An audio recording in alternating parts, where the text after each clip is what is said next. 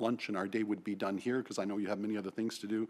You'll also have the opportunity over lunch to query the staff on individual matters as well. I also want to acknowledge, and I think some of you might be as well, apart from I have a visitation for a funeral at 4 o'clock today, some of us will be in attendance for Janet McDougall, acknowledging her 30 years as the head of the school board. So I would like to make my way there, and I know some of you will do that as well. So hopefully we'll move you along for the noon hour today. With that, declarations of conflict of interest. Seeing none. Approval of the minutes. Do I have a mover and a seconder? It's been moved by Councillor Gross, seconded by Councillor Fonseca. All those in favor? That is carried. Approval of the agenda. I need a mover and a seconder that the agenda for the January 17, 2019 Regional Council budget meeting include an additional oral item regarding the council policies and procedures to be dealt with under other business item 10.1, and further that the agenda for January 17, 2019 regional budget meeting be approved as amended. It's been moved by Councillor Vincente and Councillor Starr. All those in favor? That is carried.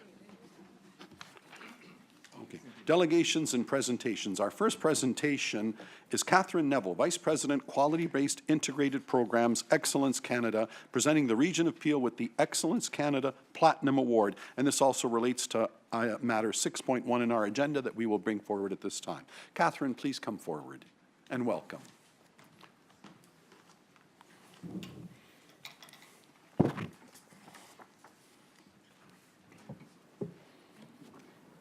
Thank you, Regional Chair, and good morning to you and to the council members.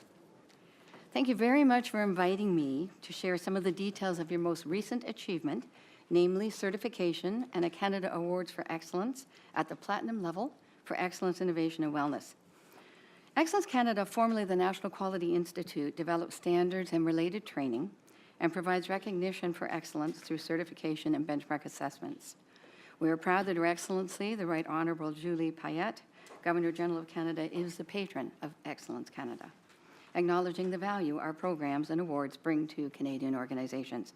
In fact, she is the third Governor-General to do so. The Region of Peel chose the highest level of our most comprehensive standard to be assessed against and excelled. In fact, you were the only municipality to be certified at the Platinum level by Excellence Canada. Of course, excellence is not new to the Region of Peel. You were certified by our legacy organization, the National Quality Institute, to the highest level of our quality standard back in 2006. The region has continued its excellent journey with impressive outcomes.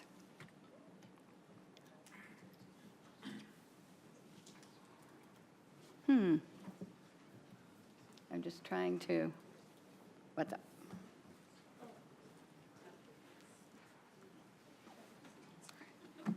Stay tuned. Thank you. Okay, so our benchmark assessment process involves 2 lead assessors. I was one of those. And we reviewed, so it looks at things like best practices, as you can see, key strengths, key opportunities. And we score compared to other award-winning organizations across all sectors and established by the few priorities for the Region of Peel. The process itself, again, involves 2 lead assessors. We review data and documentation just to give you a sense of the complexity of it. Thank you. We conduct interviews through focus groups and individual meetings, participated in 2 tours, visited 3 locations, reviewed your full internet, conducted focus groups with all levels of management and staff, conducted various individual meetings before, during, and after the site visits. We had the pleasure of speaking with the chair. Had discussions with several Region of Peel partners, and prepared a report and related PowerPoint presentation. In fact, we did have a discussion with your outgoing chair, Mr. Frank Dale. It is, as you can see, quite a comprehensive process. The standard itself is in 5 drivers because it is a large standard, again, culminating in Platinum, and it has 4 levels that organizations typically progress through. And you certainly did that a little bit more quickly. It's an integrated quality-based management system, and we know that to sustain quality, we need an emphasis also on innovation and on wellness. So we look at things like corporate social responsibility, enterprise risk management, a wide range, and again, very comprehensive approach to occupational health and safety, both physical and psychological. So mental health is a very strong component of our standard. So we do believe it's one of the most progressive standards in the world. I was one of the authors of the standard, so I may have a bias, but we wrote that a few years ago. And it does benchmark favorably against Malcolm Baldrige Award, European Foundation for Quality Management, Demings Award, and ISO 9001. So there are multiple options, of course, to embed excellence, and it does indeed link to our Canada Award for Excellence, which you will actually participate in November. So we have our summit then, and we will be inviting you to participate then. That gives you just a bit of an idea of a comparison against the Baldrige Award, for those of you who are familiar with it. They're all strong standards, they're all good. We have far more emphasis on innovation and on the people side, because we know that it makes a difference in terms of sustaining excellence over time. So, expected outcomes that we see at the platinum level is a sound systemic approach to excellence, innovation, and wellness, all three. It is really all about continual improvement and being able to demonstrate that that not only exists, but it's sustainable, and most certainly is a way of life within the region of Peel. We look for sustained positive improvements in all areas for a period of at least 3 years, typically 3 to 5 years. Organization is viewed as a leader within its sector regarding all these things. And in terms of knowledge sharing, the region of Peel is very generous in terms of the amount of information that they share with other regions, with other municipalities across Canada and beyond, and are very well respected in those terms.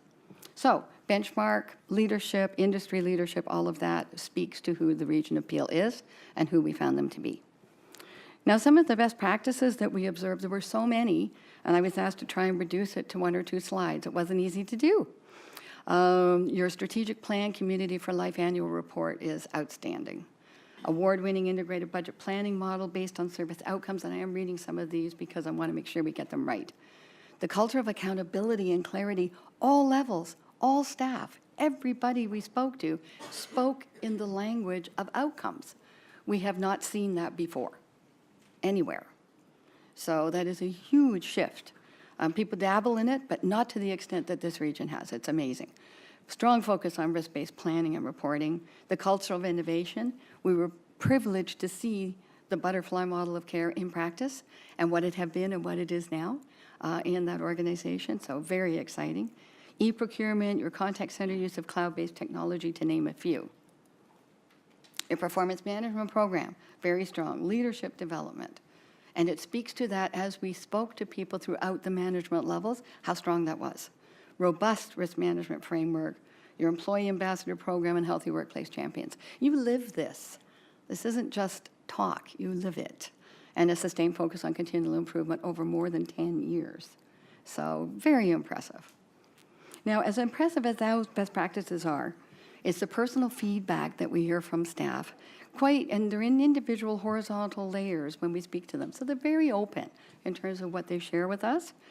Very, very positive story. Just a few comments in terms of what they're most proud of. And we ask the question that way. Their clarity of direction. Everybody knows where they're going. They're all on the same page. Very, very strong belief in their leader and their leadership team. That would follow them anywhere. Outcomes have been defined, as they said. The strategic plan is meaningful, driving, and motivating. In so many organizations that are still pursuing the level you've achieved, we hear that the strategic plan is very isolated from reality. Not here, not here. We listen to our residents, that informs our planning. People are proud to work here. We heard that over and over again. We're always evolving and getting better. Impressive. Council supports our sector. Council supports what we do and how much they appreciate that. We are citizen-centric. We always look at their needs first. We help the whole region, not just one place. I would like to congratulate you all for your vision and your leadership, and particularly acknowledge the leadership of your CEO, Mr. David Sork, and his senior team.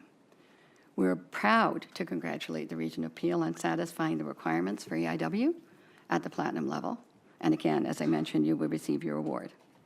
We look forward to presenting that award in November of this year. I would very much like to present a certificate to the council following some remarks by your CAO. And in the meantime, I'm happy to respond to any questions you may have. Very good. What I may do is ask the CEO to respond now, then we will open it up to questions. Thank you very much for your presentation. My pleasure. David. Thank you, Chair. To me, this recognition, this award recognizes really two things.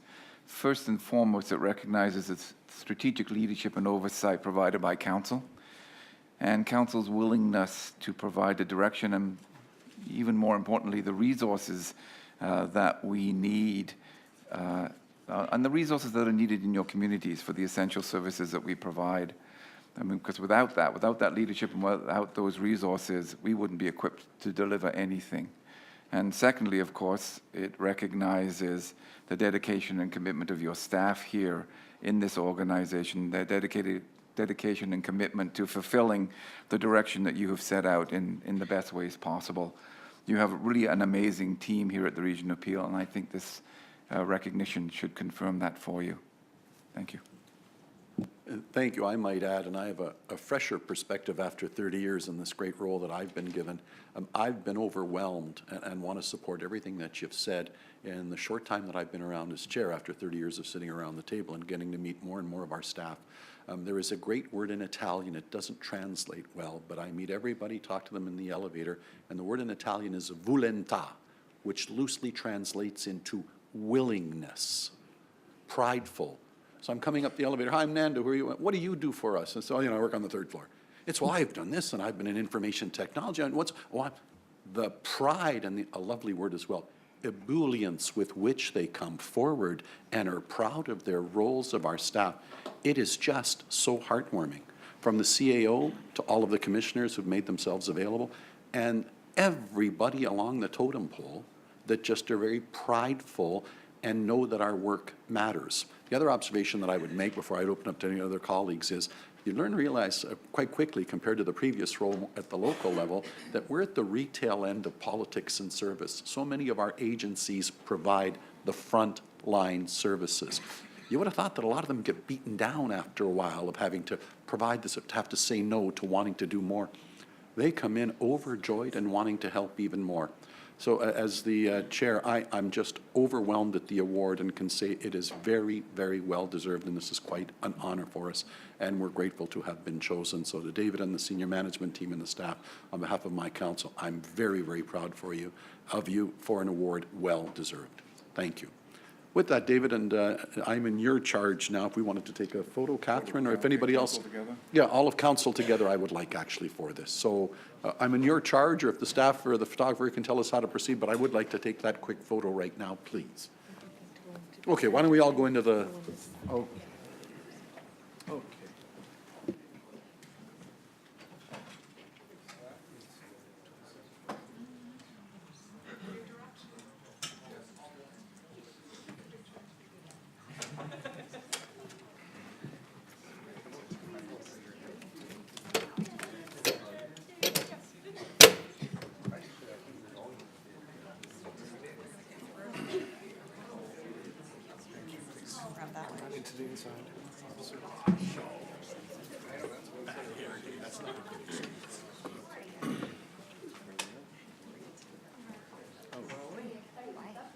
If everyone could please step back all the way right against the front of the chairs, seating area there.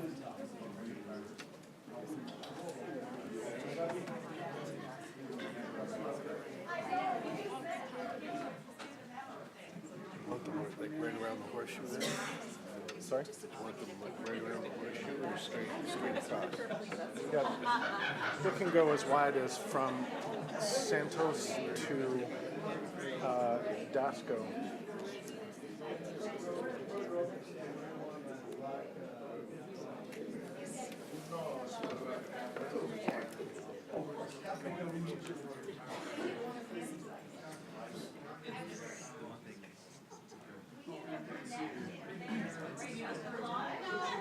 Can I please, John? Hey, John. Let's have the chair and David and the 3 mayors come to the front. All the way down to where you're standing is fine. They can come way forward.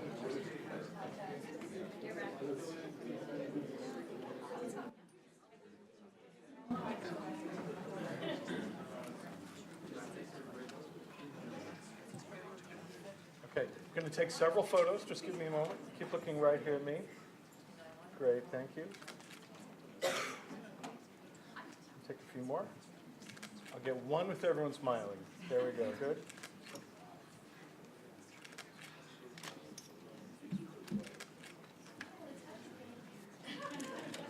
Just a couple more. Let's hold the certificate just a little bit lower. Down. Thank you. I need 3 volunteers from this end of the group to come around to this end of the group. 2 more. Yes, please. The very end is fine, or just in front? Right there. That's great. Perfect. Great, looking right at me. Nice big smiles.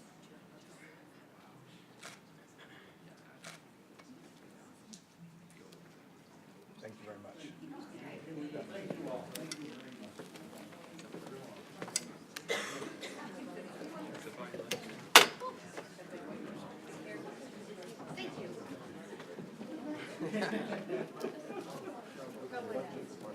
Councilor Kovac, good to see you this morning.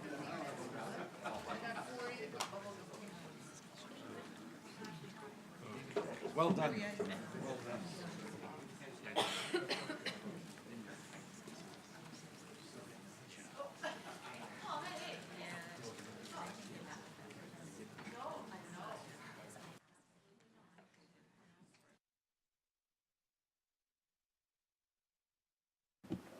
Well done, all. Thank you very much. We'll bring forward the report at this time. If it could be moved by Councillors Fortini and Councillor Kovac. All those in favor of receipt? Thank you very much. Moving on, that brings us to opening remarks for the budget. David, please, your opening remarks.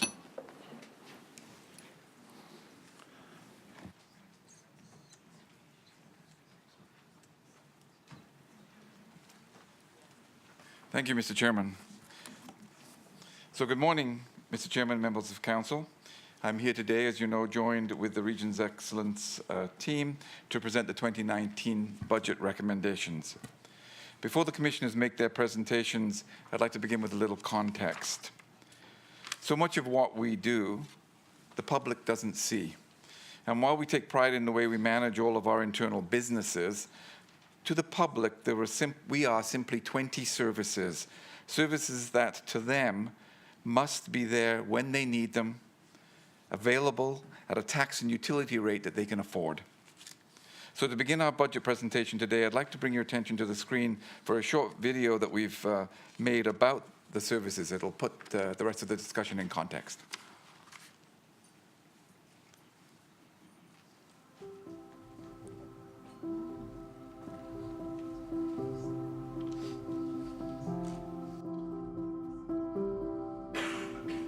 As you go through your daily activities, the region is here, working with you. From sunup to sundown and throughout the night, we provide the services you need. We work with our municipalities to build active, safe, complete communities that meet the needs of our growing population and support you through every stage of life. Often, you won't think of us, and that's okay, because it means systems are working behind the scenes as they should. Our responsible financial management means that we've always been able to deal effectively with increased demands.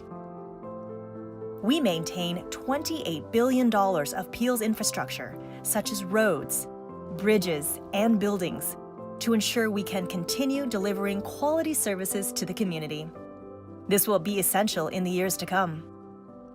As one of Canada's fastest-growing regions, the demand for our services has never been so high.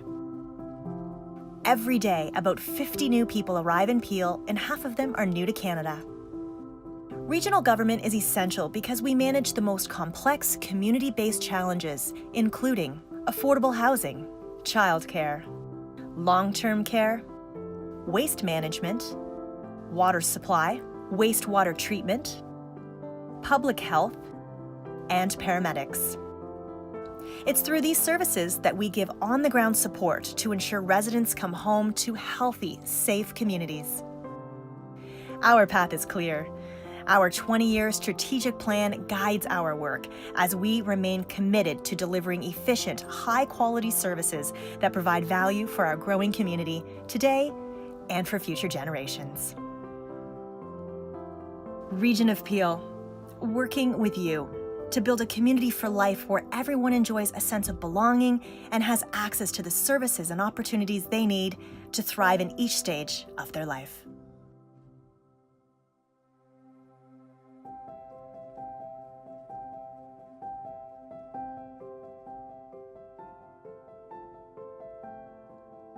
The Region of Peel is the only municipality to receive an Excellence, Innovation and Wellness Platinum Award from Excellence Canada.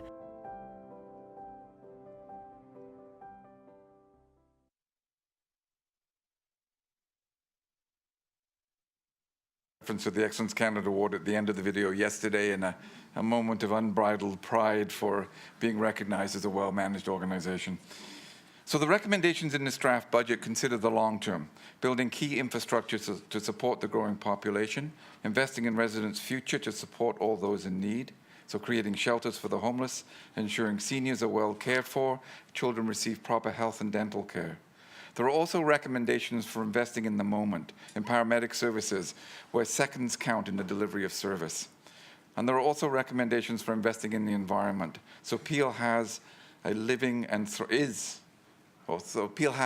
thriving communities for years to come. And finally, there are recommendations for investing internally in equipment and staff supports so the region continues to be efficient and well-run and continues to be a well-managed organization. All the investments recommended have been made after consideration of both long and short-term financial implications, opportunities to reduce costs where it makes sense, and to be as efficient as possible without compromising service outcomes. And they encompass Peel's commitment to continuous improvement, which we heard about in the previous presentation from Excellence Canada. And the CFO, Steve Van Offwegen, will demonstrate this in more detail in his presentations. But before he begins, I'd like to go over some of the pressures we're experiencing Peel, and which we reviewed with you in some detail at the last meeting. But those, I'll hit on the pressures that have influenced these budget recommendations. In the next 20 years, it's forecasted that 600,000 people, population the size of the city of Hamilton, will move into the region of Peel. Not only is Peel experiencing population growth, but business growth as well. Peel's business sector is expanding, and there are now more than 172,000 businesses throughout Peel. We should really be taking this as a compliment. People from all over the world are choosing to live and work in our communities. However, more residents and more businesses place increased demands on services. Services like waste services, water and wastewater infrastructure, paramedics, services for seniors, increased demand on shelters and childcare, public health, land use planning, to name the obvious ones.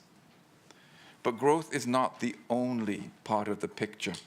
Peel's population is aging and it's diversifying, and Peel's economy is also evolving, all of which have a significant impact on the demand and complexity of how we structure and deliver services. With proper planning, Peel can have communities where seniors age in place, where diversity is supported as well as celebrated, and a changing economy does not compromise essential services. The 2019 budget recommendations include additional resources to address these pressures of growth and complexity. However, we also face challenges that are not unique to Peel. As you heard last week, climate change has impacted our infrastructure with more sewer backups, more surge charging into our wastewater system, and greater stress on regional roads. We also see it in the health of our community with more heat warnings, poorer air quality, and changes in disease patterns. Technology is also a big changer too. It's changing the way in which we work and the way in which business is transacted. This has implications for land use, especially employment land. Retail, office space, and manufacturing space is changing and changing rapidly. The change in land use is changing who pays for municipal taxes. As we saw last week, the portion of revenue from taxation of commercial and industrial land use is declining, while residential land use is generating a greater percentage of our revenue. This is not sustainable if we want Peel to continue to be affordable. Peel is also affected by the global economy. We have enjoyed one of the longest periods of expansion on record.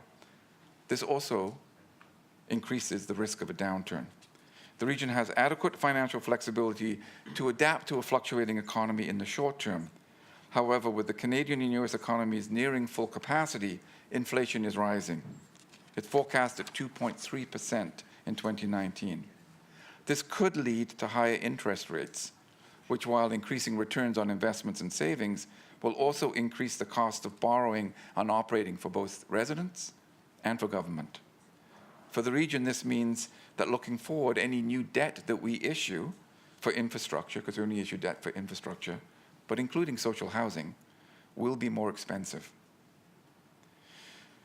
You will also hear about the cost of increasing trade uncertainties with China and how we must invest to continue to adapt to their restrictions on imports. This has a large impact on our waste diversion program. Finally, a risk we cannot ignore is the changes that the provincial government may make in the funding of municipalities and the funding that we and the services that we deliver. 27% of our revenue, $670 million, comes from the province for cost-shared services. If Peel does not receive even the inflationary increase of on these funds, which we have in all the previous years, we will be short $12 million this year. The provincial government also provides certain grants to the Peel Police, approximately $17 million. That funding is equivalent to a 2.5% impact on Peel's property tax levy if the province stops funding those grants and the police turn to us for funding. The provincial government is also considering changes to the structure of development charges. And you'll recall from some of our previous discussions that development charges are the only source of revenue for us to pay for growth infrastructure. The province is considering ending municipalities' authority to raise development charges and to shift the cost of new development entirely onto the water, wastewater, and tax base. The financial impact on residents and businesses, as we're modeling it, will be extreme if that happens. And the CFO will be bringing a separate report on this to you within a month. We're not alone in facing these risks. Although different municipalities may be affected in different ways, these are risks that could have wide-ranging consequences throughout the province. And once again, careful planning will be key to ensuring that outside pressures don't significantly impact our overall plan to build communities for life throughout Peel. Now, since the province has not made any definite decisions on these issues, while they remain on our radar, we have not included funding in the recommended budget yet to offset those risks, because we simply don't know what the financial impact will be. So this brings me finally to the 2019 budget numbers. Given the context I've described, staff originally developed a draft budget with a recommendation of a 1.5% net levy increase for 2019. And that's below the 2018 council set target of 2.1%. And as you'll see in Steve's presentation following me, the net regional tax levy makes up about 41% of the final tax bill that you issue to residents. Therefore, that 1.5% would have increased the regional portion of the tax bill that you issue by 0.6%. And this will all be shown to you by Steve. However, as you also see in his presentation, during 2018, Council recommended several other additional priorities to be considered by you in this budget discussion. After including these additional priorities and maintaining current service levels, the draft budget we're presenting to you today for your consideration has an overall average net levy increase of 3.3%, which translates into a 1.4% increase in the average tax bill. And Steve will show you how the average differs in impact in each of the three municipalities. I want to be clear that this increase is after staff have reduced the operating budget by $7.2 million in cost reductions and $3.7 million in cost avoidance. And the details of those cost reductions and avoidance will be presented later by the commissioners in their presentations. So, notwithstanding the challenges and risks I've outlined in this morning, we believe that this is a responsible and responsive draft budget for your consideration. The careful and deliberate investment recommendations reflect what is needed to continue to adequately support our community's well-being. The recommendations are targeted investments that will deliver value to the communities as they grow, change, and mature. In addition, the draft budget contains the impact of directions that the previous council made during 2018 for your consideration. So overall, today's presentations will outline what it takes to deliver council's promise to build a community of life in Peel. Despite the internal and external pressures, with careful planning for this year and the years to come, Peel can see this vision through.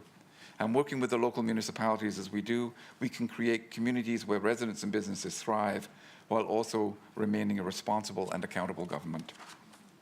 So, Mr. Chairman, I will hand it over to Steve Van Afwegen, your Chief Financial Officer, who will drill down in excruciating detail.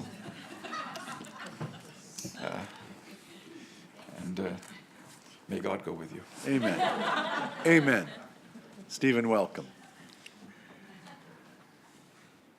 When he said Peter, I was a little concerned that there was a pink slip waiting for me, so he did correct that, thankfully, David. I appreciate that. Wasn't sure. I'll just let Norm get set up.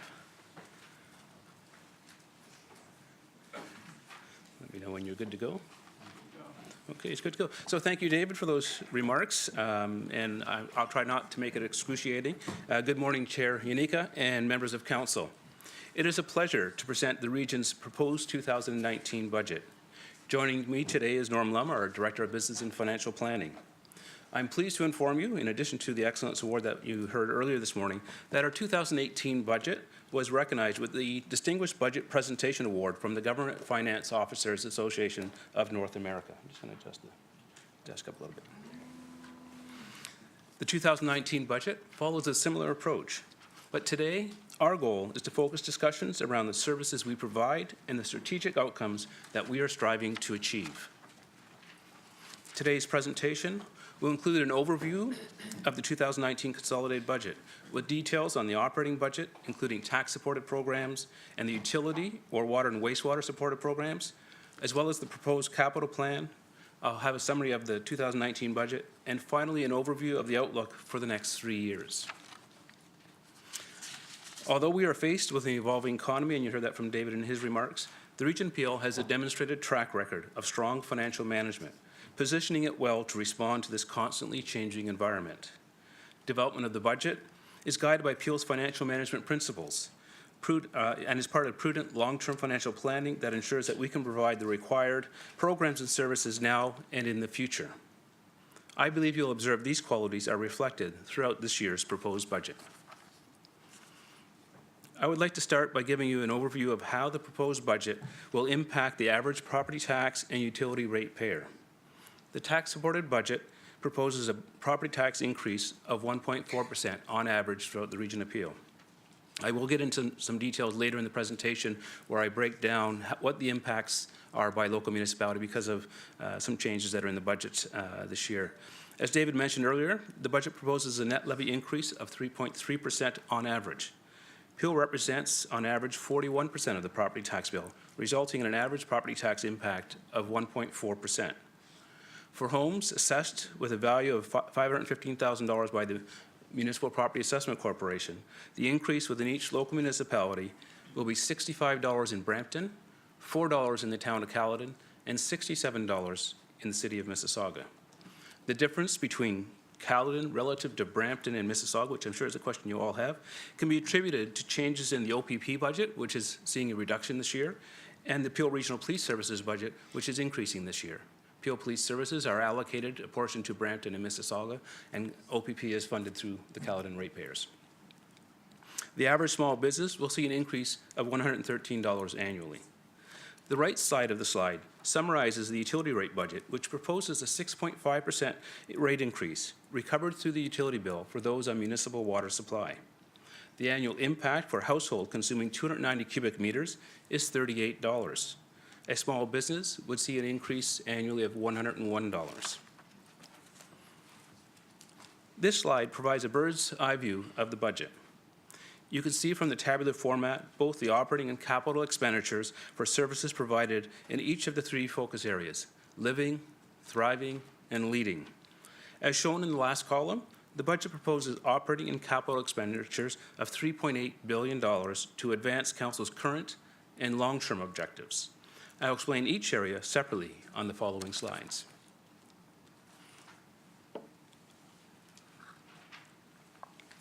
The services in the area of living improve people's lives in their time of need. The operating budget totals $909 million, and capital investments are $34 million.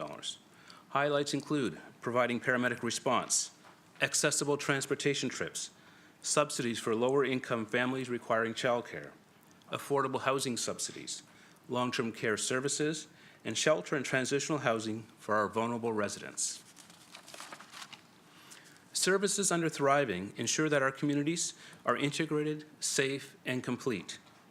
The budget allocates $1.4 billion for operational expenses and $1.2 billion for capital expenditures.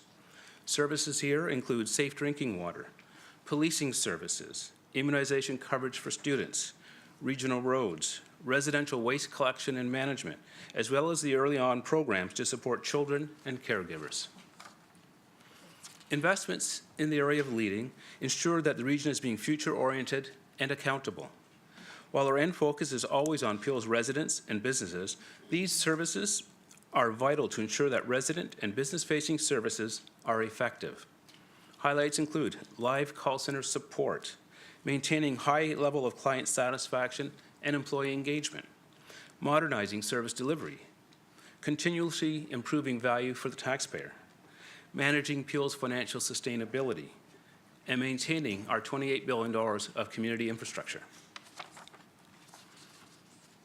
As we heard earlier today, Peel is the only municipality in Canada to achieve Excellent Canada's full platinum level accreditation. Property and utility ratepayers benefit from our disciplined approach to continuous improvement. As reported to Council on January 10th, we use a range of tools to improve outcomes and efficiency, such as program evaluation, business process management, or lean, and by utilizing alternative service delivery models. Through these efforts, the budget reflects $7.2 million in cost savings and a further $3.7 million in cost avoidance. Over the past 4 years, the region's continuous improvement program has resulted in cumulative benefits totaling $53 million in tax-supported programs and $13 million within the utility rate-supported services. Each commissioner will present additional details on how different services are continually adapting. Our budget preparation requires an assessment of risks associated with the delivery of Peel's many services. Assumptions are reviewed and updated in consideration of the best available data and information, as well as our historical trends.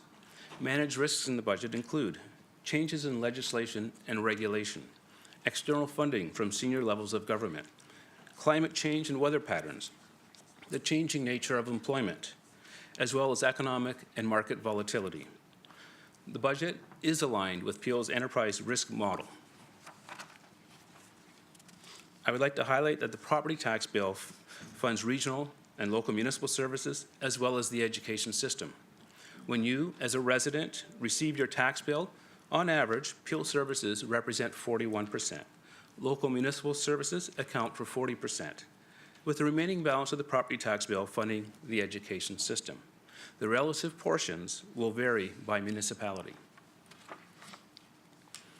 I will now provide financial details behind the operating budget. Let's first look at the tax-supported side on the left. Tax-supported budget pressures after assessment growth results in a net levy increase of 3.3%. The net tax levy includes 1% infrastructure levy to sustain Peel's tax-supported capital program. Moving over to the right side of the slide, the utility rate-supported budget proposes an increase of 6.5%, including 5% to sustain the capital program. The region's proposed operating budget of $2.5 billion provides funding for external finance organizations, including $44 million for conservation authorities, $19 million for the Municipal Property Assessment Corporation, commonly known as MPAC, and $481 million for police services, which includes both budgets for both Peel Regional Police and the Ontario Provincial Police. Both police and conservation authorities have separate boards who review their budgets prior to submission to the region. These boards include representation among regional council. MPAC, it's funded by single-tier and upper-tier municipalities according to a formula set in legislation. And finally, $1.96 billion for all regionally controlled programs, including both property tax and utility rate supported services. Peel's operating budget has four main sources of funding. So our non-property tax funding sources include $670 million for grants and subsidies, since many of these programs are provincially mandated and have some form of cost-sharing arrangement in place. $413 million represents water and wastewater fees recovered through the water bill. Other sources include contributions from reserves, miscellaneous user fees, development charge reserve financing, and payments in lieu of taxes. The remaining 43% of the budget is funded through property taxes.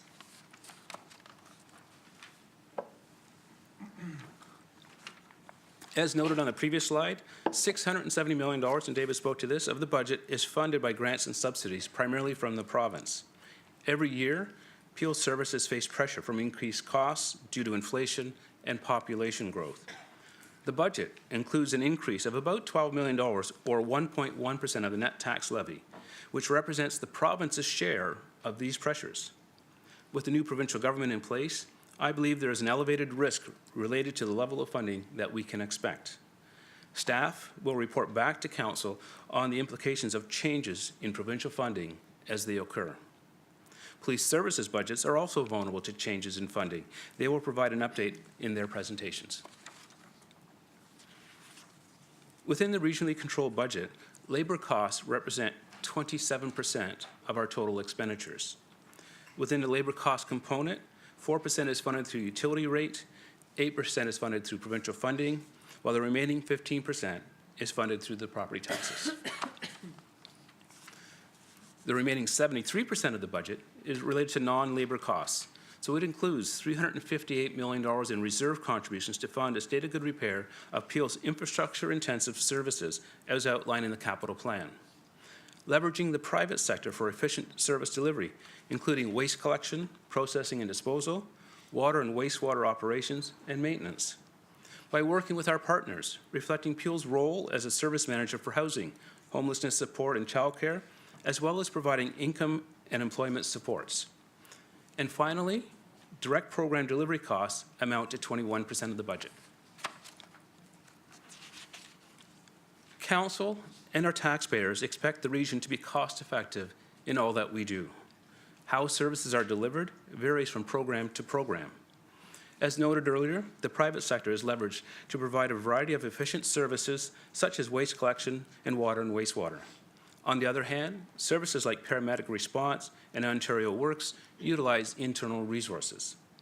Our services are reviewed periodically, ensuring the most effective service delivery model is found and used. Through previous budgets, Council approved funding to provide service levels which utilize staff for delivery.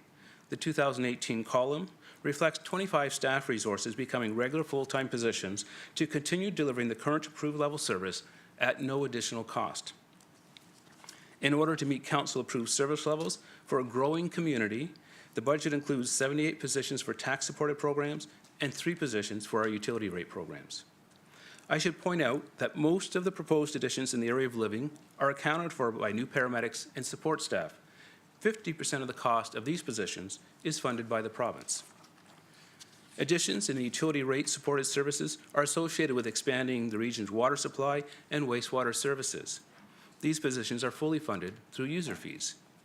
A detailed listing of full-time positions and additions can be found in Appendix 7 of the consolidated budget. I will now provide an overview of the changes to Peel's tax-supported operating budget. As mentioned previously, in Peel, we continuously demonstrate our commitment to respecting the taxpayer through sound financial management. This year's budget is no exception. The net levy increase for base regional and external agency services is in line with inflation. In fact, at 1.5%, it is below the current rate of inflation and below Council's base target of 2.1%. The right column shows the proposed increase for each of the organizations.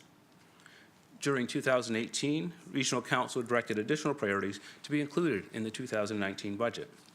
The budget includes an increase of 1.8% for these additional priorities, bringing the net tax levy increase to 3.3%. External agencies will provide more details on their budgets on January 24th. Now, let me explain in more detail how we arrived at the net levy increase of 3.3%. To maintain existing service levels, a base increase net of assessment growth is 1.5%, which is below Council's target. The base increase allows for inflation and resources to meet demands of a growing population. The base increase also includes a tax-supported infrastructure levy equivalent to a 1% necessary to sustain our capital program and state of good repair. Further, the increase includes $13 million for base Peel Police pressures to serve a growing population. In a moment, I will speak to the additional Peel Police resources which have been requested above this amount. Better than expected assessment growth and savings from Peel's continuous improvement programs lowered the overall base increase. During 2018, Council recommended a number of priorities be included in 2019 budget for Council's consideration. I'll explain each in chronological order of Council's decisions. First, Council endorsed a phased-in implementation of the butterfly model for in Peel long-term care homes. The budget includes $1.3 million with a net levy tax impact of 0.13%. In 2017, grants to cover the cost of policing at community events in Brampton and Mississauga were included in the Peel Regional Police Services budget. Peel Police funding was discontinued in 2018. Based on Council direction, $250,000 is included in Peel's budget with funds allocated to the City of Brampton and the City of Mississauga. Next, Council endorsed a phased-in approach of to enhancing the early on program. The budget includes $1.5 million. Where Council makes a decision to provide discretionary exemptions from development charges, the Development Charges Act requires that property tax grant be used to fund the cost of the exemption. The current development charges bylaw includes discretionary exemptions related to places of worship and diversified agricultural use. The tax-supported budget includes $250,000 to fund these exemptions.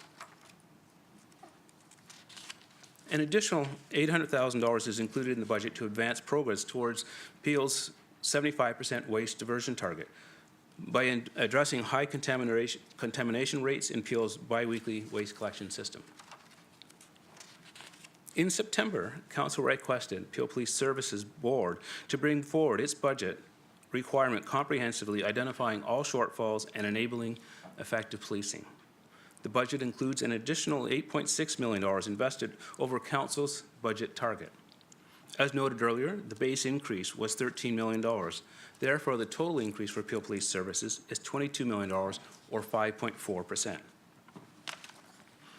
And finally, Council endorsed including a marker in 2019 to provide funding to the City of Mississauga for 2/3 of the cost to refurbish city-owned space to create a youth hub in Malton.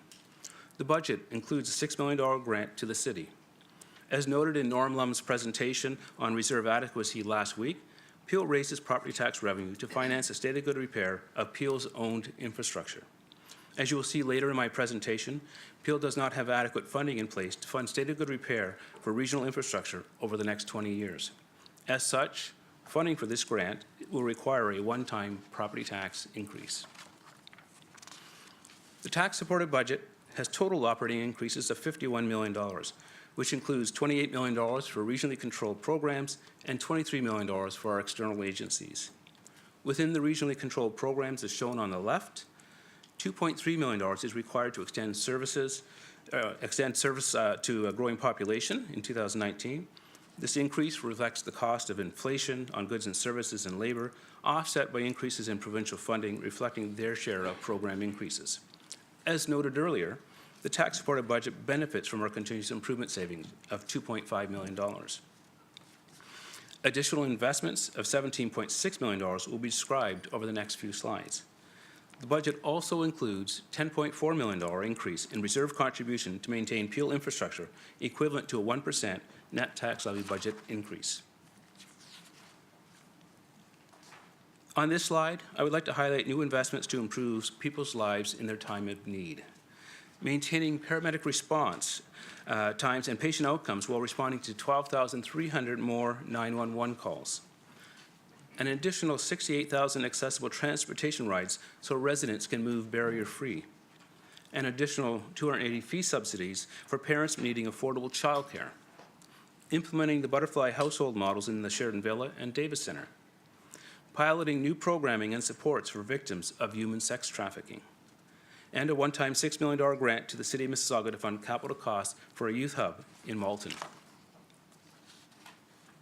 New investments in the thriving area of services are designed to ensure that we have integrated, safe, and complete communities.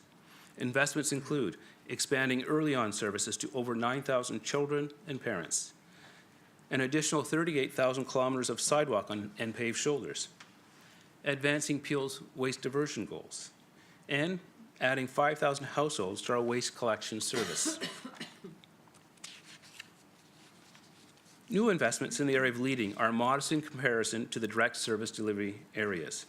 Highlights include $250,000 to cover the cost of policing at community events, which I mentioned earlier, $132,000 to attract and retain staff in a competitive environment, $250,000 to finance discretionary development charge exemptions, and $262,000 to improve value for money procurement.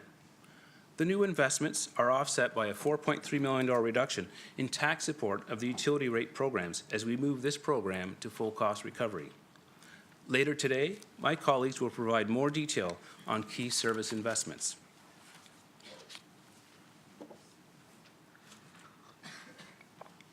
Having now reviewed all of the budget increases on the left side, we will now focus on the funding sources presented on the right. After applying tax assessment growth of $15.6 million to the investments of $50 million, the remaining gap of $35 million is funded through an average property tax increase of 1.4%. This chart outlines where your 2019 regional tax dollars will be spent for each $100,000 in residential assessment. The change for each $100,000 in assessment is $12.21. The orange bars at the top represent external agencies, while the blue bars represent all other regional services. This slide illustrates the impact of Peel's net tax levy increase for a variety of housing types within each local municipality. As noted earlier, the impact in Caledon is lower, primarily due to the difference between OPP and Peel Regional Police budgets.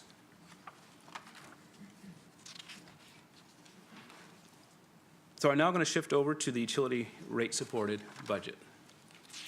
As Peel continues to grow, we will provide water and wastewater services to over 4,500 new residential and business customers. As a result, the budget includes $10.9 million to provide services to new customers, as well as to pay for inflation on labor, goods, and services. $4.6 million in savings from our continuous improvement program partially offsets this base increase. Supply of water and wastewater services is infrastructure intensive. I will speak to the capital infrastructure requirements in the following slides. Total program pressures of $23.8 million results in an overall utility rate increase of 6.5%. The utility rate services are required to be fully cost recovered through the water bill. For the proposed budget, a household that consumes 290 cubic meters will see an increase of 10 cents per day or $38 per year. A small business will see an increase of 28 cents per day or $101 per year. Peel's average residential water bill remains very competitive when compared to that of our neighboring municipalities. The 2019 water bill will be 38% below the 2018 average in the GTA. An explanation for Peel's rate increase will be provided to customers following the increase scheduled for April 1st. To ensure Peel's water and wastewater infrastructure is maintained over the long term, we are forecasting an average annual increase of 6.8% over the next 3 years. At $849 by 2022, the cost of water and wastewater services would still be far below the 2018 rates for our neighboring municipalities. I will now provide more detail on the proposed capital budget. Similar to the operating budget, Peel's capital budget is developed keeping in mind Peel's financial principles. Every year, in addition to the one-year capital budget, the region requires or prepares a 9-year capital forecast, which is approved by council in principle. Planning beyond a single year allows the region to assess the sustainability of our future plans. The capital plan, at approximately $7.5 billion, includes $2.9 billion for regionally controlled tax-supported services, $403 million for Peel Regional Police, and $4.1 billion for utility rate-supported programs. The capital budget includes investments to maintain existing infrastructure and to add new infrastructure to support population and employment growth. As noted on the bottom of the chart, the capital plan is primarily funded from internal reserves and development charges. The capital plan for regionally controlled services identifies priority investments that total $7 billion. $6.1 billion to fund infrastructure-intensive services such as water, supply, wastewater, regional roads, and waste management. $773 million primarily funds affordable housing, paramedic services, and long-term care. And $187 million in the area of leading to support investments in enabling technology and maintaining Peel's office facilities. Peel's capital plan is financed primarily through existing capital reserves and development charges, and the capital reserves are raised through our infrastructure levy. However, debt financing totaling $226 million has been identified for revenue-generating properties such as affordable housing, where those who pay the market rents will contribute to the recovery of the debt, as well as investments in our waste diversion goals, better reflecting generational equity for the utilization of these assets. We employ capital-related financial management principles in our capital planning. First, assets should be maintained in a state of good repair. Second, growth pays for growth to the extent possible under current and future legislation. Third, the capital plan needs to be sustainable. Non-development charge growth and other council priorities are included where the capital and future operating costs are both sustainable and affordable. The regionally controlled capital plan includes works associated with maintaining a state of good repair at 42%, development charge funded growth to support population and employment growth at 41%, and non-development charge funded growth and council priority initiatives at 17%. I'll now provide more detail on the policy directions which support capital plan investments described on this slide. Financing Peel's capital plan is multifaceted. It supports the financial principle of ensuring that our capital plan is sustainable. Financing Peel's state of good repair follows a philosophy of pay as we go, using available reserves funded through the infrastructure levy. An update on the status of reserves was provided to Council on January 10th. In order to support the 2019 capital budget and meet long-term capital needs, we need to increase tax-supported reserve contributions by the equivalent of 1% net tax levy increase this year and for each of the next 6 years. The tax-supported infrastructure levy supports capital works such as maintaining Peel's affordable housing stock, regional roads, paramedic facilities, and the Seniors Health and Wellness Village in Brampton. On January 10th, Council also received updates on the drivers behind the growing needs of maintaining Peel's $24 billion of water and wastewater infrastructure. In order to maintain a state of good repair, we are recommending an infrastructure levy increase in the utility rate by 5% this year and 5% in each of the next 3 years. I would like to explain a little bit more on why it is important that we're recommending increases to the infrastructure levies. With this increase in funding, Peel will have adequate matching dollars to leverage federal and provincial infrastructure funding, have enhanced flexibility to manage unanticipated capital requirements, be better positioned to sustain capital projects in 2019 and beyond, and as well to manage a key risk identified by our credit rating agencies relative to our AAA credit rating. In advance of future budgets, staff will assess and report to Council on the adequacy of reserves, taking into account developments in federal and provincial funding. Debt is also an important part of Peel's comprehensive financing strategy.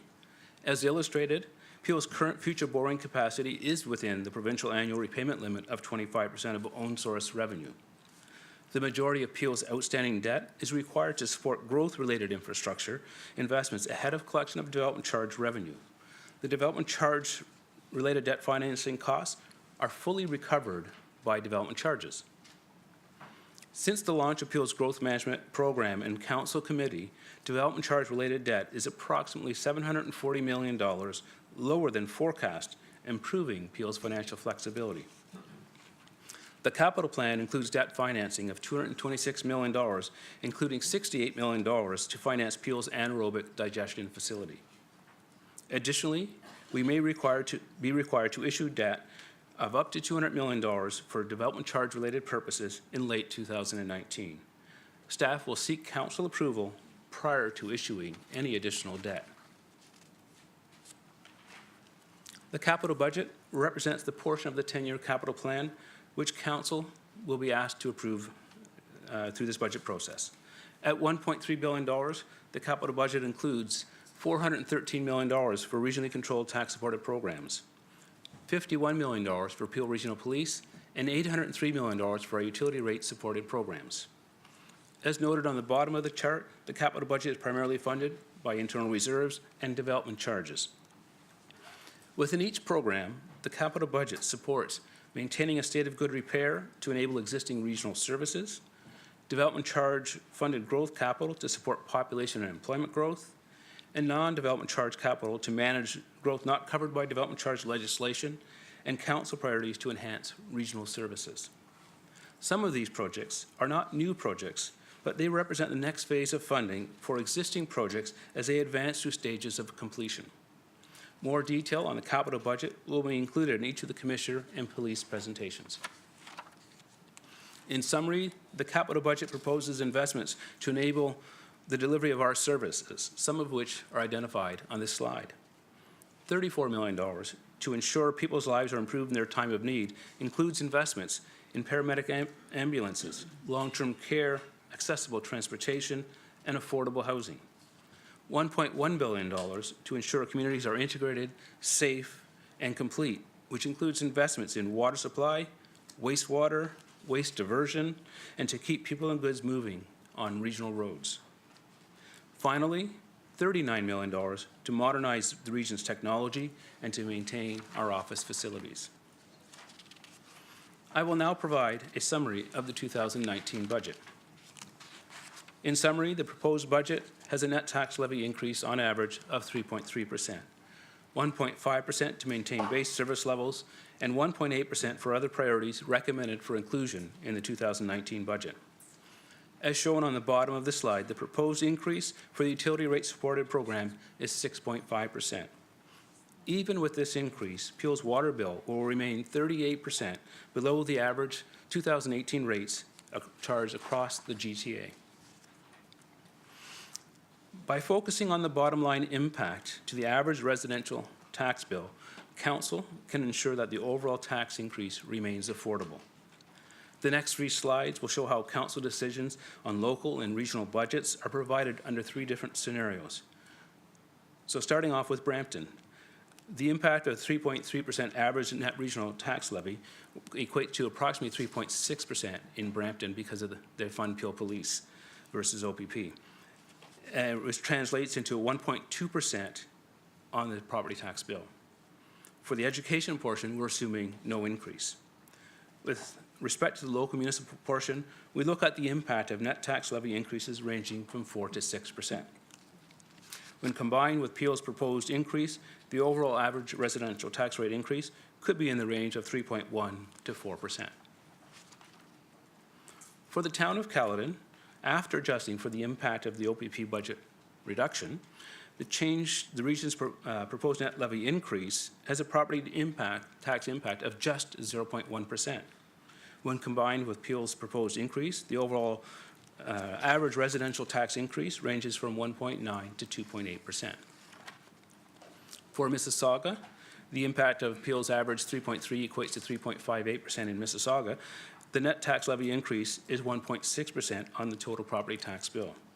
When combined with Peel's proposed increase, the overall average residential tax rate increase ranges from 3 to 3.7%. From year to year, the level of service pressures may vary from one tier of municipal government to another. But by focusing on the bottom line, impact to the single taxpayer, Council can ensure that the overall increase remains affordable. I will now provide an update on our budget forecast for the next 3 years. It is important that we look beyond the current year. This ensures that the decisions that we make today will be sustainable and affordable in the future. Based on Council-approved service levels and service level changes, the 3-year forecast for tax-supported programs has an average net tax levy increase of 3.6%, which assumes assessment growth of 1.1%. Typically, at this time, I would recommend a budget target for 2020. However, I believe Council should hear from other presenters first to understand their pressures. Following approval of the 2019 budget, and maybe we might want to wait for the provincial budget, I will report back to Council on a 2020 budget target. We will next hear from my colleagues who will present to you the proposed service budgets for which they are responsible. On January 24th, you will hear from our external agencies, including Peel Regional Police, the Ontario Provincial Police, and the 3 conservation authorities. January 31st has been set aside for continued budget deliberations. Thank you very much. This concludes my presentation, and I trust it wasn't as excruciating as David suggested it might be. Not at all, Stephen, and if you'll stand in place, I have a list, but the first point that I want to make, and there's just 2, is, number 1, I want you to note, and it's, to me, the most important schematic on the budget, and why I have to commend our executive leadership team. The base budget increase proposed by staff, they came in at 1.5%. And I think that's a job well done. The additional 1.8% as it now stands is our deliberations over community priorities as decided or to be decided by this regional council. So I think it has to be acknowledged that staff's done a remarkable job. The second concern that I want to highlight is an example that just happened this week with our friends in the universities, where the Premier has said, great news, tuition going down 10%. Then he turned around on the campus, looked at the buildings and said, bureaucracy and university and the White Tower, find the 10%. And I am fearful, as staff has said, that will be our next big challenge, because so much, a fair chunk of our money comes from the province. And it is unbudgeted and unfunded otherwise if similar events occur, and I think we should brace for them. With that, having commended staff for a job well done, my list is Raz, Parrish, Fonseca, Starr, Santos, Dasco, Dillon, Crombie, Demerla. Councillor Raz. Well, thank you very much, Mr. Chair, and thank you, Stephen, for the presentation. You took some of my comments, Mr. Chair, and I guess to start off with, when I look at our overall environment right now and where we are with the provincial government, with a potential change of regional government and the potential change in funding that we're very uncertain about right now, I'm finding us leaving not a lot of wiggle room and a lot of flexibility, and that's my biggest worry with this particular budget. I know there are key priority areas that we need to invest in, but I think when we go through these deliberations, we really need to take a serious look at what is a true priority for this region, given those uncertainties. That being said, when I look at Appendix 2 and we talk about some of the key assumptions and risks, especially when it comes to economic and market volatility. In the last couple of years, we've looked at this draw on reserves for the recycled materials and the new China regulations. And I'm just wondering, looking out, we draw over $5 million down from our reserves, and where is our end in sight for that? What's our plan B? And I don't know if you or Jeanette can answer that one. I will see if I, through the chair, see if I can take a first quick stab at it, and Jeanette will correct me if I'm wrong, as she normally does. The Council approved last year investing in upgrading the MRF, the Material Recovery Facility equipment, to allow for better processing so that the processed material will actually meet the quality standards that China has imposed. And I'll turn it over to Jeanette to provide a little bit more detail on how that works. Yeah, so the draw from reserve is really for time limited. It's to, while they're taking that facility offline. The material is going to our vendor's other site, so there's some extra cost to get it there. And there are some losses of revenue that are temporary until we upgrade. So that 5.2 million really has an end date in sight. That facility is targeted to come back online in 2020, and then we will go back to lower processing costs, and this is all spelled out in the contract. It took a long time to get there, and our revenue will go up. We do not think our revenue will go up as high as it used to be because of the changes in all this global policy. So there is, in my budget, a net reduction of revenue, but it will increase to where we are now. So those, for what we know today, once that facility is back online, that 5.2 million is time limited. Okay, thank you for that. When it comes to tax write-offs, what did we do? This year, we allocated 16.6 million for tax write-offs. And what are we doing to mitigate some of those write-offs?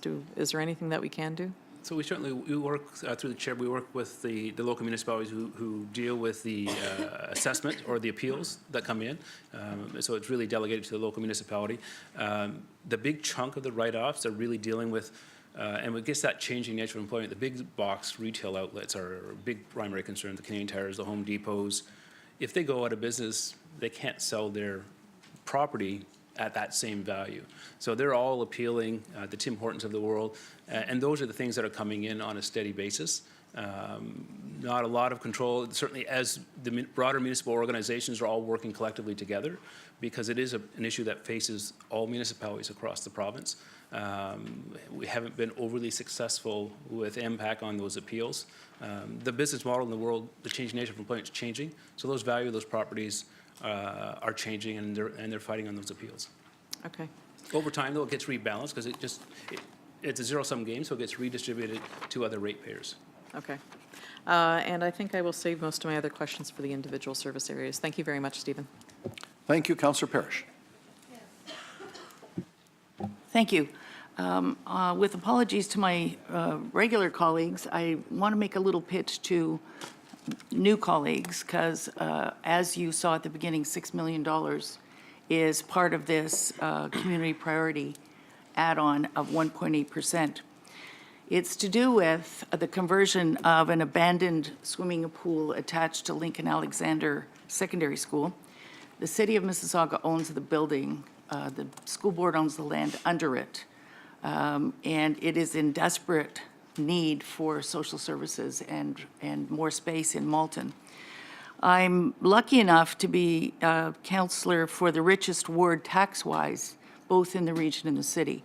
25.2% of the city of Mississauga's taxes come out of Ward 5 because of the heavy industry and the heavy commercial base, and 13% of the region's tax dollars come out of Ward 5.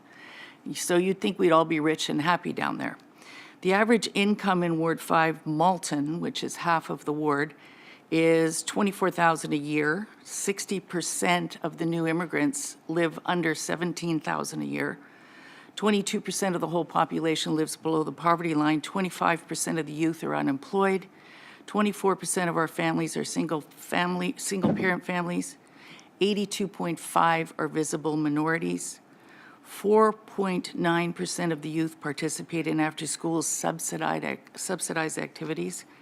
17% are in subsidized programs. 35.4% are at-risk students. 100% of the schools in Malton scored high on the social risk index. It is the 9th year of this pool sitting empty with 12,000 square feet on the floor, an additional 12,000 square feet if we put a second story on it.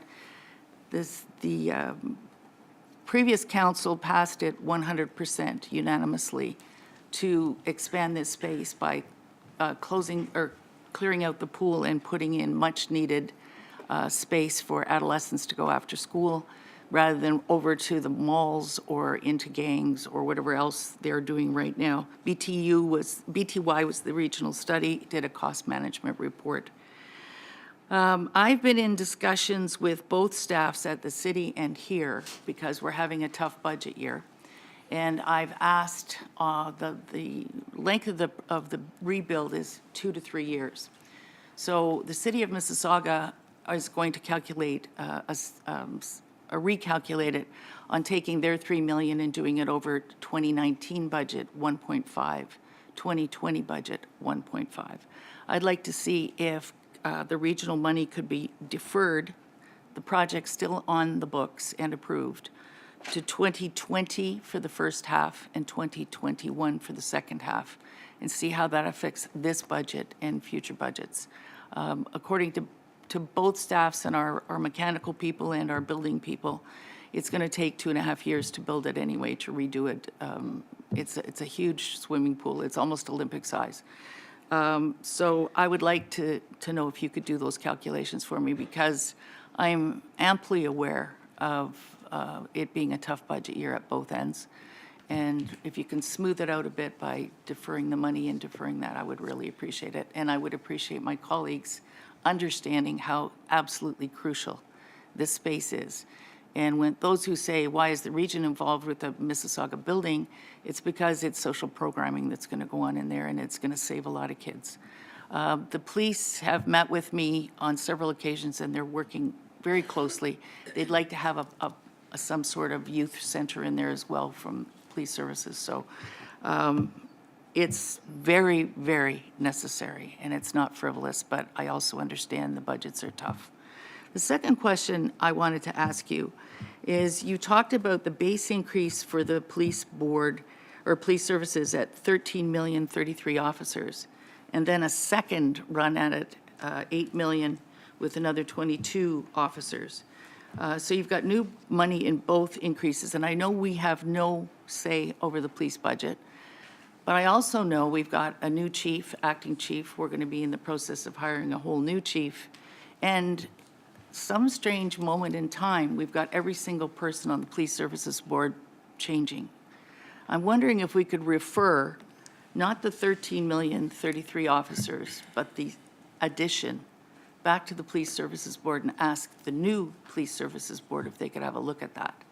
That would give them what they asked for initially, and it would give the new police services board an opportunity to take a look at the second ask.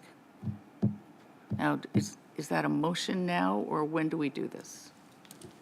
My first thought is we are going to have the police in here next week, and we're dealing with them under budget, so I think it would be appropriate to raise at that time, I would think, through to the clerk. Yeah, so there you have it. Okay, so Stephen, is it possible for you to do the calculations fairly soon for us on? I can give you the impact for this year. We haven't calculated what the impact would be on the forecast, and I can certainly bring the forecast impact back to council. And we're talking about my youth center right now. The Malton Center. So if we took it out of the budget this year, the 3.3% would come down, and Norm's going to correct me if I'm wrong, 2.747. If we remove that entirely out of the budget this year, we'd bring back to council next week what the impact is on the forecast going out, because you're pushing it into future years. Okay. And if I understand it correctly, you're looking at 3 million in 2020 and 3 million in 2021. 2021, yeah. Because the money, in the end, we can get the building done and completed by 2021. And we can use, apparently, our reserve funds, knowing the money will be coming when it's in that budget. So we can certainly bring that the impact on the forecast back next week. Thank you, I really appreciate it.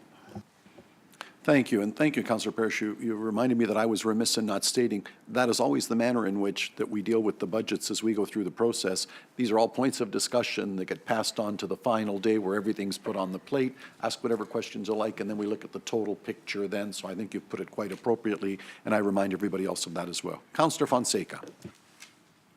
Thank you, through you, Mr. Chair. Yes, thank you very much for the presentation, Stephen. Congratulations on the Platinum Excellence Award, and also AAA credit rating for how many years in a row has the region received AAA credit rating? I believe it's 23 years now. 23 years. I think definitely bodes to continuous improvement and all of the commitments from every department. to remain committed to this, to the region of Peel. I want to thank you for including in the presentation slide 5.3-48. I think it's extremely important with regards to the utility, and also congratulations on being well below average at 38%, even with that infrastructure increase. I just wondered if you could explain just a little bit further the importance of your final bullet there to manage credit rating risk, and how we have been able as a region to leverage that. Norm, do you want to take this? Either through specifically Public Works or in other ways throughout the region.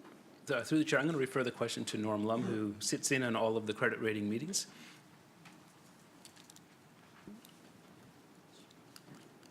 Yeah, so through the chair, when we meet with the credit rating agencies, they look at a number of factors, and most of them have to do with our overall liquidity.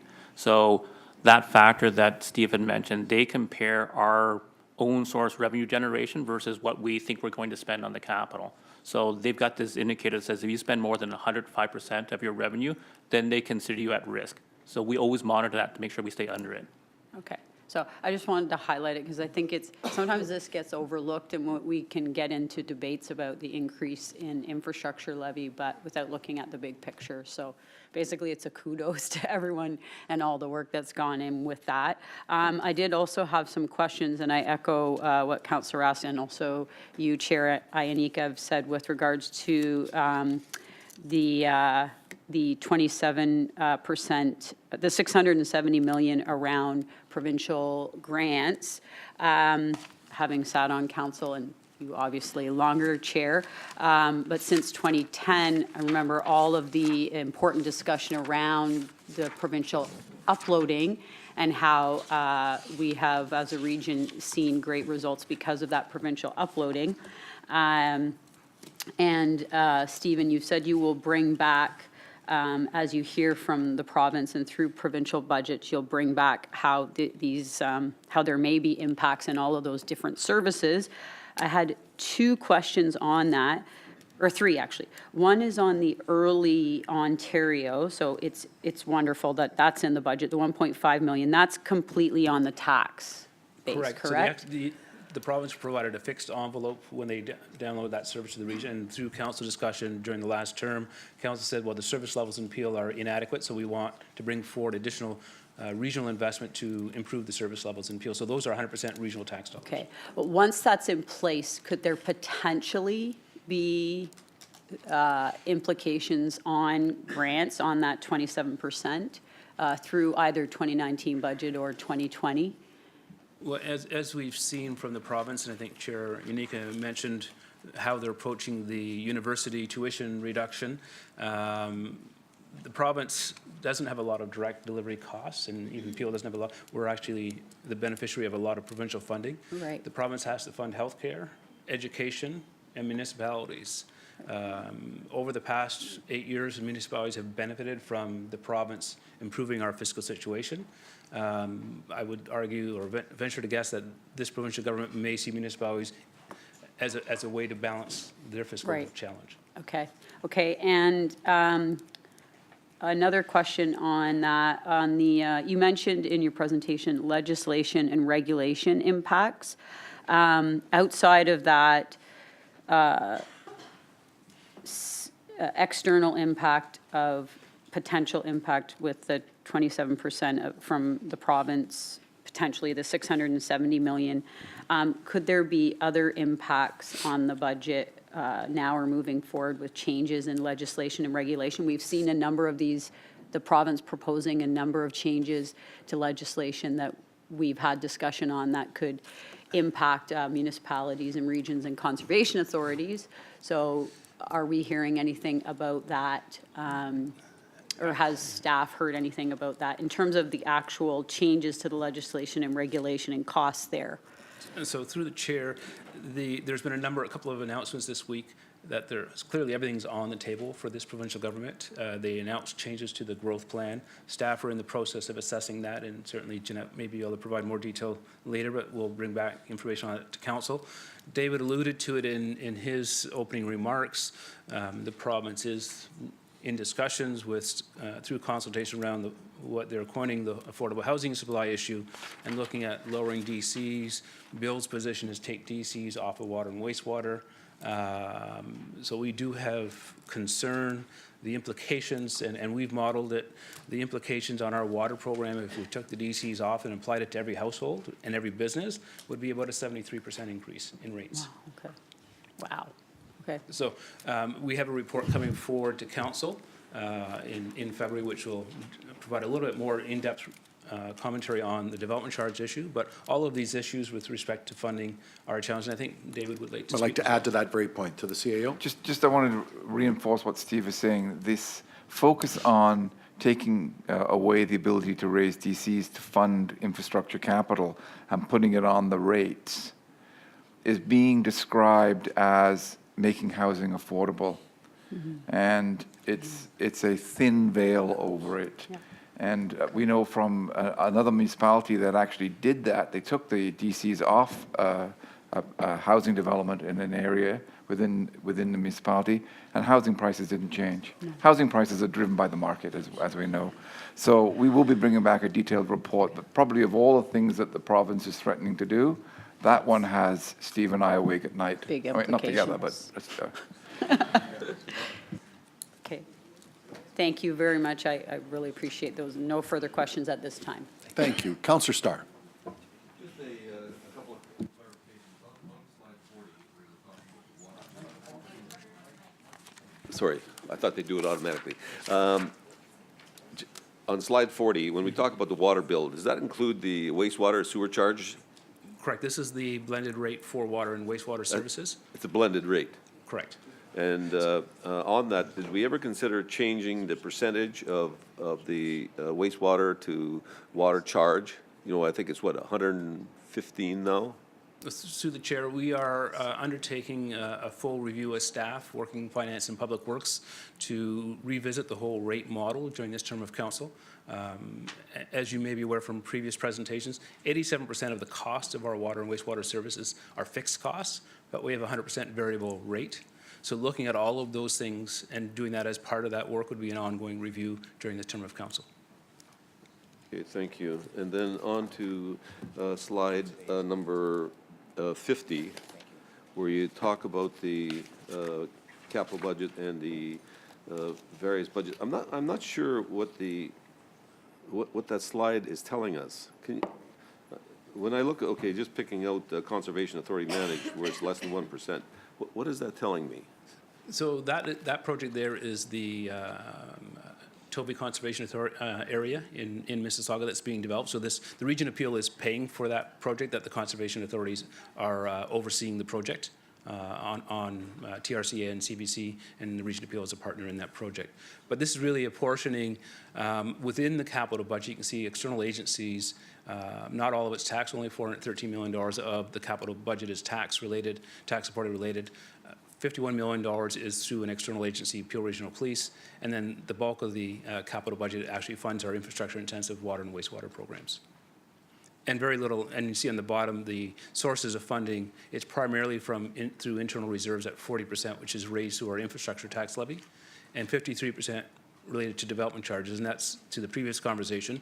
If the province changes legislation around how much development charges we can cover, that number's got to come from somewhere in order to put in the infrastructure, if council chooses to accept growth into Peel again.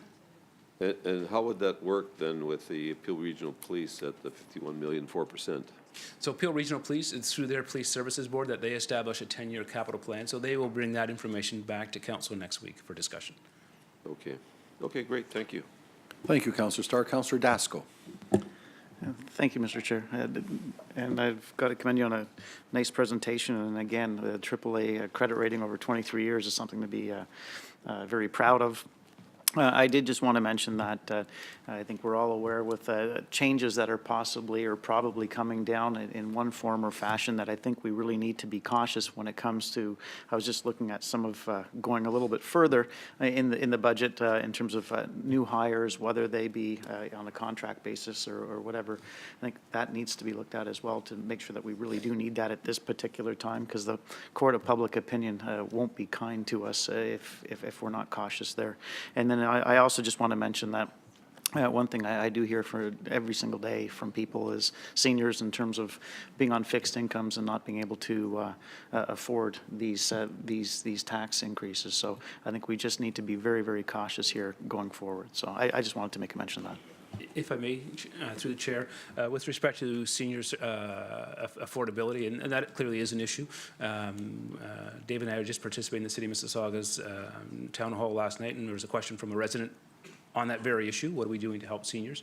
And we had a report to council last week that outlined we partner with the local municipalities on a property tax rebate program, which is adjusted to the rate of the budget increases. So from a senior's perspective, it won't change. Their eligibility for that, subject to their eligibility, have as negative an impact. And a lot of the services that the region provides, whether it's seniors dental, are really there to help the most vulnerable in the community. Thank you. Councillor Dillon. Thank you, Mr. Chair. Just in regards to the Malton Community Center, just very briefly, can you provide some background on this request, if there's an associated staff report as well? Through the chair, I think I'm going to pass that to Janice to give some background on the history of it. I can certainly, after she's done that, give you the rationale for why it's funded as a one-time tax levy. But the history, I think Janice is better equipped. So you're, sorry, through the chair, so the history of the Malton Pool development? Yeah, just a brief history of it, yes. So this is a property that has sat dormant for quite some time. In my department, we do a lot of work on neighborhood need and quite a bit of analysis on the communities that have gaps in services and such. And Malton has been identified as an area of significant need, especially in the area of youth services. So I believe Councillor Parrish has seen an opportunity just to use that facility to do the conversion. Right, but is there a, did staff look into it? Was there a report that was brought back to council? So the opportunity to use this facility came through a motion to council. In terms of the staff involvement, we did have some preliminary discussions with community agencies, but we have been waiting for the budget deliberations to occur before taking this issue further. Have there been the exact services or the specific organizations been identified that might be using this hub? So within the motion, it pointed to the United Way and the agencies that are currently funded by the United Way, and we did have some preliminary discussions with the United Way about their interest. But again, we felt it was best to wait until the budget deliberations occurred in order to take those conversations further. It's hard to get community agencies to commit to a hub if they're not sure it's even going to go forward. Right, and what I'm asking for is has there been a thorough analysis done? Just because I think it's a significant investment. Not saying that there's not a need. I've used those community centers, grew up in those community centers, I understand the area as well, but I guess as we're proceeding with caution, with so much uncertainty going forward, whether it's with on the provincial level, there's certain, I guess, cautions we're taking at the region as well, and I just want to make sure that we're making a very thorough and informed decision. So through the chair, the City of Mississauga is taking the lead on the hub in terms of doing the analysis and looking at the future operational sustainability. And I have been in contact with my colleagues at the City of Mississauga. That analysis has not yet taken place. Would it not be better to have that analysis done first before allocating budget for it? We brought a report to council in March about community hub developments, and we were directed by council to work with community hubs in order to ensure their strong business planning and needs analysis is done. And that is the usual process that we take before bringing a concept forward. Right, so the budget is allocated first and then the analysis is done after then, essentially. No, the usual way in which it works is that community agencies get together with the concept and they look to see that the needs analysis exists in the community. They work together to try to create what they perceive will be an integrated service delivery model, and then do a strong business plan in order to move that hub forward. Is the business plan available? My understanding from the City of Mississauga staff is that there is not a business plan in place at this time. So would it not be better to have the business plan first?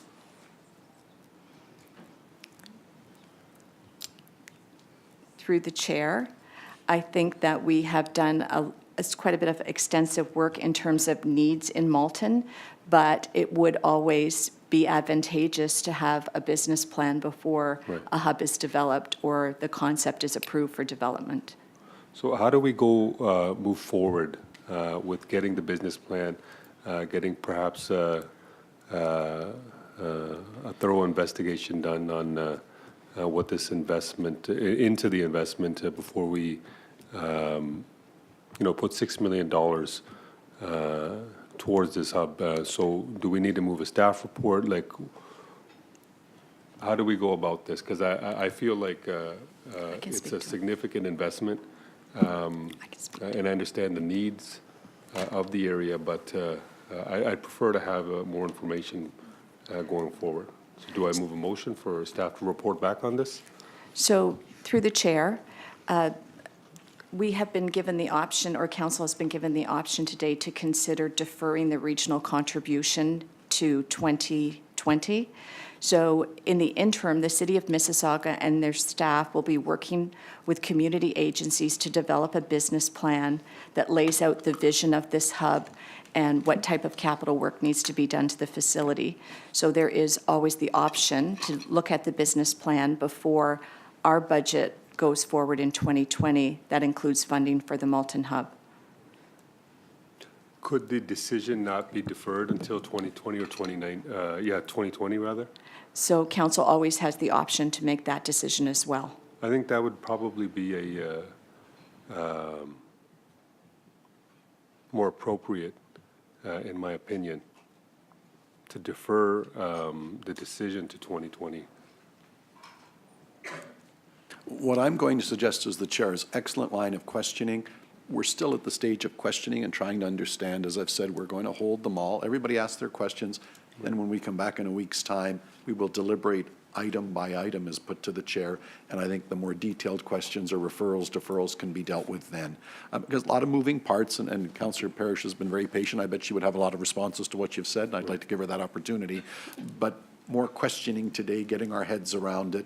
And then I think what you are speaking to is what we will have to battle over in a vote in a week's time. Gotcha. Very good. If there's nothing further, Councillor Dillon? Thank you very much. Mayor Brown. Thank you, Chair.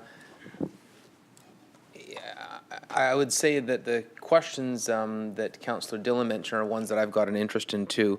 Obviously, we all want to do more for youth, and I applaud Councillor Parrish for suggesting this is something that should be financed in a year that's not as challenging.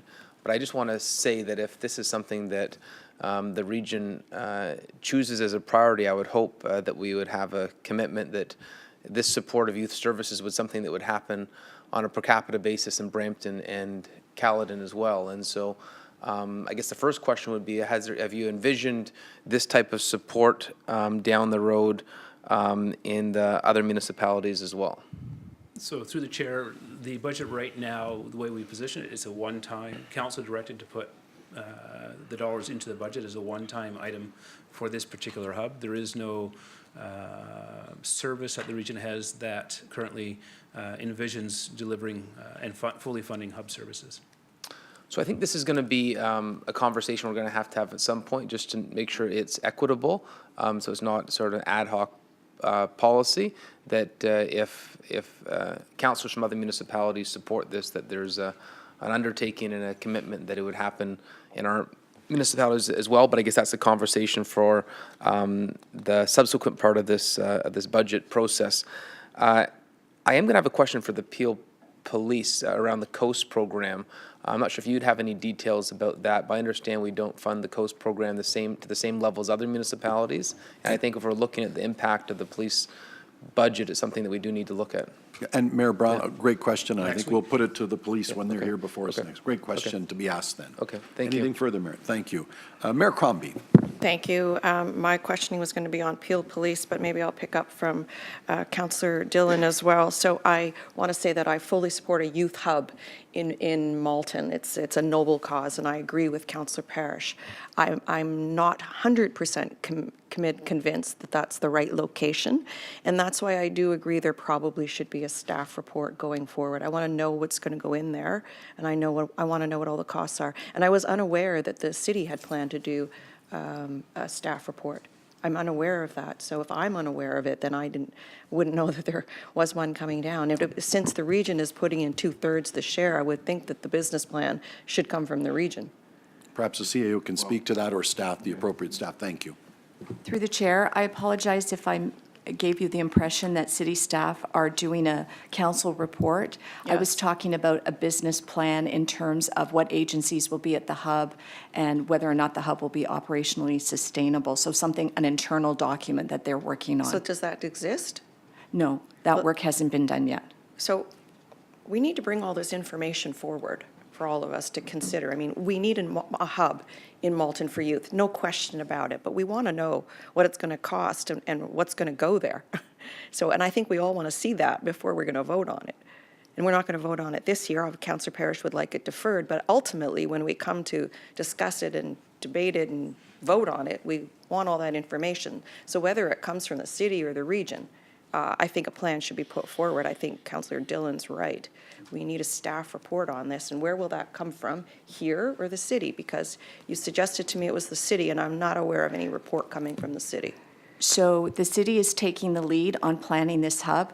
We are just providing a grant to the city, and we are supporting this hub as we would any other hub in the community, just by giving them information on needs analysis and just helping them, as we would any other community agency developing a hub, to ensure that they make the strongest possible business case. So our role is one of support. We are not leading the development of the hub. So the region's going to put in $6 million without a business plan and a staff report. Is that our way we do business? Perhaps the CAO would like to speak to that. It is a sensitive issue. This is not a regional staff-driven recommendation to council. This came forward through Councillor Parrish to the last council. As she said, the last council supported unanimously putting this request in this year's budget for your consideration. It is the city staff who are taking the lead on this because it is a city facility. And we have worked with them, as Janice has said, over the last year, providing information to help them understand the needs from our perspective. They have their own view of the community, as you know, and the needs there. But it is very much a city-owned and operated facility. What Peel Regional Council was asked to do was to provide funding for that. Okay. So I completely agree with Councillor Parrish that a youth hub is needed in Malton. It is a high priority, high risk neighborhood, and she is working closely with the community groups and the police. However, whether it come from the region or from the city, I think we want to know what's going to go there and what the costs are going to be, and I think we need that information when we vote on it. So I think that's appropriate, whether it's here or the city, so we'll ask for that. That wasn't going to be my line of questioning at all, but since Councillor Dillon took us down that road, I understand, and Councillor Parrish has now deferred this in any case, so that's great, because my line of questioning was going to be that notwithstanding the kudos on the budget, it's still taking the city of Mississauga's budget to over 3%, and that's just just too high. So we have to be a little more fiscally responsible here, and have to be areas that we have to cut back, because I can't go to my residents, and when I've promised them, and we all have told them that their tax increases at the blended rate, the tax impact to them will be in and at the rate of inflation, cannot be over 3%. So now we're teetering on that number. We're at 3.23, so we have to do better. So I don't know if it's going to come from the police, because my questioning was going to be on the police budget, and that's coming next week when I'm going to be in Washington speaking to a panel of mayors. But $22 million and a 5% increase is a lot of money.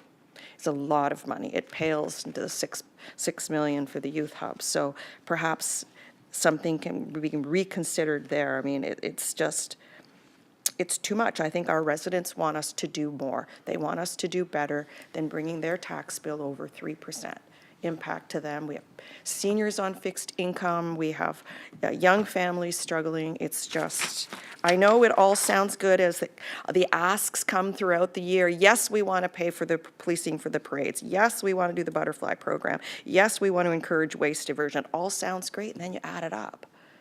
And you add it up. I think we've got to rethink this, folks. It's gotten too high. So the biggest numbers are in policing. The two mayors and the chair on the police board, we got to ask the tough questions. Does it have to be that high? The tax impact to the residents is too high. Maybe modernization rather than 55 new officers, I don't know. Those are the questions that we'll have to be asking police next week. So I'm asking all of you to think about this carefully. The impact to your residents isn't one that they're going to appreciate.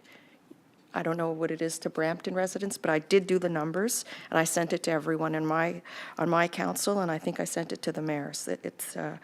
I don't think we can give the highest rate we had when we built a pool. We floated a $20 million debenture, 2.9% for the Churchill Meadows pool, and we had a tangible item in the community. Now we're over 3.3% for a lot of asks. So I think that enough kudos. Start sharpening your pencils, folks. Time to cut back. Thank you. Thank you. Just a point of clarification before I go to Councillor Parrish, and perhaps I expressed it poorly. I commend Councillor Parrish, and as we speak, I don't believe I have a motion of any kind from Councillor Parrish, and I think that's appropriate. I think she spoke to various possibilities. She's hearing what the conversation is around the table. For example, you've mentioned policing quite rightly. You've heard me say before, politics and golf. You get ahead or fall behind just standing still. So next week, the police are here, and in that conversation, what might come to pass is 55 become only the first tranche, 33, we've just liberated 22, and maybe your problem is solved. So I think Councillor Parrish has handled this appropriately. We're listening to the conversation. I'm not expecting a motion from her today. I think she has every right to hear the conversation, see what shakes down next Thursday, and that's why it's my preference as chair, and the right thing to do is when we have the totality of all of the items being dealt with. It's not fair that in the first kick somebody wins or loses. I think we have to hear the whole presentation. So Councillor Parrish, if I've misunderstood, I apologize, but I think you put it very appropriately. I think we're having a great conversation. This is phase one. Phase two is next week, and then I will go to Councillor Parrish first and ask for a motion on this file. Caroline, I hope that's appropriate. I go back to you. Yes, thank you very much, Chair Yanika. Good job. First of all, I'd like to remind everybody this was unanimously approved at both levels. So if we're going to reopen it, then it's going to require a motion to reopen, and we'll have to discuss the validity of this renovation right away. Secondly, to the Mayor of Mississauga, we're at 4.7 increase there, and I haven't heard you do anything or say anything to take a look at that budget, and I'm hoping you'll put your budget cutting hat on as well. We have depended for many years on low budget increases up here to balance our high budget increases for the last 3 years. So I'm really eagerly anticipating to see what you suggest to take the 4.7 down so that we don't have to start eliminating space for poor kids that have no place to go in Malton. So number one, we need to reopen the whole discussion. Number two, to Councillor Dillon, we have extensive reports, which I will happily share with you. Councillor Dillon, may I make eye contact with you? This is the report that came from the city, or the region, that talked about the devastation that's going on in my Malton community with the 82% visible minorities and 10% or 30% of the people up there under the age of 22. So this is a tough little neighborhood. and it needs as much help as it can get, and it has no space. My community center was built right on the TRC borders. It cannot be expanded. The usable space in there for the community is exactly 10,000 square feet. I have letters from both the principals of Ascension Secondary School and the school that it's going to be attached to thanking us for doing this. And a year and a half ago, when you were desperate in Brampton for a youth shelter, we didn't ask questions, we put millions into it. So every once in a while, one part of the triumvirate needs money for something, and we come and we ask for it. And the rest of us listen, and the rest of us are very empathetic to that. So I'm happy to give you all the analysis I have. And when I speak to the people down in our staff, you need space first. Then you talk to the United Way agencies. They get over $500,000 in grants in Malton to talk about moving them into the space and designing the rooms so it fits the space. So I appreciate the fact that you're very concerned about a work plan. I'm very concerned about space, and I'm very concerned about kids hanging around Malton with no place to go till 8 or 9 o'clock at night and no food in their stomachs. So every once in a while, one of us needs a bit of help. And not to be an arrogant twit, 25.2% of the operating budget for the city of Mississauga comes out of Ward 5, and 13% of the operating budget up here. And I don't ask for much. This was asked for last year in 2018, and it was unanimously agreed to. So if we're going to reopen the discussion on this particular subject, let's do it with a proper motion. And that is why deferring it to 2020 gives you lots of opportunity to do that. And I'm not normally this nasty, but I'm not impressed with what's going on right now. My list is Mayor Crombie, Santos, and Dillon. Mayor Crombie, you still have the floor. Thank you. Thank you, Councillor Parrish, and I do support you in this hub. I've declared that, and I do. Yes, I do. I do support you. I do, but I think the staff report is the right thing to do. It's not reopening it. It's just asking to know what's going in there, what the costs will be. That's very simple. The tax increases in 2016 were 0.8 at the region, 2017 0.9, in 2018 1%. At 1.5%, with our 4% budget increase, is 2.3%, and that's very livable for everybody. And that's where I'd like to see it, at 2.3%. Thank you. Councillor Santos. Thank you. So through you, Chair, while I appreciate the passion that Councillor Parrish has for this particular project, I actually think that especially for the new councillors around the table, including myself, because I do agree that we do need to report back and understand this project better. I think that it is okay for us to be asking for that information. We weren't part of that decision when council made that decision, and we had a different provincial government at the time. There is a lot of unknowns and uncertainty given the provincial government that we have right now. And I want to add that Councillor Dillon is from Malton. So I'm pretty sure that he is fully aware of the issues and the needs that in that particular community. We have similar needs in Brampton as well. And finally, while I appreciate the passion that Councillor Parrish has regarding this debate, I would ask that we remain respectful and we do not use terms like quote unquote arrogant twit in the debate. Thank you. I understand. I still find it disrespectful. Councillor Dillon. Thank you, through the chair. Councillor Parrish, I will make eye contact with you now. You've been there 4 years. I lived there 30 years. I taught kids in that same school. I grew up in the Malton Community Center, and I do understand where you're coming from. I understand the needs of the area, but I'm asking to make an informed decision. That's all I'm asking. I'm asking for a staff report back. I'm not against it. Just want to make sure that we all have all the information there and that we have full analysis and a business plan. That's it. Thank you, Councillor Innes. Thank you. I just want to touch base on a procedural because Councillor Parrish mentioned that it required a 2/3, my understanding, and I just want clarification from the clerk that it's a new term. Therefore, it would not require, it would just need a motion of reconsideration. That's correct. It wouldn't require 2/3. Okay, and an information report to come to council would not require direction either or a reopening? That's correct. Thank you. And I just want to say, I think it is important that we have the discussion. We did have it in the last term. There are new councils. This is a significant increase, and I think that they need to have the information before them as we had to make the best information as possible. So I look forward to seeing more information come forward from from staff. Thank you. Thank you, and that exhausts my list, and in fairness to all my colleagues, I think that's the type of tough, fair conversation we need to have at these times, and I respect all of you for it, so I think that was well done. We put out some thoughts that we're going to have to carry with us for a week, and we will be revisiting it in a week when more information comes forward, and we've dealt with everybody else's budget as well.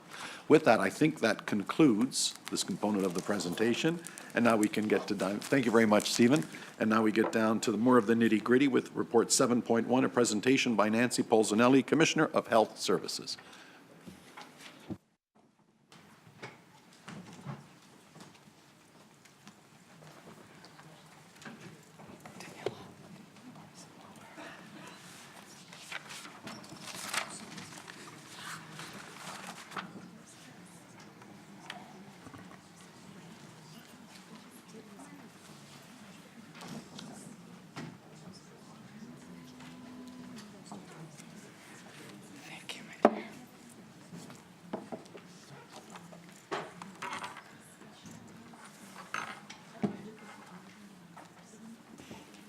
Nancy, please proceed when you're ready.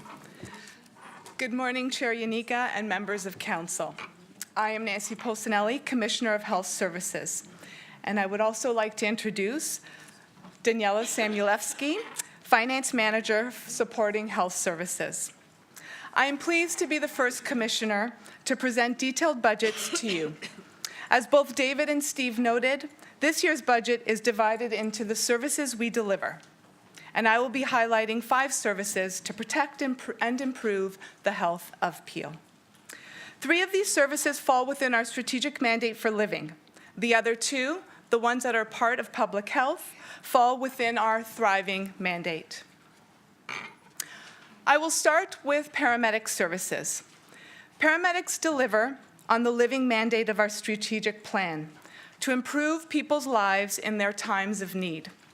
The 2019 budget will help us continue to maintain service levels and support the pre-hospital care needs of our Peel residents and visitors. The stresses David described earlier, population growth and aging population, have a significant impact on the service demands in paramedic. But the biggest driver on our paramedic services is the incredible volume of calls we answer every year. By the end of this year, we will get more than 150,000 calls. That's 400 calls every day, and that's a 40% projected increase since the end of 2015. But too many of these calls are triaged as life-threatening, or lights and sirens, even when they aren't. 68% of the calls we take are dispatched to us as life-threatening, but only approximately 10% of them go to the hospital that way. We do not triage calls, the province does. So we look forward to updating you on our dispatch advocacy work with the province at an upcoming council meeting. Our paramedic service continues to be world-class in the care it provides the community. Every year, we report to council on response times, critical errors, and citizen complaints. We also share how we are enhancing our services by continuously working to get better at what we do. And we report on the investments we make in staff supports, medical research, community outreach, and more. We continue to work in collaboration with staff on initiatives that prioritize the physical and mental wellness of the people who work in our service. Wellness supports is being built into everyday management practices and our culture. We make sure that we have the right tools to deal with the traumatic events our staff see and the complex population we serve. As part of our everyday management, we are always looking at ways to be more efficient. So here are a few examples. We will save $160,000 this year because we no longer have to lease buildings for our stations. We either own them or we share them with our local fire services. We also focus on reducing overtime at the end of shifts, what we call shift overrun. Shift overruns are expensive and cause unneeded stress on our paramedics. Together with frontline staff, we have developed a system that reduces these costs and stresses while making sure our citizens remain safe. The graph on the left describes the call volume increase that I mentioned earlier. The increase is steep, 40% over 5 years, and we expect call volume to continue to increase as our communities grow and develop over time. To keep pace with this increase in call volume and to meet our council-endorsed response times, we need to add 2 24/7 units, or 4 ambulances, to maintain service levels for 2019. To ensure that we continue to provide excellent quality pre-hospital care to our residents and visitors, 31 staff consisting of paramedics, superintendents to oversee the paramedics, and logistic technicians are required. The technicians will ready, maintain, and clean the vehicles and equipment at the new Streetsville reporting station location at Erin Mills and Thomas. This slide before you summarizes the overall 2019 resources to fund recommended levels of service for Peel paramedics. The cost to maintain the existing 2018 service level is $3,000. Salaries and wages drive most of the requests for this year. And as you can see, the increase in resource to address increased call volume and complexity has been partially offset by increased subsidies from the province, as well as the internal efficiencies that I've mentioned earlier.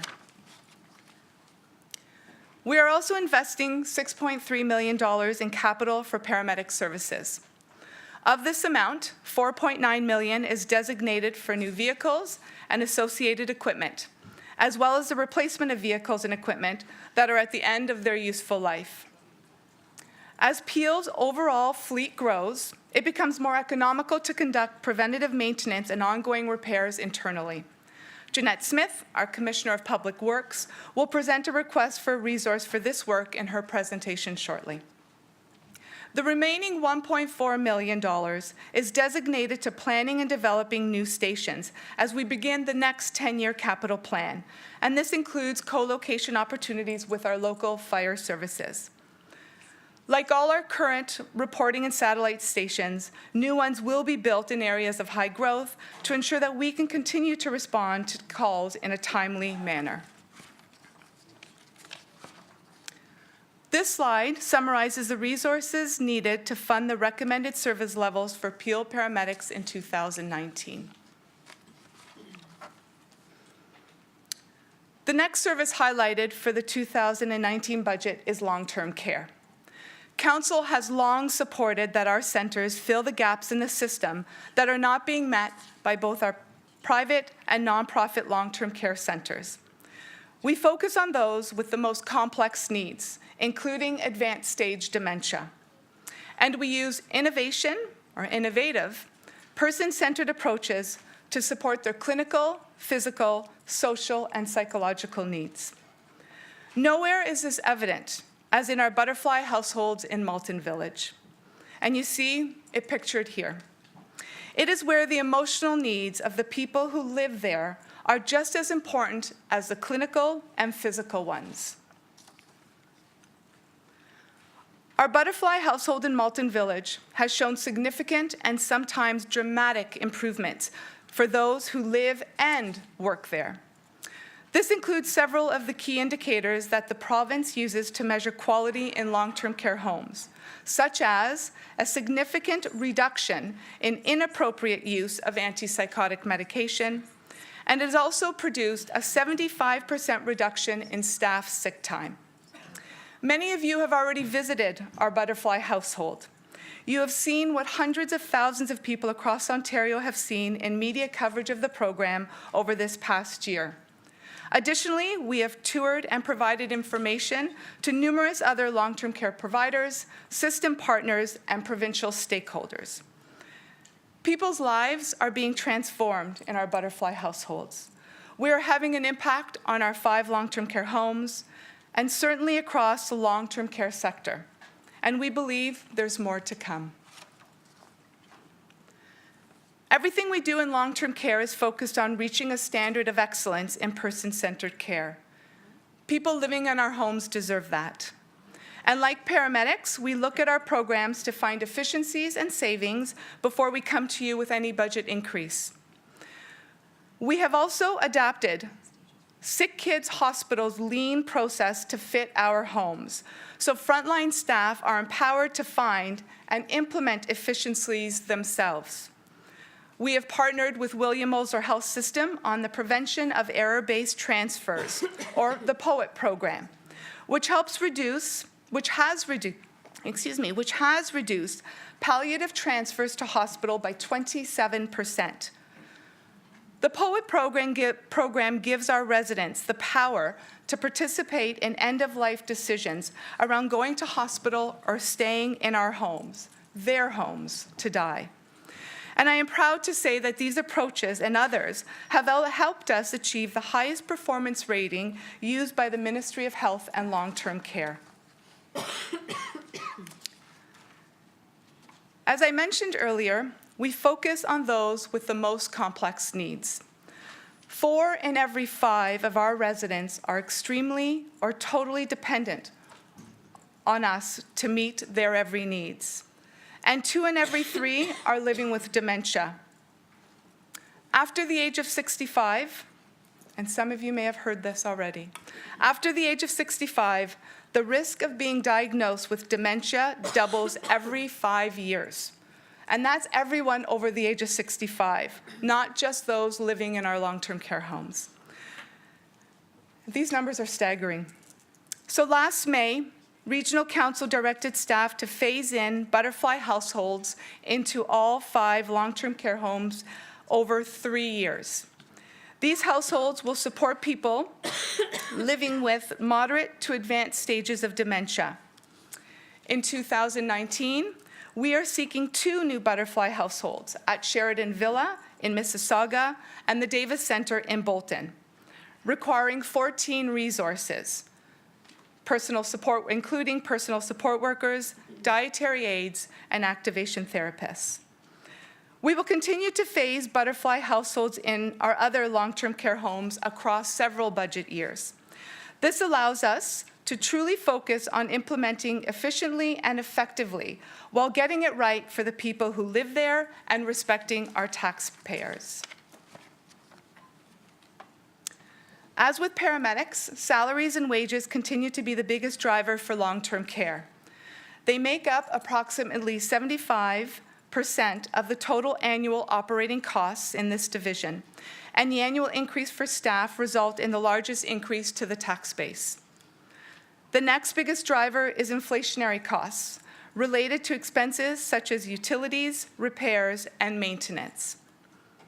Our costs are partially offset by increased revenue from the province and long-term care residents. The resources to fund recommended levels of service is $2.2 million, or a 6.4% increase in the long-term care service budget from 2018. We are also investing $4.7 million in capital for long-term care. All capital investments are allocated for work at the Davis Centre, Tall Pines, Malton Village, and Sheridan Villa. No new investments are designated for Peel Manor, which is currently under redevelopment as the Seniors Health and Wellness Village at Peel Manor. Of the total request, $3.9 million is for major facility maintenance to ensure continued state of good repair, and the remaining $8.8 million is designated for equipment repair. The slide before you summarizes the resources needed to fund the recommended levels of service for long-term care in 2019. In our forecast years, you will see the last 2 Butterfly households implementation, with Tall Pines in 2020 and Peel Manor in 2021.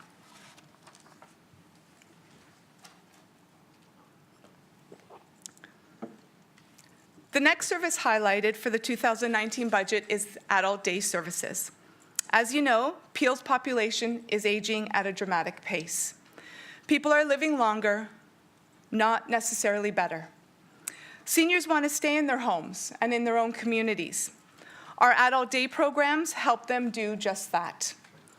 And they also help give caregivers much needed rest, sometimes for an hour, sometimes for a day. Adult day services are offered at all 5 of our long-term care centers. All 5 of our adult day programs are at 100% capacity. Today, we currently have an average wait list of 410 seniors. Like the people that live in our long-term care homes, 61% of our clients require intensive supports for daily living, including bathing, personal care, and physiotherapy. And more are being diagnosed with dementia. Caring for frail seniors at home is stressful. So many caregivers are seeking supports like we provide to give them much needed rest and also to stabilize or improve their loved ones' well-being. Just like in long-term care, person-centered care is the focus of our adult day programming. It supports the emotional, physical, social, and therapeutic needs of current and future participants. The expanded service capacity at our future Seniors Health and Wellness Village at Peel Manor will help reduce our wait list and support aging in place. This slide summarizes the overall 2019 resources to fund recommended levels of service for adult day services. The main driver is inflation, which is offset by increased subsidies from the province through our local health integration network. This slide summarizes the resources needed to fund the recommended service levels for adult day services in 2019. The major driver is inflation. So now I'm going to move to those services that support thriving. 2 of the 3 services connect with public health. Our third, early growth and development, will be presented by Janice Sheehy, Commissioner of Human Services. With population growth and aging of our population, the burden on the healthcare system is immense. Healthcare is the biggest driver on the provincial budget, and as you know, treatment is far more expensive than prevention. Our goal is to help our residents truly thrive, to live longer, better in their own communities, and in doing so, reduce the burden of chronic illness on our healthcare system. This ranges all the way from healthy eating, good oral health, and smoke-free living, to healthy built environments and community safety and well-being. Recent cannabis legislation legalized its use, but it remains illegal for those under 19. We are working with school boards and other community partners to develop prevention and policy strategies to reduce cannabis use by our high school students. Untreated dental disease can lead to pain, suffering, and poor performance in school. In 2018, we screened more than 99,000 Peel children for untreated dental conditions. 1 in 8 of those screened received urgent care to treat painful conditions. Dental issues don't just affect children. They're also a significant burden on low-income seniors. Council endorsed the Seniors Dental Program some years ago. It provides our vulnerable seniors free, basic dental care, including cleanings, fillings, and dentures. Last year, 800 seniors qualified for and received services under this program. Smoke-free policies and restrictions help people quit smoking and keep many from even starting, and this includes cannabis. And with many community partners, from police and local municipalities to frontline agencies, we are coordinating the regional approach to opioids. As part of our everyday management, we are always looking for ways to be more efficient. So we purchased an almost new bus to expand our mobile dental clinic. With 2 dental chairs, it has doubled the number of people that we can treat each day. And it is also winter-friendly, so we can book appointments year-round. Our last mobile bus could only operate 6 months out of the year with 1 dental chair. I mentioned earlier that community safety and well-being is part of this service. As discussed at the January 10th Regional Council meeting, Regional Council, on behalf of our local municipalities, must prepare and adopt a community safety and well-being plan by 2021. This plan will bring together service providers that are already working to help our community feel safe, connected, and resilient. Through the plan, we will identify gaps and further opportunities, and we will avoid duplicating work already underway. We'll make it easier for our residents to seamlessly access the variety of services the region, police, school boards, local municipalities, our LHINs, hospitals, and community agencies provide. To deliver this mandate, we need to set up a temporary project to develop the plan and assess future needs on this issue. And we will bring any future resource requirements to Council for approval when they are determined. Janice Sheehy, Commissioner of Human Services, will also speak to you about the opportunities the Community Safety and Wellbeing Plan provides and the resources needed to support this initiative, including their poverty reduction and community hub planning initiatives. The net annual 2019 resources to fund recommended levels of service for chronic disease services is $12.1 million. This slide before you summarizes the resources needed to fund the recommended service level for chronic disease prevention in 2019. It is important to note that these numbers have not factored in any funding reductions that may come from the province.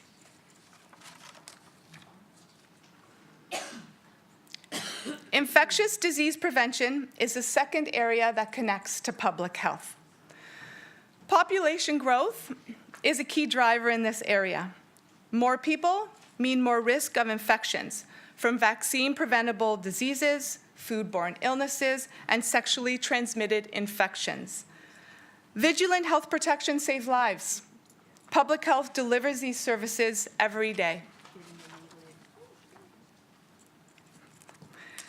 Protecting health is challenging, especially in a community that is growing at such a remarkable rate. In the 2018-19 school year, public health nurses will have administrated approximately 62,000 immunizations, including flu vaccinations, to school-age children through school and community clinics. This ensures that over 90% of 17-year-olds were optimally protected against measles, mumps, rubella, diphtheria, tetanus, and polio. Every food service location in Peel was inspected, many several times, because of increased risk. And our system of red, yellow, and green signs, combined with enforcement activities, continues to encourage a high level of compliance across the region. Our infection prevention services are mandated by the province. We create a safety net for the health of the most vulnerable members of our Peel community. We do this through our close work with hospitals, long-term care centers, and other medical settings, and through our own programs, including tuberculosis monitoring, needle exchange, and food premise inspections. This work has become even more important of late because of the opioid situation.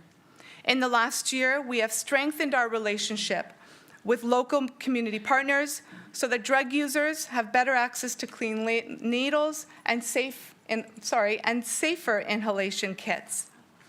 This reduces the spread of infectious diseases such as HIV, hepatitis C, and hepatitis B, and helps prevent fatal overdose. The net 2019 resources to fund recommended levels of service for infectious disease prevention is $10.3 million. Our main driver is inflation due to labor costs.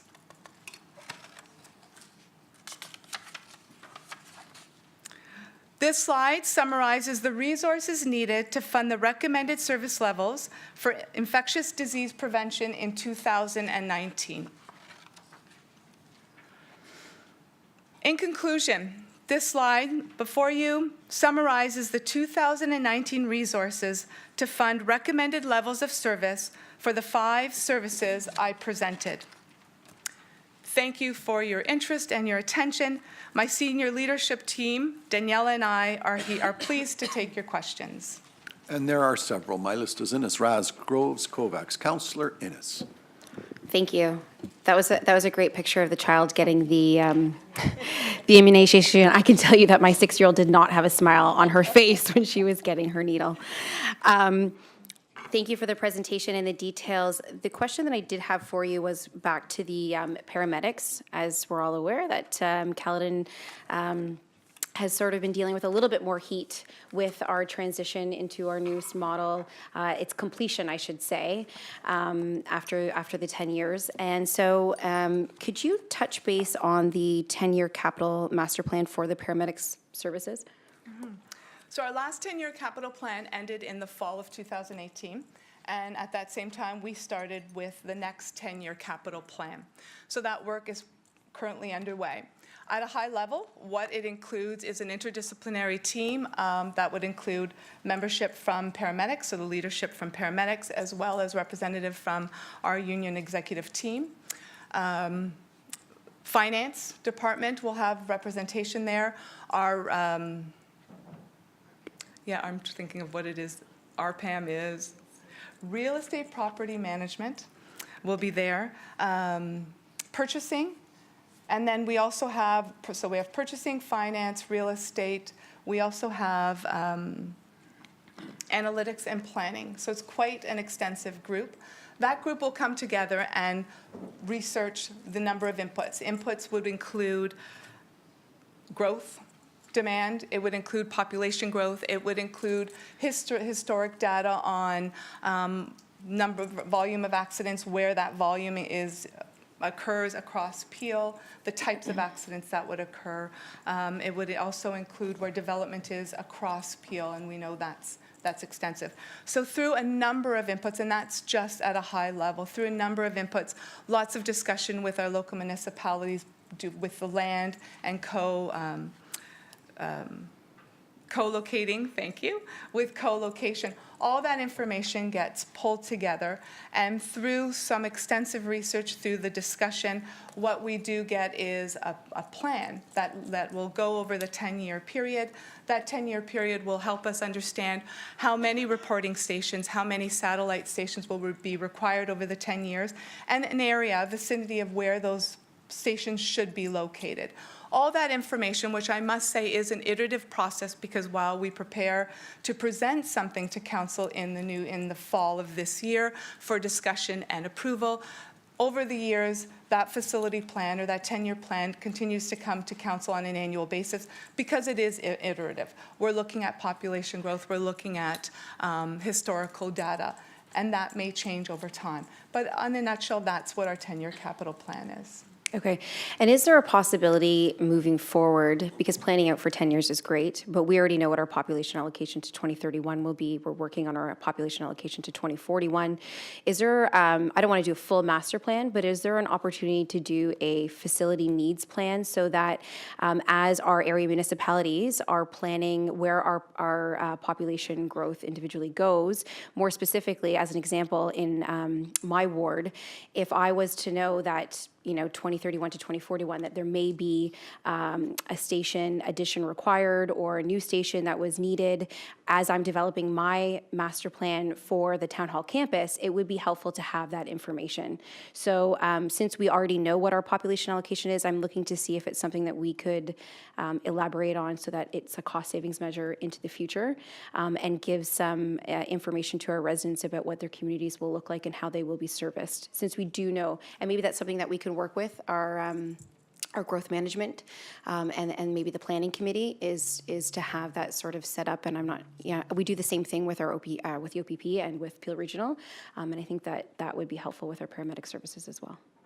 Thank you, Councillor Innes. I'm happy to take that back and work with our team that works with the regional master plan and bring something back to council to help us understand what that would look like and what would be expected. Perfect. Thank you. Thank you. Councillor Raz. Thank you very much, Mr. Chair, and thank you for your presentation, Nancy. A few questions. When it comes to the paramedic services, and I asked the same question of our fire services at the City of Mississauga, I think it's helpful to have what the call responses are and the breakdown of those calls, and I'll be asking the same of police, only because we're trying to get a sense of who's going where and where the resources are going. So that would be appreciated, and if you can, I'm sure, given how, I'm sure we have that fairly handy. We don't need it right now before budget ends. That'd be great. When it comes to there's a few areas, the infectious disease prevention, chronic disease prevention, and the early growth and development. Those previous costs are going to be part of the new community safety and well-being plan, correct? But only because I see for the budget costs that are mitigated, there's about 555 million. But then I see we're going to be drawing down another 712, sorry, not million, 555,000 and 712,000 for new funding or for new spending. And I'm just curious, because that's the community safety and well-being plan, is supposed to be one-time funding for a phase-out in 2021, how that works for ongoing costs. I'm going to pass it to Steve. Okay. Thanks. Through you, Mr. Chair. The numbers that you're seeing is the reduction that we had with regards to the fact that we got 0% funding in 2017. The community safety and well-being plan is being funded through the reserve 100% because it's a short-term project. It's not impacting the tax base for 2019. For 2019, okay, thank you for that. I was just a little confused. Did we account for any cannabis funding from the provincial government in this budget? Steve? No, we didn't. No, we have not. Okay. And now that all the municipalities here have opted out, much to my chagrin, we can't count on any future funding either. You haven't made a decision yet? Oh, okay. Those are my questions for now. Thanks, Nancy. Thank you. Councillor Groves. Thank you, Mr. Chair. Thank you, Nancy, for your presentation. And just a couple of questions and some comments. If I'm reading this right, under the paramedic budget, and I don't know if Councillor Raz asked this question because I was looking at something else. Are we looking at 31 additional full-time staff for 2019? Yeah, it's 30. So through you, Mr. Chair, it is 31 staff, yes. So there are, and that will include our paramedics to house to take the truck. It includes 4 superintendents, as well as 7 logistic technicians for the new reporting station at Erin Mills and Thomas. Okay, thank you. So just a few comments, and I don't know if you realize, but Premier Ford made an announcement, and I think he's now looking at the LHINs, of doing away with the LHINs. And I have to say, and I'm not going to politicize this, but I have to say that I've never agreed with having those LHIN boards because they really take up a lot of money. And I think the figure I read is like $30 billion that goes in funding through the LHINs. But through administration, it's a huge cost on the healthcare system. And I think you just said, and I think we all know, that the healthcare sector is the heaviest in terms of expenses. So there might be more money for us so that we can provide those frontline services and provide treatment that people need. And you touched on the dental disease. There's a huge program, and I really don't think people realize and recognize that it's not just having a cavity. It's a lot of these children, I'll tell you, you go to the dentist and you have a cleaning, just a checkup and a cleaning, it's almost $300. Folks with no insurance can't afford that. And the impact that it has on these children or seniors who, these children, their parents have no insurance, they're low income. Councillor Parrish talked about sort of in Malton, the average income there. How does one afford those sorts of things? And I know that our program that we have, they don't fund everything that in terms of dental disease, but it does have an impact on their social, emotional, mental, physical well-being. So, you know, I'm hoping that getting rid of the LHINs, we can get some more money from the province so we can put some more money into providing these services. And finally, aging in place, can you tell me how much we get from the province to fund those aging in place programs? Hold on 1 second. I'll get it.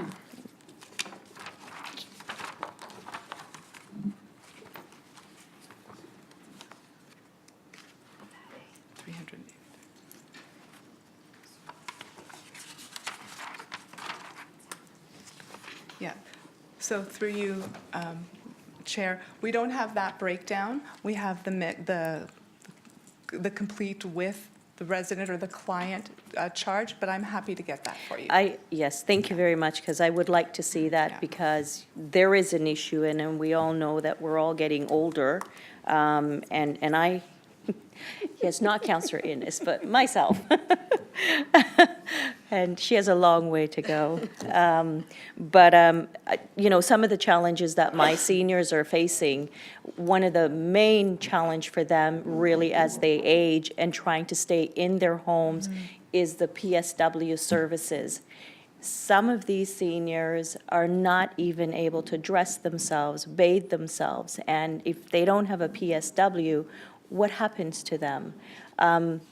I have a real problem with that, and I really hope that we will be able to get some more funding so that we can provide these services, because this aging in place, if we want them to stay in their homes longer and not going to long-term care prematurely, the funding needs to be there. So I'm just putting that out there, because every opportunity that I get to talk about the shortage in PSW services, I'm doing it. So I'm going to leave it with you so you can talk to our LHIN partners and ask for more funding, but then by then, maybe they'll be gone. Yes, and through you, Chair, with our Senior Services Development Team, they're working really closely with the LHIN. So while we lead the 5 adult day programs, certainly there's community partnership opportunities. So we're happy to get more information. Yep. Thank you very much. Thank you. Councillor Kovac.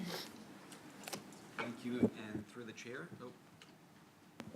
Pardon me, thank you, and through the chair to you, Commissioner, thank you for your presentation. Just wanted to comment on the low-income senior dentals program. Actually pay kudos to Councillor Parrish and Regional Council some years ago, I believe that, and it had been initiated by Councillor Parrish, ultimately supported by Regional Council, and here we see so many years later the number of seniors annually who are receiving a lot of good.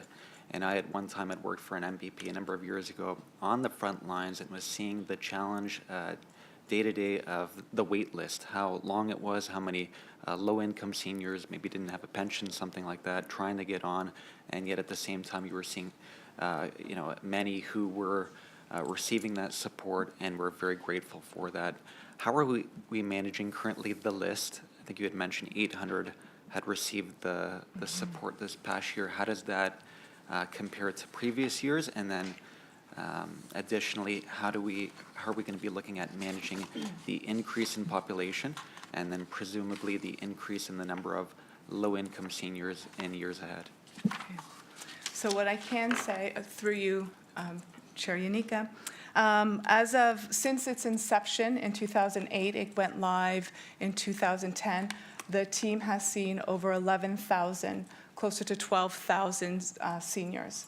Yeah, pretty amazing. As of June 8th, our wait list is about 657.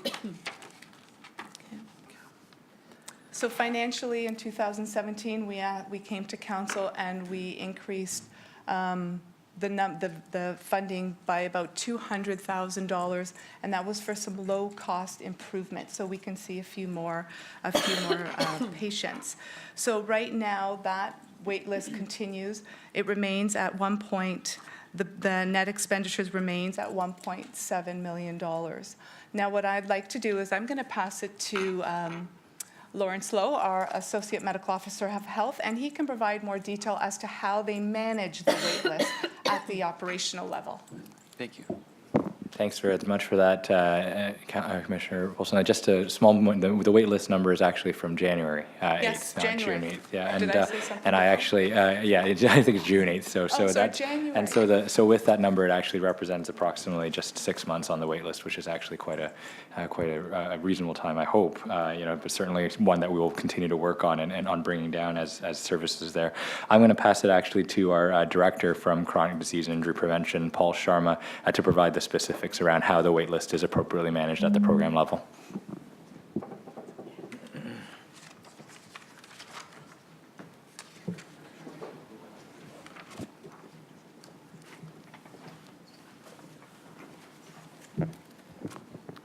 Thank you very much. To you, Regional Chair. So the program is managed through a variety of factors. We have a strict eligibility criteria, which is a financial criteria that Council approved back in 2012. Also, too, the program has evolved over time. We had an evaluation done in 2016, looking at what are opportunities to improve the program. Before that, we had partnered with our 2 local community health centers to manage the cost of dental treatment, where the clients would be seeing the community health centers through dentists that we give block funding to, along with community-based dentists. So that way, by managing the cost, it's allowed us to see more seniors. And with the wait list, it's a balancing act of the budget.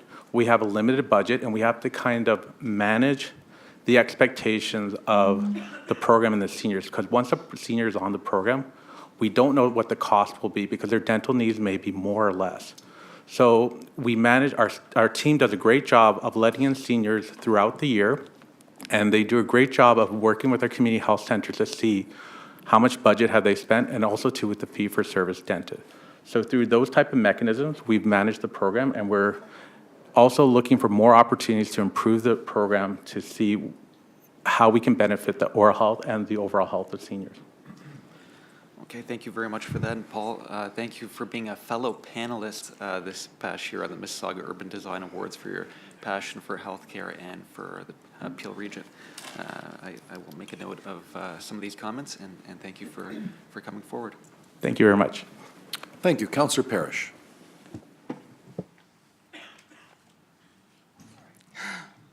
I did not realize my turn was up. I asked, and I want to thank you very much for the history of the seniors dental plan, which actually was fully implemented in 2010.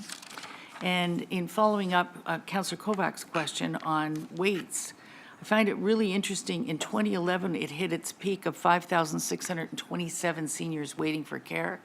And this year, we have 692. So we have spent $15,300,833 over those 8 years. And I think the amount we've got in the budget this year is good. It's going to cover.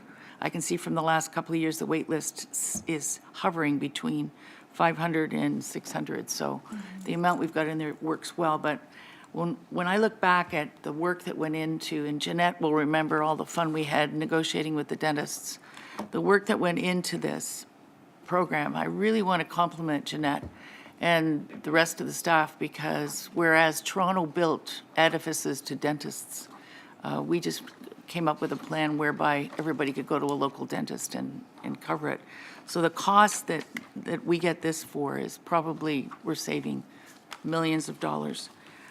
Secondly, I wanted to point out, I don't know who you need to talk to, but I just had a tour of the Wellfort Four Corners Health Services at Westwood Square. They have a completely outfitted dentist's office with lovely turquoise padded seats, 2 of them, 2 fully outfitted dentist's office, the scanner that goes around your head, the whole works, and no permission to open them. And they don't charge anything for their dental services. They pay 3 dentists up in Brampton to work full-time, and they have this absolutely amazing facility, and not a dentist, which they would pay for, and not a patient. And I don't know whose approval they need.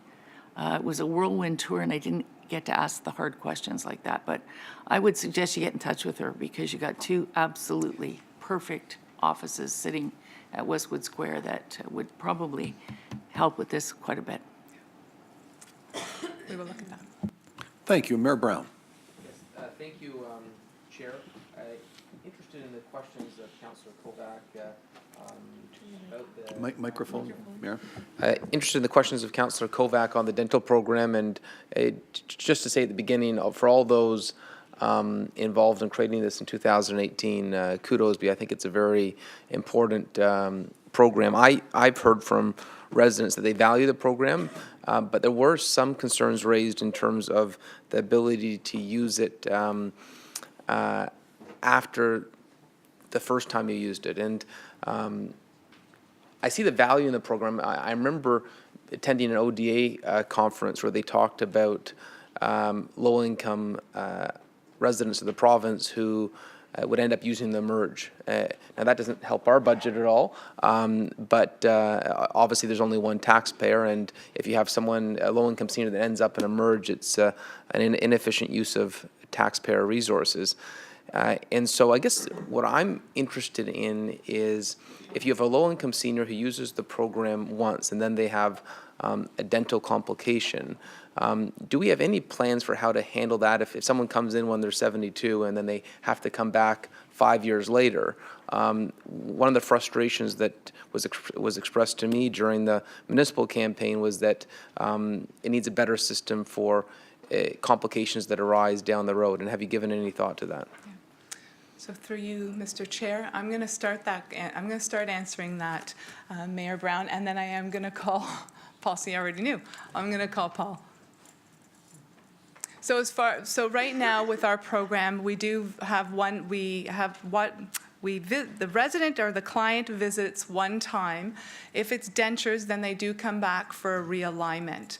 That is a realignment of the dentures. So that is the high level component to our program. But Paul, I'm going to pass it to you, and you can give some more details. Perfect. Through you, Regional Chair. So definitely the program is a one-time program. And that is a concern that we've heard since the inception of the program. So as a part of our evaluation in 2016, there were some recommendations, there were some low-cost recommendations, which we implemented last year. And the denture reline was a part of that. And a part of the denture reline, if the senior came back within the same year for the denture reline, it wouldn't just be the denture reline, it would be any other dental conditions or concerns that they would have. There were some high-cost recommendations. We had modeled out what an ongoing program would look like with modeling, and it was in millions of dollars. So with the upcoming provincial election, we made a decision because all parties had some type of dental care in their platform. And when the new PC government came into power, there was a commitment to seniors' oral health care. So when we came in, I believe back in May, with a council report, we made a decision to wait to see what would be the plans from the PC government. We've been actively sharing our dental evaluation results that we had done in 2016 with different parties. We've shared them. Myself and Dr. Hopkins, our medical officer of health, we've had meetings with different policy people in the ministry to share our work.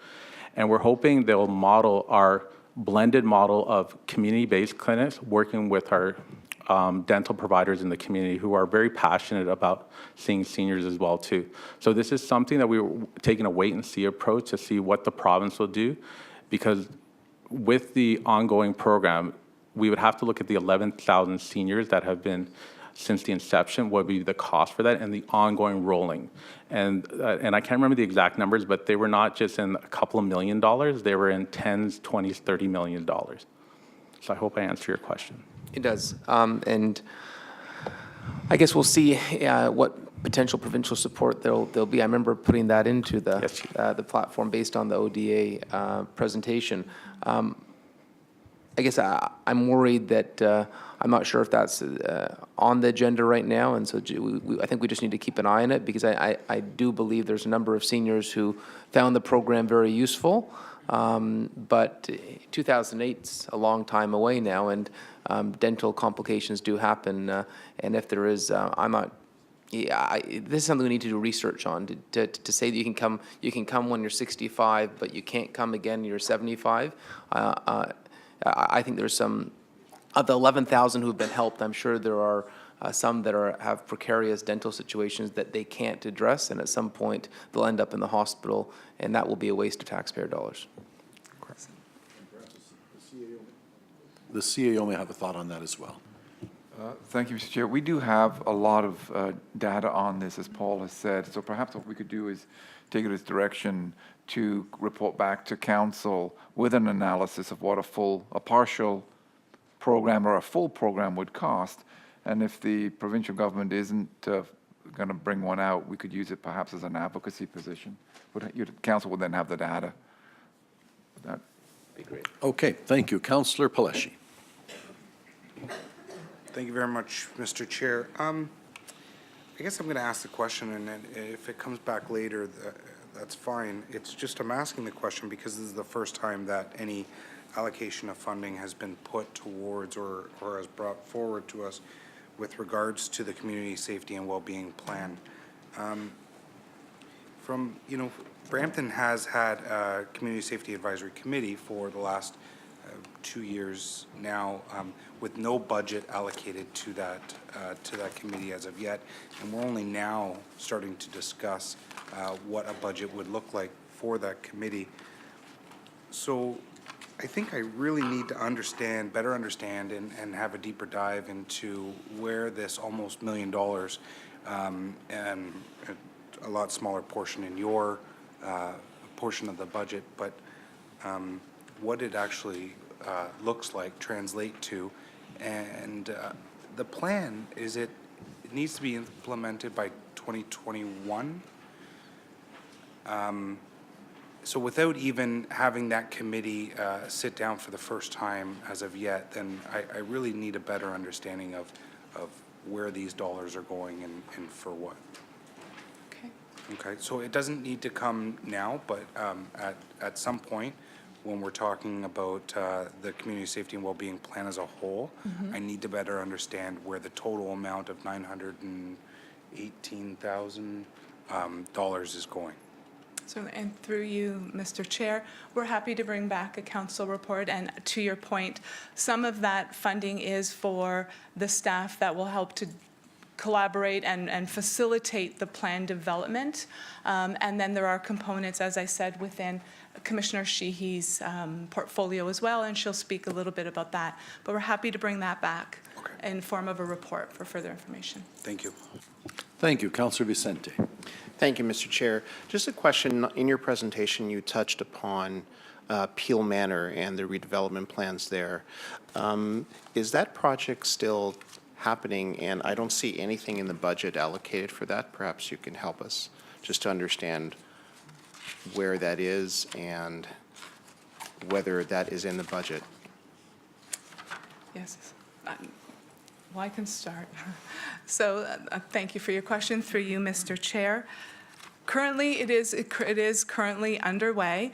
We have fully into the project. We have started with the design phase of that project and working very closely with our local municipality in Brampton, as well as our consultants for that work. And I'm going to look, but right now, up until 2021, there is $115 million in internal reserves that we will be using. That is connected or dedicated to that work. Further details, I'm happy to have Daniela tell you how that's broken down. Thank you. Through you, Mr. Chair, the budget was approved in 2017, so it's a carry forward. If you look at your capital notes, there's a $125,000 worth of carry forward, sorry, $125 million carry forward. That includes the costs for the redevelopment. And so that project is still in line to be completed or begun by 2021, is that correct? Yes, by the fall of 2021, winter, fall 2021. Yeah, the end of 2021. How's that? Thank you, and thank you, Mr. Chair. Thank you very much. All right, that brings us down to Janice Sheehan. What I'm going to suggest is maybe we'll try for one more, because I think this is one of the briefer ones, and I think we're going to have to break for lunch because we've had a good morning. So then we're down, because I think Commissioner of Public Works is going to take a little bit of time, and perhaps digital information not so much. So Janice, if you'll come up and we'll deal with yours, then I think we'll call it a good morning, have a quick break for lunch, and then carry on with the last two presentations. Welcome, Janice. Chair Unica, if we are short of time, I would be willing to sacrifice my presentation. No? Nice to take one for the team. And nice try. No, but I think we'll carry on. Thank you. It's always worth a try. Good morning, Chair Unica and members of council. With me today is Carrie Bizzelli, the finance manager for my department. This morning, I am pleased to present 7 service areas. I'll begin with early growth and development. This service area is connected to human services, but also bridges into health services. Helping children achieve their potential and thrive is a responsibility of both of our departments. We believe that access to early support, especially for health care and child care, should be available to all children in Peel, not just those with resources. Preparing children to enter school is challenging, especially in a rapidly growing community. Programs focused on reading, physical literacy, which is basically helping children to master fundamental movement and sport skills, and supports to parents and caregivers. These investments in early growth and child development programs and services result in lifelong benefits. We nurture the next generation by supporting children and families through programs in both departments. We are working to sustain our service by expanding supports to children with special needs in licensed child care settings. We collaborate with early years community partners to design and deliver specialized and accessible programs that meet the needs of each community. And finally, we are partnering with post-secondary institutions who train early childhood educators to promote healthy behaviors and physical activity. In 2017, staff presented our initial plan to Council to transform a new area of municipal responsibility, the Early On Centres. To stay within the provincial funding allocation, it was outlined that future enhancements to programs would need to be prioritized. In response, Council asked us to review broader systems needs and report back with a new plan that would ensure equal access to high-quality programs. And on May 24th, Council approved that plan. Today, you see the budget impact with an initial investment of $1.5 million. This funding provides an increase in total program hours available across Peel, including offering weekend and evening programs, and providing greater access to programs for rural communities. Currently, 845 program hours per week are offered, serving approximately 58,000 children and parents. With this new investment, the goal is to increase program hours by 16% and potentially serve an additional 9,000 children and caregivers.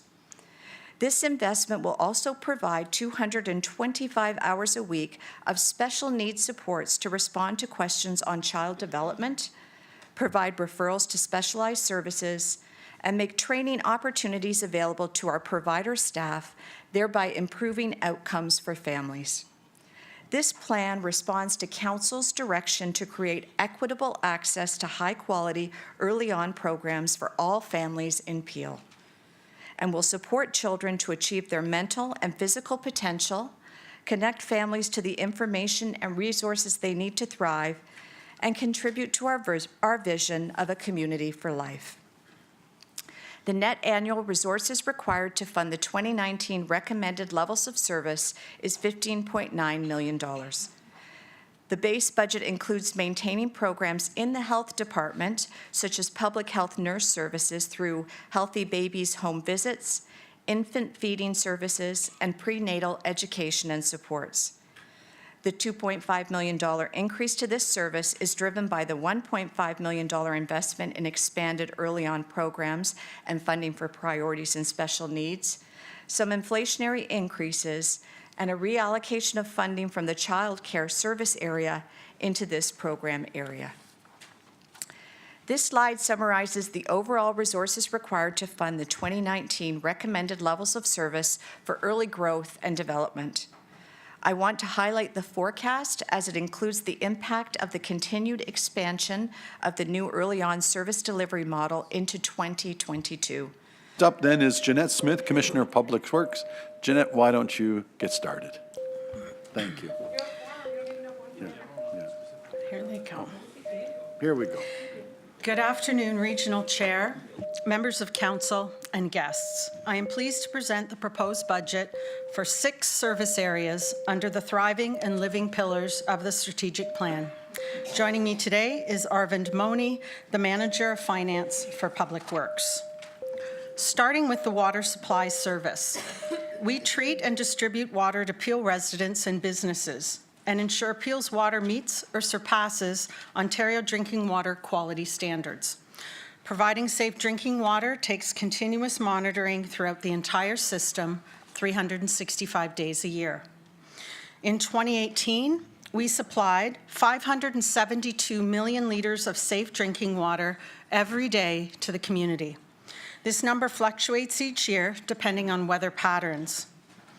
With more efficient appliances and public awareness, we are seeing a decline in per capita use. However, the water system continues to need to grow in size as population grows. This means more pipes, more valves, and hydrants to monitor and maintain. Annually, our staff collect and analyze over 50,000 individual water quality samples to ensure safe drinking water. The water team must also inspect all fire hydrants each year to ensure they are working when fire services need them. In addition to providing safe quality drinking water today, we need to ensure our water system is sustainable in the long term. This means regular assessments of all aspects of our water system: treatment plants, transmission systems, pumping stations, and reservoirs to ensure state of good repair and minimize service disruptions. To support growth, we are constructing new water mains and upsizing existing ones as we replace them. We have also extended our long-term contract with the Ontario Clean Water Agency, commonly known as AQUA, to operate and maintain key water and wastewater infrastructure. This model of service delivery benefits the region by providing high-quality service and expertise while sharing risk with our partners. We also look for efficiencies each year. In 2017, the province introduced legislation to reduce overall electricity costs by 25%.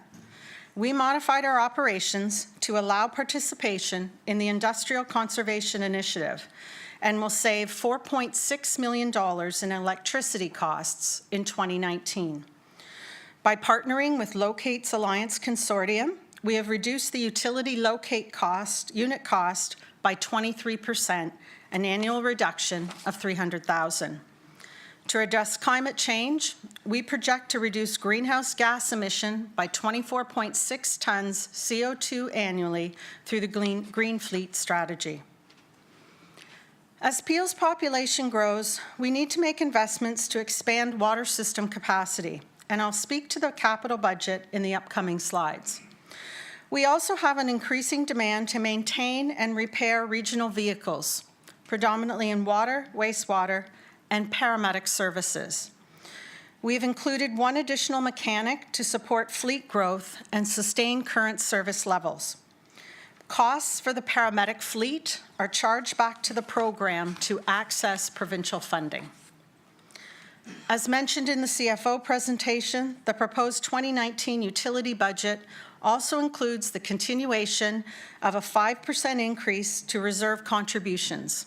This investment will ensure the continued state of good repair of infrastructure, maintain service levels, and mitigate service disruptions to our community. This slide summarizes the proposed 2019 net operating budget for water supply. The budget increase is $10.8 million, or 4.9%, and is primarily driven by the 5% infrastructure levy. The remaining drivers relate to inflationary pressures, including the Aqua Agreement, and are offset by the electricity savings mentioned earlier. The Aqua contract outlines the factors that drive increases, including growth in the water system. It's important to note that electricity savings are subject to risk should the province adjust the rules or if operational challenges negate any savings on peak days. The 2019 billable water volume budget has increased based on key factors and indicators, but unpredictable weather conditions have a significant impact on water consumption. This slide highlights the funding source for the 2019 capital plan. Development charges play a significant role in Peel's capital plan to finance growth-related projects. As of today, Infrastructure Ontario has yet to announce any specifics regarding guidelines and applications for the stimulus Phase 2 funding. The 2019 capital plan assumes funding will not arrive in time for this construction season. We will incorporate such funding into the 2020 capital plan if an announcement is made this year. The biggest capital expenditure is $354 million to construct new transmission water mains to service growth. In summary, the proposed 2019 water supply budget is a net expenditure of $231 million. The future outlook reflects the requirement to fund maintenance of the water infrastructure with the 5% infrastructure levy. The proposed capital investment is $583 million, and the 10-year capital plan is $2.3 billion. These investments are needed to ensure system capacity to address population growth, as well as the state of good repair of our existing infrastructure. Moving on to the second service, wastewater. Peel's wastewater service treats millions of liters of wastewater every day in a safe and environmentally responsible manner. The wastewater service also administers and enforces the wastewater bylaw and helps prevent unauthorized discharges to the system.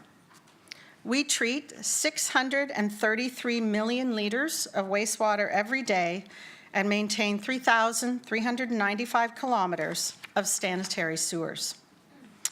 As Andrew Farr highlighted in his presentation on February 10th, in recent years, we've experienced a rise in the volume of wastewater that flows through our system.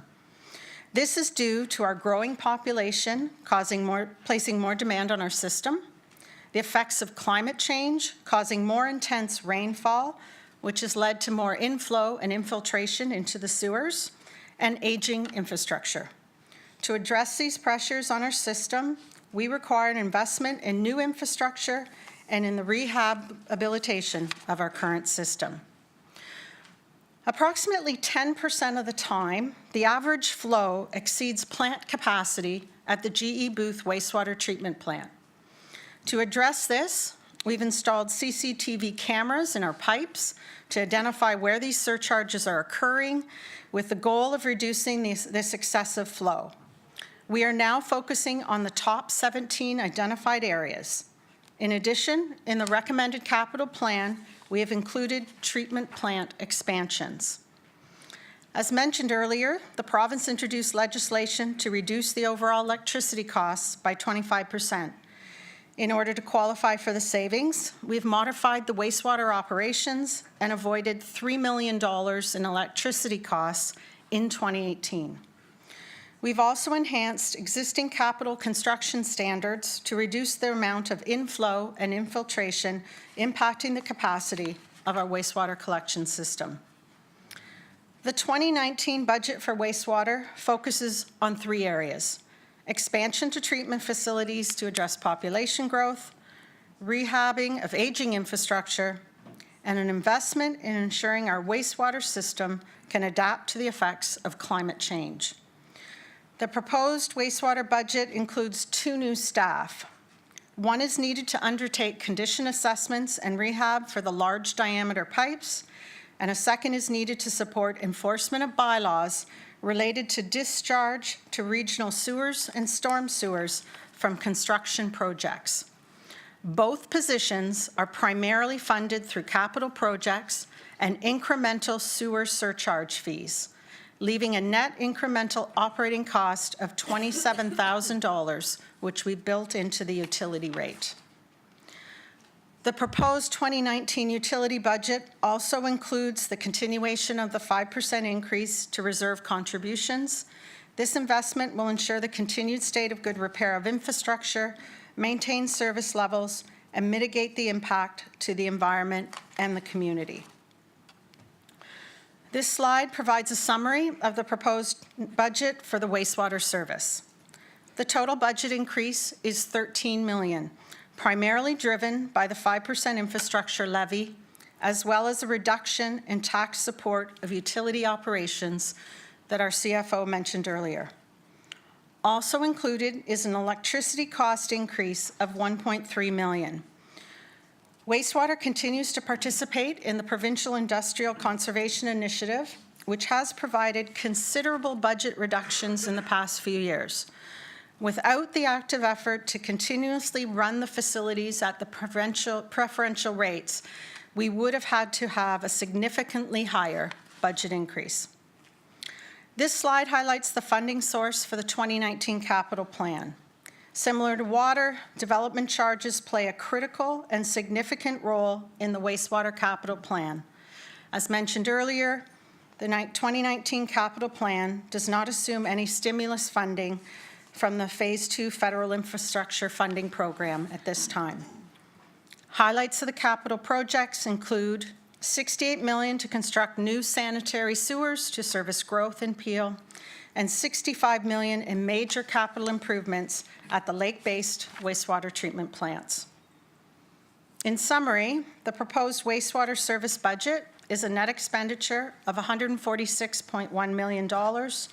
The future outlook for operating expenses is consistent with inflation outside of the 5% infrastructure levy. And the capital investment for 2019 is $220.1 million, and the 10-year capital plan is $1.7 billion. These investments are needed to ensure the state of good repair in our wastewater system, to address capacity issues and accommodate growth.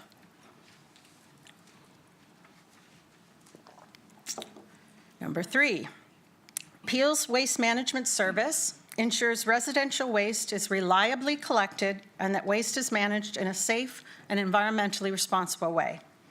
We are focusing on providing cost-effective services while improving our diversion rate, meeting changing global policy requirements, and dealing with ongoing population growth. We currently recycle about 50% of the 534,000 annual tons of residential waste. The rest ends up in landfill. However, half of what ends up in our landfill could actually be diverted. In order to meet Council's target of 75% diversion by 2034, we need to make considerable investments in our waste facilities and focus on educating our community so we can reduce the amount of recyclable and organic materials that gets tossed in the garbage. We also need to think how we enforce our waste collection bylaw. In 2016, we introduced biweekly cart-based collection. The participation rate for the green bin jumped from 30 to over 60%. 2 years later, it's continued to increase, showing on this slide as 65%. And just yesterday, I learned we're up to 70%. But we still have some ways to go. Building an anaerobic digestion facility is necessary in order to increase our diversion rate. This will allow us to expand our green bin program to accept items like diapers and pet waste, which currently go into landfill. We are also testing collection of textiles in partnership with nonprofit agencies in order to reduce the number of textiles that end up in the landfill. In order to maintain service levels while dealing with ongoing population growth, we developed a yard waste transfer station. This station shortens unloading times for Peel collection contractors and minimizes late collections. There are also pressures that come from outside of Peel. In order to adapt to the changing regulatory environment, the region continues to work with our other municipalities, with the Association of Municipalities of Ontario, and industry partners to influence provincial direction on full producer responsibility for the Blue Box program and the Food and Organics Waste Action Plan from the province. Across North America, much of the recycled paper was shipped and sold to China. In 2017, China introduced very strict regulations on the quality of fiber it will accept. This greatly impacted the region's ability to market its recovered paper, a significant source of revenue. In order to ensure our recycled paper can be marketed, Regional Council approved a $23 million capital investment in June 2018 to upgrade our material recovery facility on Torbram Road. This upgrade will also improve the quality and revenue of plastics and other recyclables. To further impact our diversion rates, staff are focusing on altering residential behavior. Taking a preventative approach will allow us to reduce the amount of contamination and improve our diversion rate, because contamination costs us a lot of money. To give you a sense, every 1% of contamination in our blue bin costs the region approximately $200,000 for collection and extra processing fees, and there's a loss of revenue. In 2018, our contamination rate for multi-residential units was still high at 28%. Our budget recommends an investment in staff to address the contamination at the source. Educating residents will help us manage these numbers, which will be especially important as our population grows. To improve our diversion rate, we are recommending an investment of $1.9 million. 1.1 is to manage the increased waste collection and processing costs from approximately 5,000 new households.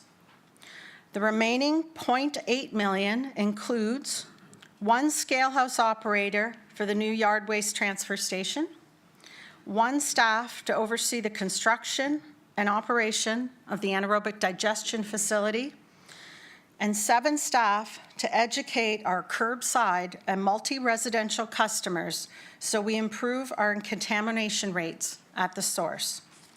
This includes adding staff on the ground in the neighborhoods and at multi-residential sites, updating development standards for new multi-residential construction to make participation in the recycling program as easy as possible, and measuring and auditing the results of how effective we are at changing the residents' behavior. In summary, the proposed 2019 operating budget for waste management is $112.4 million, which represents an increase of $4.5 million or 4.1%. In addition to the service demands of $1.9 million already mentioned on the previous slide, there are base drivers of $2.6 million, primarily driven by inflationary pressures and permanent lower commodity revenue for recovered paper.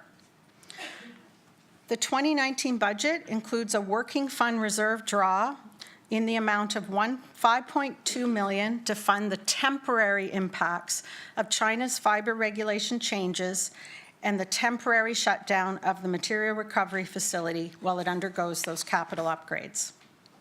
The proposed 2019 capital budget is $117.8 million. The budget is predominantly driven by the anaerobic digestion facility for processing the expanded organic material in the amount of $109 million, 63% of which will require debt financing.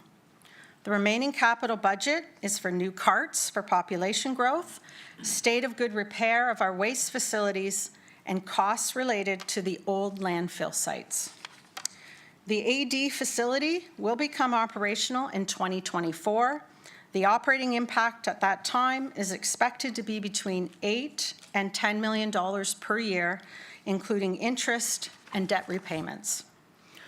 For waste management, it is the proposed 2019 net operating budget is $112.4 million, and the capital budget is $117.8 million.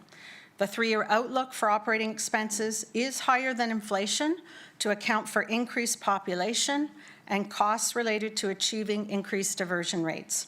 This trend will continue as new facilities come online. The 10-year capital plan is $426.6 million. The main drivers of the 10-year capital plan are the anaerobic digestion facility, the mixed waste processing facility, and the material recovery facility, all in support of the 75% diversion target.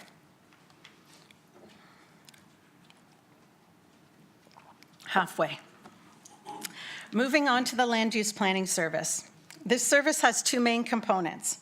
First, we ensure Peel's growth plan and official policies lead to a healthy, sustainable community. And second, we provide one-window service to residents and businesses for connections to Peel's water and wastewater system, storm sewer collection system, and expansion on regional roads to service new development. Based on Peel's population growth forecast, as David mentioned, the region is expected to grow by over 500,000 people, or 37%, the size of the city of Hamilton, by 2041. The number of development submissions received by the region has increased by approximately 5% annually since 2015. For example, between 2016 and 2017, there was a doubling of the total number of new residential units proposed. There are currently 30,000 residential units in the development approvals process.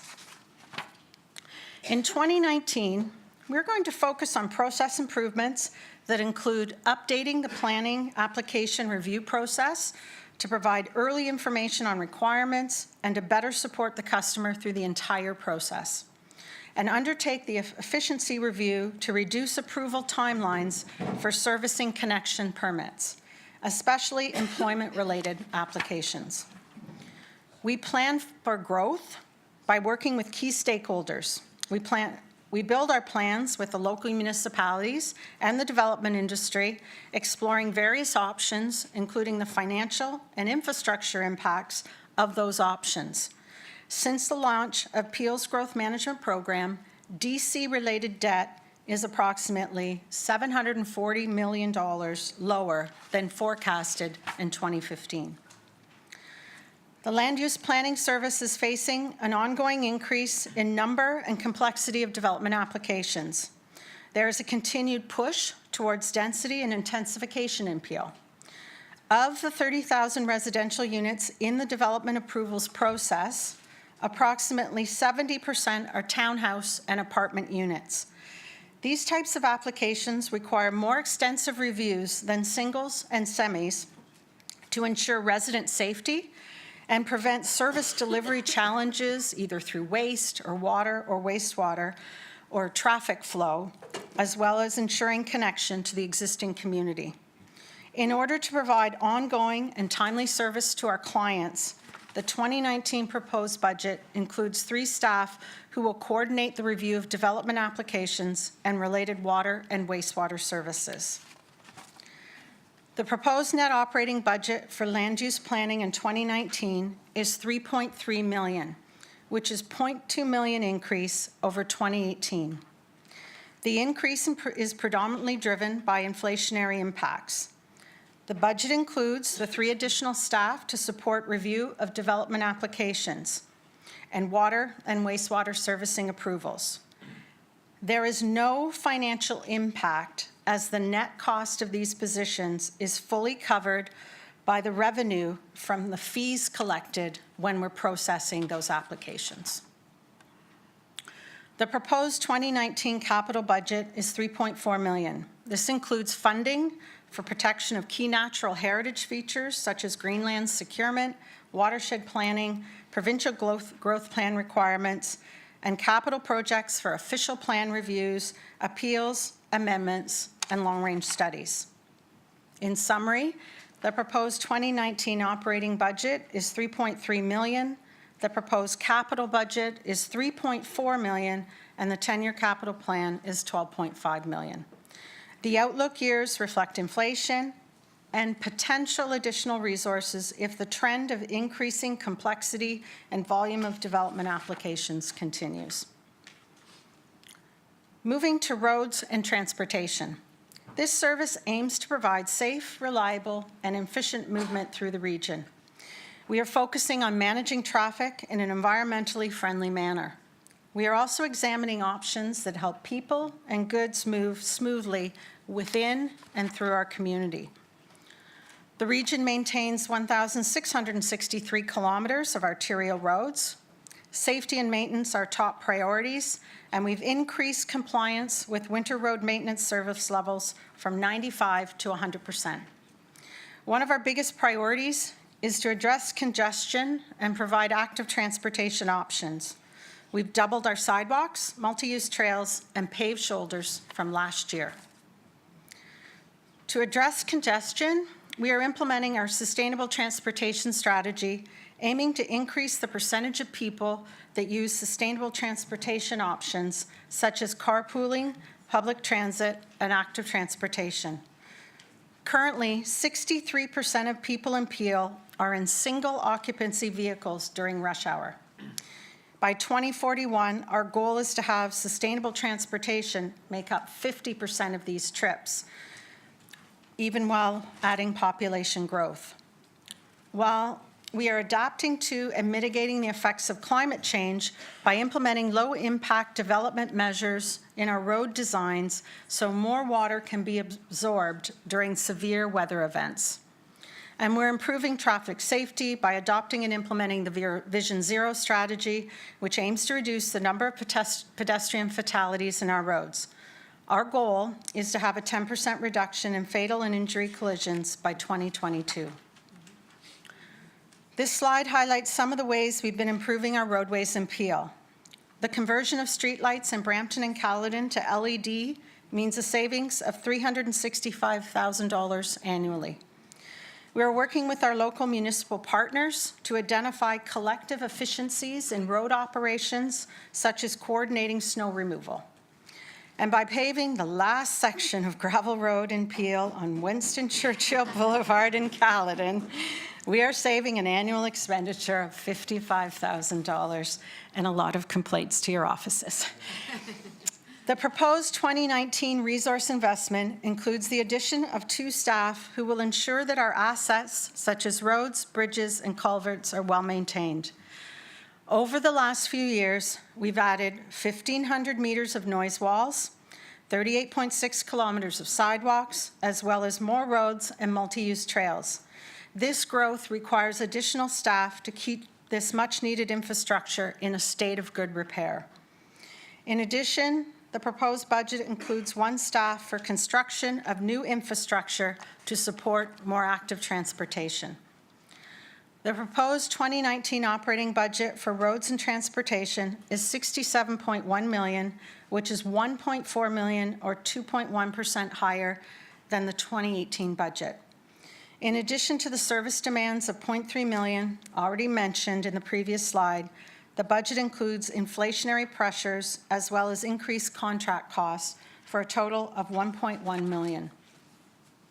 The proposed 2019 capital investment is $218.4 million. Some key highlights from the budget includes $55 million for road construction and improvement of intersections to minimize traffic congestion due to growth, and $73 million for road construction and resurfacing of roads and structures. In summary, the 2019 proposed net operating budget is $67.1 million, and the capital budget is $218.4 million. The 10-year capital plan is $1.5 billion for investment required to maintain infrastructure and help mitigate congestion from population growth. The final service is TransHelp. This transit service is for residents who experience a barrier to using public transportation some or all of the time. We coordinate trips for passengers using TransHelp buses, a variety of contracted providers, and other community partners. 70% of our trips are provided by external contractors such as taxis and Caledon Community Services. In 2018, we provided 718,000 TransHelp trips. This is a 10% growth over 2017. When the Accessibilities for Ontarians with Disabilities Act, commonly known as AODA, expanded eligibility to individuals with cognitive disabilities in 2017, this further accelerated trip demand. As a result, the number of residents who want to use our services has more than doubled, from 100 applications a month to 255 applications per month over 2 years. We anticipate the demand for this service to continue to increase because of the region's growing and aging population, including more seniors living in the community with home care supports. We are proud to report the 88% of our passengers surveyed have told us they are satisfied with the service they received. To make sure we maintain seamless transportation services for our passengers, we are continuing to leverage conventional transit when appropriate by partnering with the local municipalities so residents are offered the most suitable mode of transportation. This creates cost efficiencies for us while providing more options for passengers and maintaining our quality of service.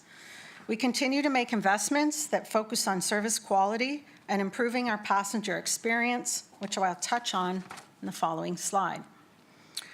While our customer service results are very positive, we still continue to listen to our passengers and find ways to improve their experience.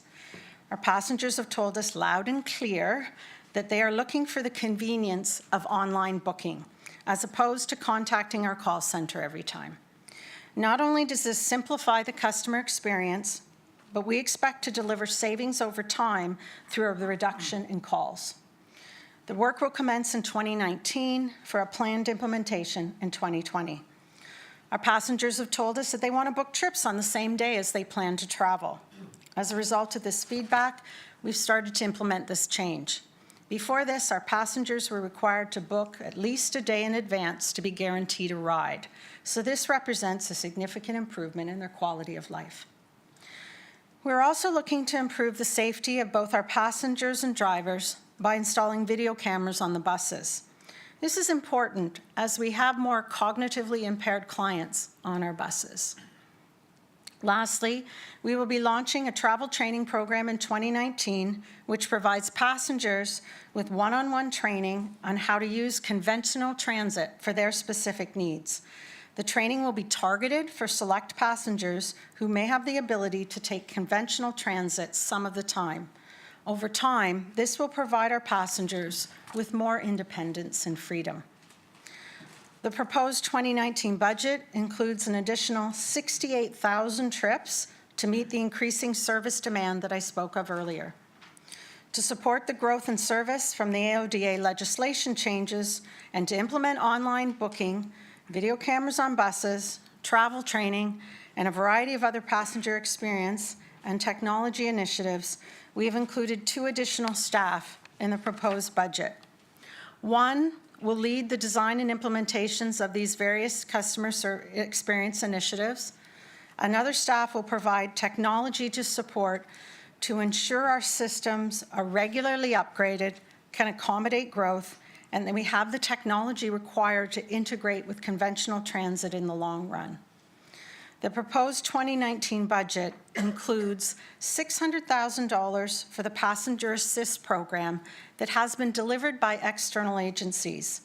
Due to changes in one agency's mandate and the increasing costs for this non-mandated program, staff will bring policy options to Council this year to determine the future direction for this program.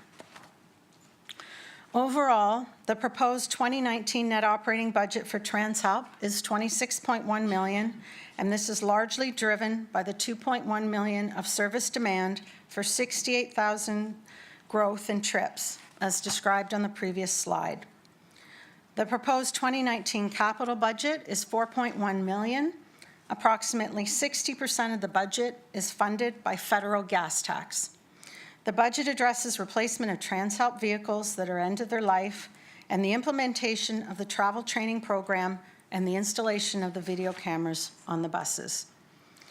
In summary, the proposed 2019 investment for TransHelp is $26.1 million, with a 3-year outlook driven largely from the continued trip growth that we are seeing today. The proposed capital budget is $4.1 million, and the 10-year capital plan is $16.2 million, which is largely the replacement of TransHelp buses in future years. To wrap up, this slide summarizes the proposed 2019 budget for the 6 services I presented today. Thank you very, very much for your attention. The Public Works leadership team and I would be pleased to take your questions. Thank you.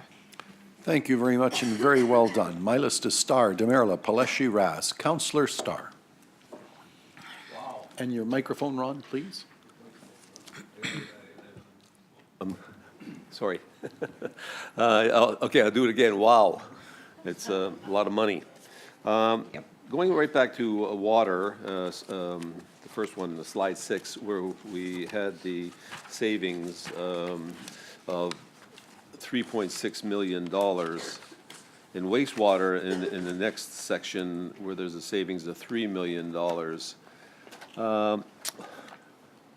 And I guess this is hypothetical. What happens if in the wisdom of the provincial government or the next government or whatever, budget comes along and they say, okay, we've done enough, we've tried to save you some money, and we decide to add that $7 million back in?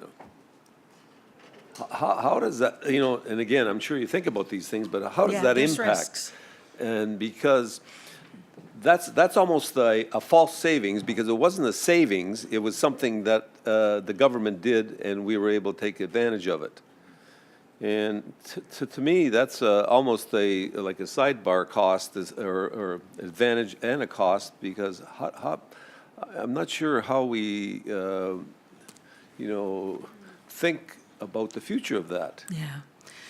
So council, the returning councillors may recall that when some of these initiatives came in reduction, we actually came back to council because we hadn't implemented the April 1st. And so we made a conscious decision to reduce the utility rate to recognize for our citizens who are struggling to make ends meet, to reduce their fees. So there is risks, as I mentioned, that the province could make a change.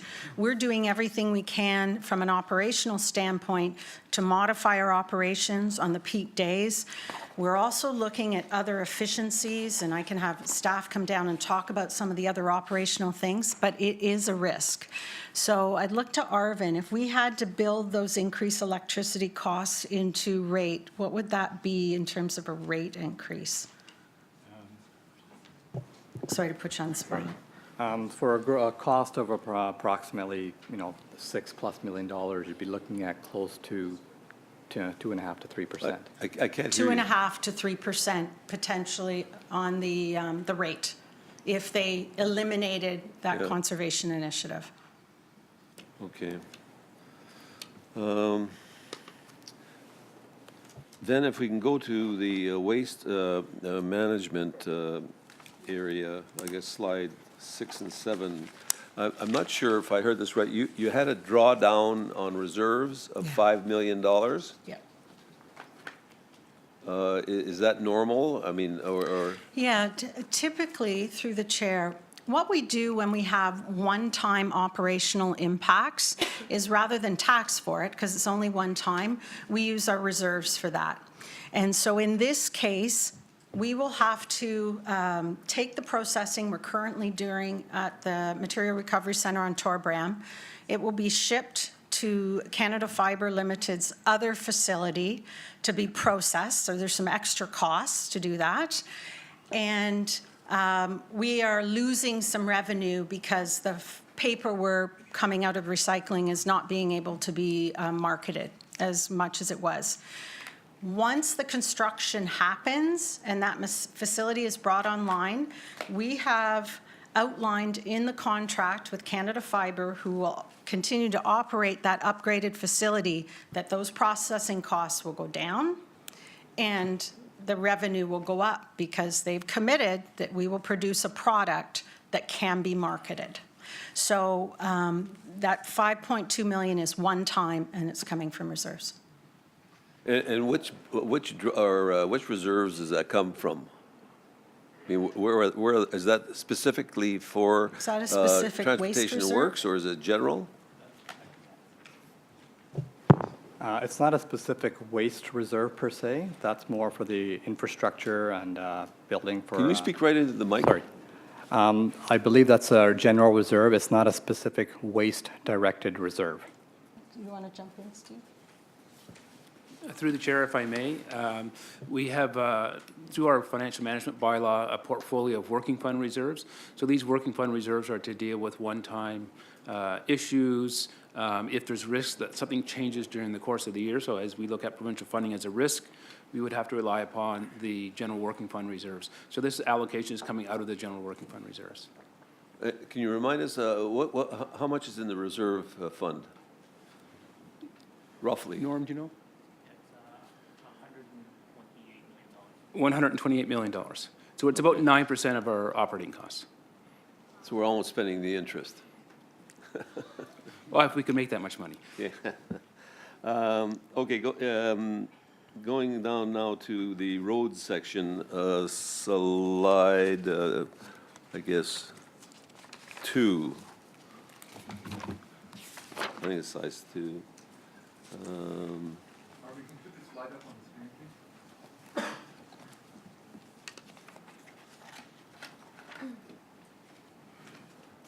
And I think you talked about the number of users and where you were trying to get the number down from a percentage. Yeah. From 60 odd. Yes. To 50. 50. What have we done in the last, say, 5 years or 10 years on your bar chart? Where are we? I'll start at a high level, and then Gary's going to come down and help me with that one. Just to back up, so when we add all these extra people, there's going to become a limit in how many times I can expand the roads or add some turning lanes. So we have to get people out of their single occupancy vehicles. It's not going to be easy. A lot of it means transit, convenience, that there's transit there for them to go on, because otherwise they're going to stay in their cars. I was also talking to someone recently who bought an electric vehicle, and they stopped taking transit because they found it was cheaper to drive their electric vehicle than take transit. So it's all these complex policy issues. So Gary, can you give us a sense on, has the trend been going up? Yeah, through you, Mr. Chair. The trend has been positive of late, and in part, as Councillor Smith said, it's because of a bunch of things. So partly it's the intensification that we're doing, so people are starting to live more and more in close proximity to transit. Partly it's the good work the local municipalities are doing, enhancing their transit programs. And part of it's related to the education that's being done around walking and cycling. I know there's been a lot of work done in the schools to get kids, try to get kids moving, walking and cycling instead of being dropped off. I'm going from memory, but if I remember correctly, 5 years ago, the number was around 2% higher. So over 5 years, there's been a shift of about 2%. And we expect the shift in behavior, it will be a slow but steady shift to get us to the 50% by 2041. And I think all of us, we've heard these at our own municipalities. How do you coordinate your efforts with the municipalities? Because what I've just heard now is almost identical, what we've heard with our own people saying, here's where we have to go. So how do we coordinate or overlap? Yeah, so we coordinated on a number of different levels. So let's start at the long-range transportation plan, for example. We had a meeting recently. We share our kind of, even in the draft stages, where we're going with our long-range transportation plan, and the cities or the town does that, and we kind of sit and look at where they overlap. When we are developing our capital budgets, we sit down with the locals and the conservation things. We're looking at going in and doing a water main replacement on this local road. When's it up for resurfacing? And can we coordinate that so we're not impacting the community twice? So we do that. We have a whole group that's looking at efficiencies around road operations. So I mentioned the snow removal. So we have groups looking at that. We have them looking at, can we share infrastructures like snow storage? So it's at a number of different levels, right from the frontline staff who decide where the plows are going, at the long-range transportation and the capital planning. Okay, you probably leaped the fence a little bit, because what I was really after is about the transportation and getting people out of their cars Yes. area. And it sounds like, I mean, are you doing this on your own? Because you don't have a transportation system. Through you, Mr. Chair, to Councillor Starr. Actually, it's great to hear you say that the messaging you're hearing is the same, because it should be. We do work extremely closely with a bunch of different agencies, right? So the local municipalities, Metrolinx, our own folks here in health, and it's a tremendous effort of working together to try and get that message out about how we're going to change behavior. I will say, in my opinion, building the infrastructure is relatively easy and we're good at it, but changing behavior and getting people to change behavior is going to be a challenge for all of us over the course of the next 20 years. And that's something that we're working collaboratively, and especially with health, because there's more expertise there around behavior change than we have in transportation. I know one of the things we've talked about is if you look at different campaigns that are out there associated with behavior change, what is it about, say, Mad Canada that makes it so successful in terms of keeping top of mind that people shouldn't drink and drive? And how do we leverage that sort of approach to get people either to walk and cycle more, or on the other side of it, to get people to, drive more safely, right? So to adopt some of the principles associated with Vision Zero. So the message should be the same that's coming out of all the different agencies, because we're working so tightly on it. So at the regional level, then, are we talking also to the provincial counterparts, like we're trying to do? And I know even our mayors are very active with that. As a region, what are we doing to reinforce that message? Because it's scary that the province may be taking money away or putting us at a threshold and say, well, that's it, and then we can't accomplish what we want. That's right. Metrolinx is a huge partner. So we sit, I'm on a high-level group with Metrolinx, with your local commissioners, trying to influence, et cetera.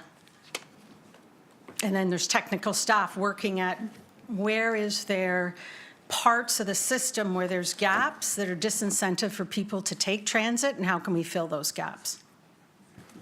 Okay, and my last query is with respect to TransHelp and the trips that you've got on the slide number, the first slide, I guess, is where 718,000. Is that a single trip? Those are single trips? Yeah, that's a single trip, right? That's not clients, that's a trip. Returning home? Those are single? One way? One way. One way?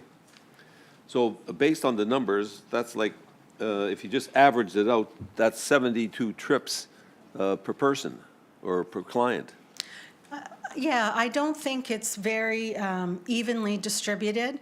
Some of our clients have families to help with things, and we just provide the gap. For some, we're their primary source. Some use TransHelp to get to regular medical appointments like dialysis, where others it's infrequent. So I'm looking to Steve to see, no, he's giving me the thumbs up. So there isn't, it's very, very depending on the client. So there could be somebody taking 2 a year and somebody taking 150 times a year. Yes. I see. Say someone, especially someone who has a medical condition that has to go to regular, or it could be their job getting to work. They go to work 5 days a week, to and back, where others need it for, they're not working and it may be just a medical appointment, so it's that range. Yeah, and with the growth of 68,000, which is another 8 or 9% again, I don't think you mentioned, but okay, longer term, is that continuing at that 10% rate per year? We've tried to model it out, and we feel pretty confident in our 3-year outlook. As we get farther out, it's harder to say. A lot of it, some of it depends on provincial policy and how the healthcare system works, that we can keep seniors in their home a lot longer. That means they're going to need more rides. Some of it depends how successful are we at blending with the regular transit system. So the locals have invested a lot in low-rise buses, but maybe one of our TransHelp clients can't get to the transit hub where the low-rise bus is. But if we work with them and say, we can get you there, and in fact, if you get there, you don't have to be in a bus with 3 other people and be winding around, you have more freedom. But for a lot of individuals that have been in TransHelp for a long time, that's a pretty scary thing, moving to, and we've been watching what Toronto's been doing. So we do think we can move some. How many and how fast, it's really an unknown till we get into and start doing it. Okay, thank you. Thanks. Thank you. Councillor Demerla.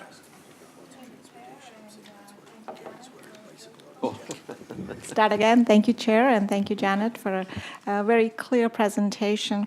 You know, one of the things that's really useful is to have a comparison of the increase in the proposed tax rate overall to inflation. So now I know that the overall, the first round that's being proposed is 3.3%, and I know that CPI is around 2%. But I think what is complicating for me is that I know that the 3.3% increase that's being proposed includes a capital portion of the increase. So would you be able to unpack for me that 3.3% and say, so much of it is operating, and the inflation for operating is so much, and so much of it is capital, and the inflationary pressure on capital is so much, because that makes it a little bit easier for me to understand.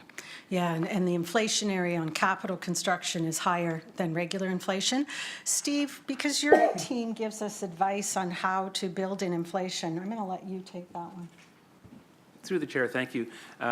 Just for council's awareness, and I can certainly bring back something that my mic is on. I can bring back, can everybody hear that? No? Yes.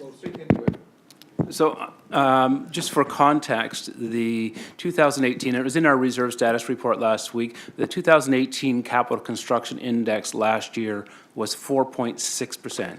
So you see on the water and wastewater side, we have an infrastructure levy of 5%. So it's in the ballpark. And we do want to recall that most of the older water wastewater infrastructure was actually funded by the province. So we're having to do some catch up on that. On the tax side, our infrastructure levy is 1% as compared to that 4.6% infrastructure or capital construction index. If you were to back out the 1%, that would result in a tax levy increase of 2.3%, which ironically matches the Toronto CMA inflation index for last year of 2.3%. But I can present that as part of an update next week. Thank you very much. Thank you. Councillor Paleshi. Thank you, Mr. Chair. Thank you for the high-level briefing. There are a few questions I'd like to, and I'm going to kind of get into operational a little bit. I'm wondering, for our maintenance of the of ambulances, what does that look like? You're adding one position, but currently, what does that look like? And have we had any opportunity to maybe utilize the municipalities with their maintenance of say, Brampton, Mississauga's fire? I'm just pulling up my notes on mechanics here. So just to give some context, right now we have about 1,542 types of vehicles. Some of them, like ambulances, are very specialized, and so it's special training to work on those. Through the 2019 capital budget from paramedics and in Public Works, we're looking to add about another 50 vehicles, which equates to about one mechanic. And certainly when I was talking to the mechanics at Copper Road, they're feeling very stretched already. They would like two. I don't know if we've in the past looked at, I know we've talked to police to see whether there's any opportunities. Some of it would depend on the type of vehicles. We do about 80% of our mechanic work in-house and about 20% from the private sector. Okay. So Sean, have there been any, just quickly, any discussions with the locals? It's been a few years since we talked, but they're also like fully utilized. Okay. Sean's coming down. Apparently, there has been a few years ago, and they seem to be at maximum capacity. Certainly for the future, I meet and talk to the commissioners of Public Works at all three municipalities on a weekly basis. So that's something we could explore, but we haven't for this budget. Sean, do you want to add anything? Through you, Mr. Chairman. It's been a few years since we had the discussions, but when we were having those discussions, the area municipalities are facing the same pressures we are. Sure. And they're staffed up for that size. So they don't have a lot of extra capacity. Where we have been able to take advantage of things is we partner with the Conservation Authority, the CVC, and we actually do their fleet for them. Right. So they've been able to utilize us. And then with the police, we have a sharing arrangement. We'll do a lot of their heavy vehicles for them because that's our primary business. And they, in fact, do our body work for us.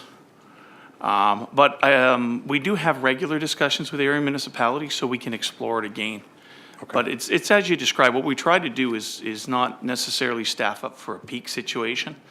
Go for the average, and then where necessary, either contract it out or work with someone else. Okay, and I'm glad to hear that we'll have those discussions, because from my understanding, the training is very similar from fire to paramedics, and I'm not asking for us to, move the fleet over. I'm just wondering if there's efficiencies to be found with the municipalities.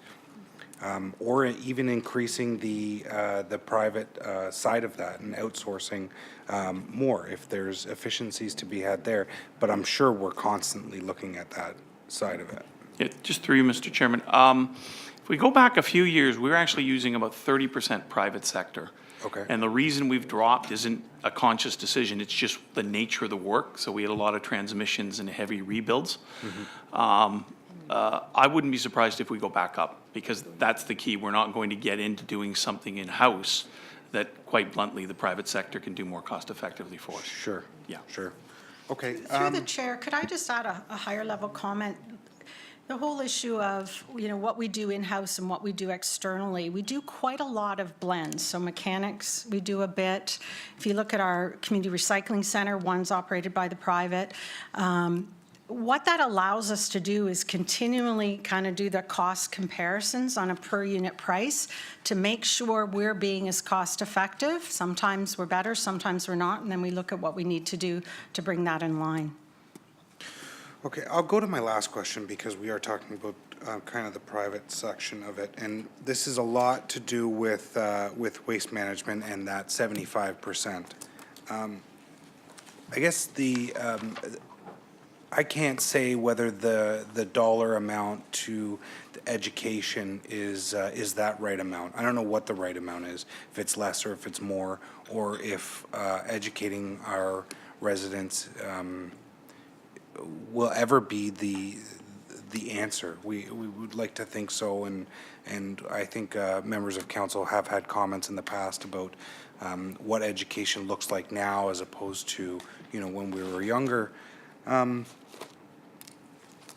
I can't say that that we're completely, other than the AD system, that we're being completely innovative and efficient with the direction that we're going. I understand that we need to make a lot of adjustments to how we separate what we have in the streams, and mainly because of global changes in global economy, mainly China.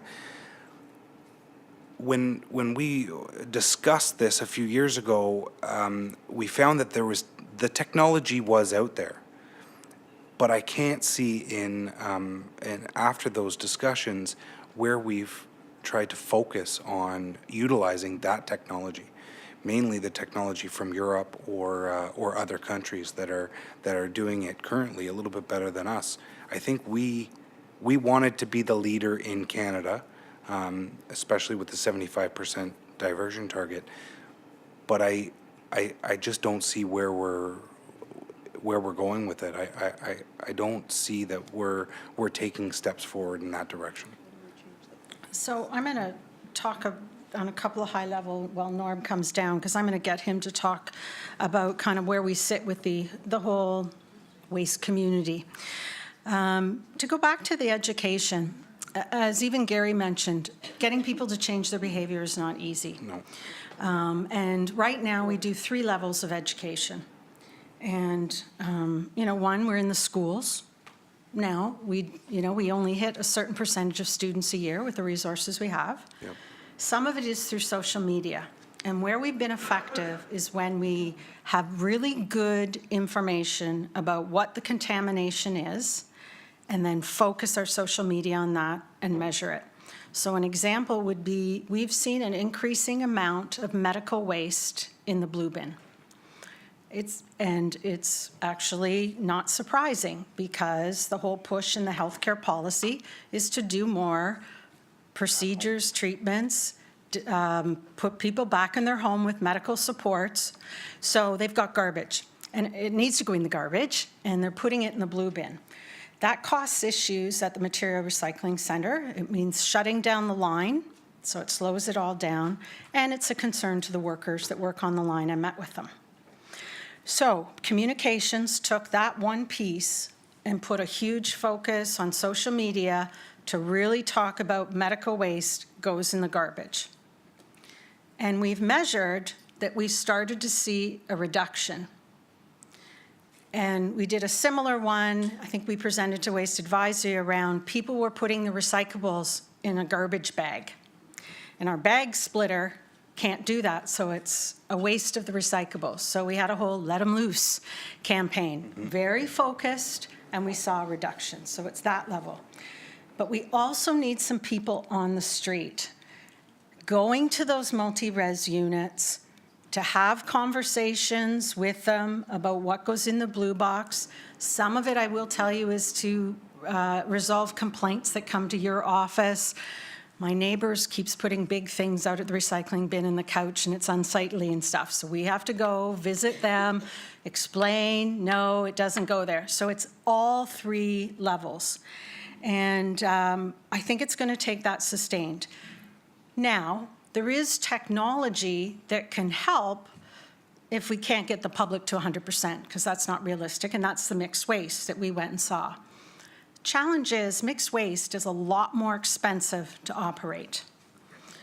And the product that we get out of it isn't as clean and marketable. So organics that are in the green bin, once we process it, it's going to create great soil that can go back in the agriculture industry. The organics that's in the garbage that we maybe can pull out with technology in mixed waste, under the regs in Ontario, which is a lot unlike Europe, is not clean. So what you can do with it is different. So we still need that, because 100% is unrealistic. But from a cost effectiveness and the products that we produce, it's better to get as much out in the first place. And now over to Norm. I've given him time to get his answer. See, that's what I'm good about. Norm, do you want to talk about kind of where we sit in terms of innovation, et cetera? And Norm, I don't want to direct this at all, but I want to, I guess what I want to look at is, we have an aging facility, we have a tired facility, and I know you're not going to agree with this, but I'm going to say it anyways. I don't want to continue to put Band-Aids on a system that, can possibly be upgraded to where we need to be in the future. When I hear private companies making claims that they can make garbage revenue neutral in 10 to 15 years, for a politician, that's huge. So I just, and I've been around the table in many discussions, but I need to go back to the residents to say, you know, this is really what we're doing, and this is the direction we're going. Sure. Sorry, and we are in the process of renewing most of our infrastructure, and that's reflected in the long-term strategy that we just approved, the roadmap to a circular economy. And Jeanette, I'm not sure how much I have to add to what you said. I think you hit most of the key points. But when we were developing our strategy, trying to find out how to get to 75%, we heard from municipalities that had high diversion rates that you need three things for residents to really participate in your programs. You need education, you need enforcement, and you need convenience. And we're working on all three of those. We also recognize there are limits to how much they will participate. You know, people still put blue box and green material in the garbage. They still put garbage in the blue box. Peel's no different than anywhere else in the province. They do that everywhere. We are doing the AD, which is going to be a lot better for the green bin material. We're upgrading our blue box material recovery facility we've talked about in response to the China national sword issue. So it's going to be modernized. And then the last piece of the puzzle, which is part of our long-term strategy, we talked about it a lot last year, is to implement mixed waste processing in Peel region. And when we went away at the end of last year, there were still a few things that staff had to kind of sift through before we could pull the trigger and say we're ready to, you know, launch a procurement process for that. And we're working on those. We're going to be discussing it fairly early in the term with the Waste Management Committee, just where we are on those different initiatives. But we're still very interested. It's these facilities that you were there, Councillor Pleshy, and some others. We went to visit them in Europe. They're not perfect. We know that. Mm-hmm. But I think they're close enough that we can put them in and start working and doing what we need to do. So we are moving forward. There's money in the 10-year capital plan for that facility. But as Jeanette said, they're expensive. The AD plant's going to be expensive. They take a lot of brain power to get built, and we only have so much money and so much brain power. So we're kind of we're doing them kind of one after the other. Thanks, Norm. And I guess with the once the new committee is up and running, those are further discussions that we have at that table. Also, I'd like maybe one of the first things that we do talk about at that committee is that the province's push to have more in-home healthcare, and what are there really should be more possibilities for us to say to the province, you need to implement something to help us in that terms, and I think that's a discussion that we need to have there.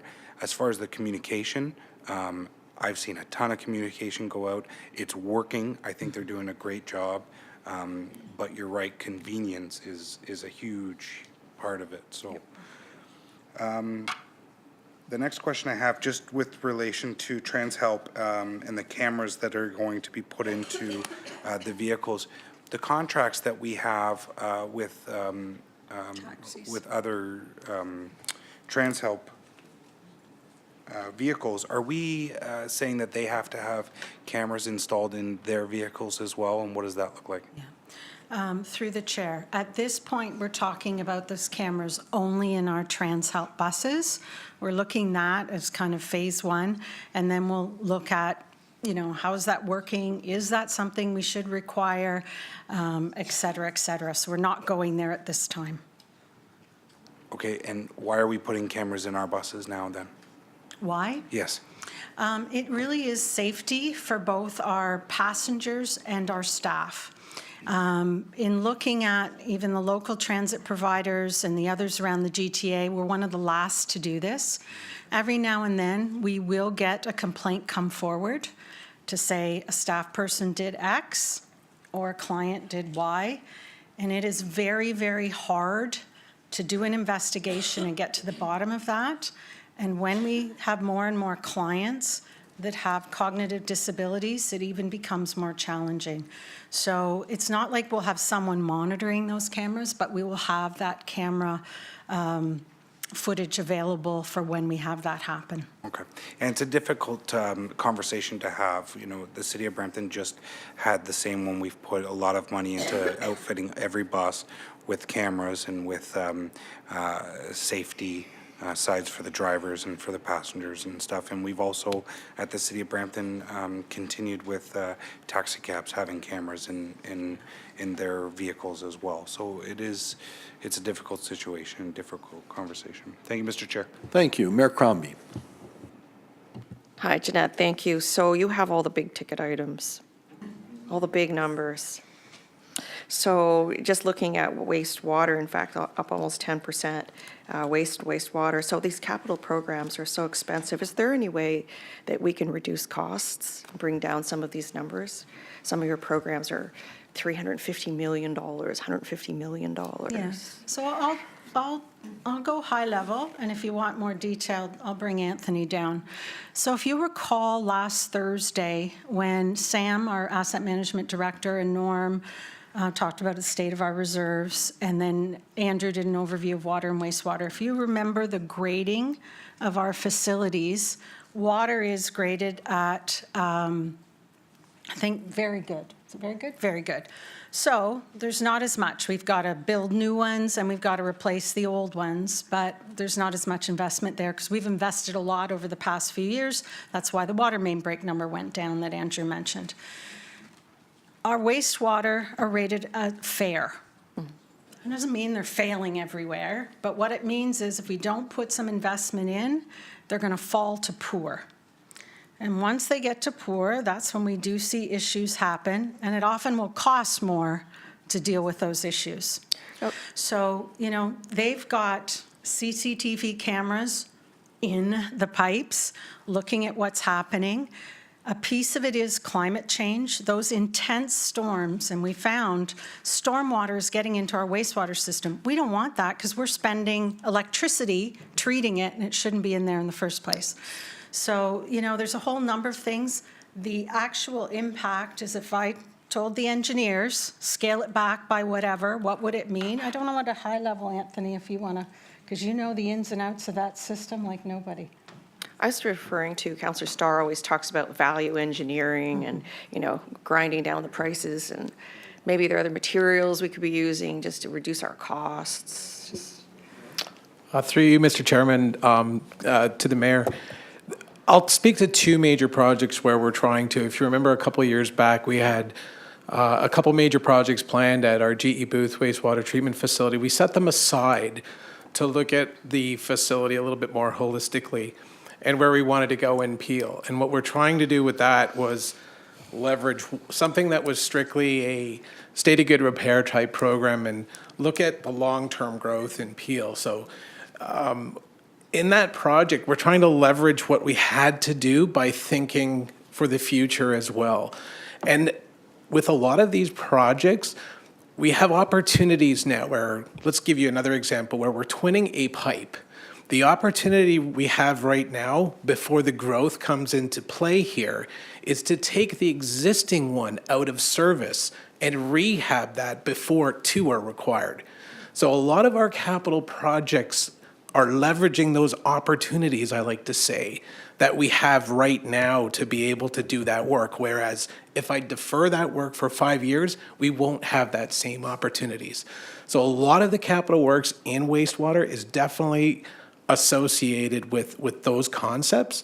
On the materials concepts, I know we could go in a lot of different directions on that, and we'd be happy to bring back that discussion perhaps at a later date.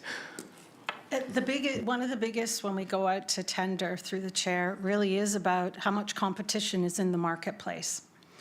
I know we've gone through working with procurement to make sure, we're not making our specifications so rigid that only one vendor could potentially bid. And the other issue is, we've talked about it before, is for specific water main projects that are tunneling, I know we're talking wastewater, is looking at both steel and concrete pressure pipe, just as one example. But we do work with procurement to see if we can increase and structure our tenders or RFPs to try to get as much competition as possible. Good. Well, I hope we have that discussion again. Also, what do we earn from the sale of water to York Region? Pardon me? On the sale of water to York Region. What do we get from them? I'll get to Arvin to get the exact amount. So just the principles on our agreement with York, it should be cost neutral for us. The benefit to us is when we do those capital upgrades at the wastewater treatment plant, they have to pay for a proportion of them because we take some of their wastewater. So it does reduce some of our costs. The amount changes. I think they've just reduced the amount of water they're using, so it's gone down a bit. Do you know the exact number, Arvin? Yeah, so we're receiving roughly $24.5 million, 24.7 annually from York for the supplying of water. And that translates to about 40,000 megaliters of water that we're supplying them. And that's gone down? Their growth expectations have gone down, and that we had in the agreement we had with them, we had expected growth, and they're changing their growth expectations because they've lowered their growth expectations. I understand, but we built that infrastructure thinking that they were going to grow, not shrink, right? The infrastructure is being built, but we also have the ability to repurpose that to support our own internal growth within the region of Peel. And I believe the team is already working towards that. And that will happen? They can use the excess? Yes. Yeah, the capacity they don't use, we can use, and it may delay having to make any other infrastructure improvements to support growth. Okay. Okay, on diversion, I know that Councillor Palashi was doing a good job over there asking questions. It's just, there's this myth that what goes out into the recycling bin, into the blue bin, doesn't actually makes it more to landfill. What percentage actually has to, ends up being sent to landfill rather than being recycled? And Overall, of all the tonnage we take, half is going to landfill right now. Of recycle? Oh, of recycled? Within the landfill, 50% shouldn't be in the landfill. Do you know the split between organics and recycling, Norm? I think the question is, what's the residual from the Blue Box program that ends up in landfill that can't be recycled? Oh, okay, thanks, David. Yeah, sorry, it's an average of about 20% of what is in the blue box is not recyclable material and ends up in landfill. And that costs us to further resort it. Yeah, it costs us, if you put garbage, let's say, in the blue box, it costs us a lot more money to collect blue box material than it does to collect garbage, about $100 a ton more to collect blue box. So when people put garbage in, we're paying a lot of extra money to collect it. It's not garbage necessarily. It's probably like certain plastic products that people think are recyclable but aren't, or metal that they think are recyclable but aren't. There's a mixture of both. We've looked at it. The 20%, the majority of it is stuff that people think is recyclable. It's a plastic that's really not recyclable. That's what I'm thinking. So how do we educate people better so we can reduce those costs? If I could jump in, and Norm can jump in after.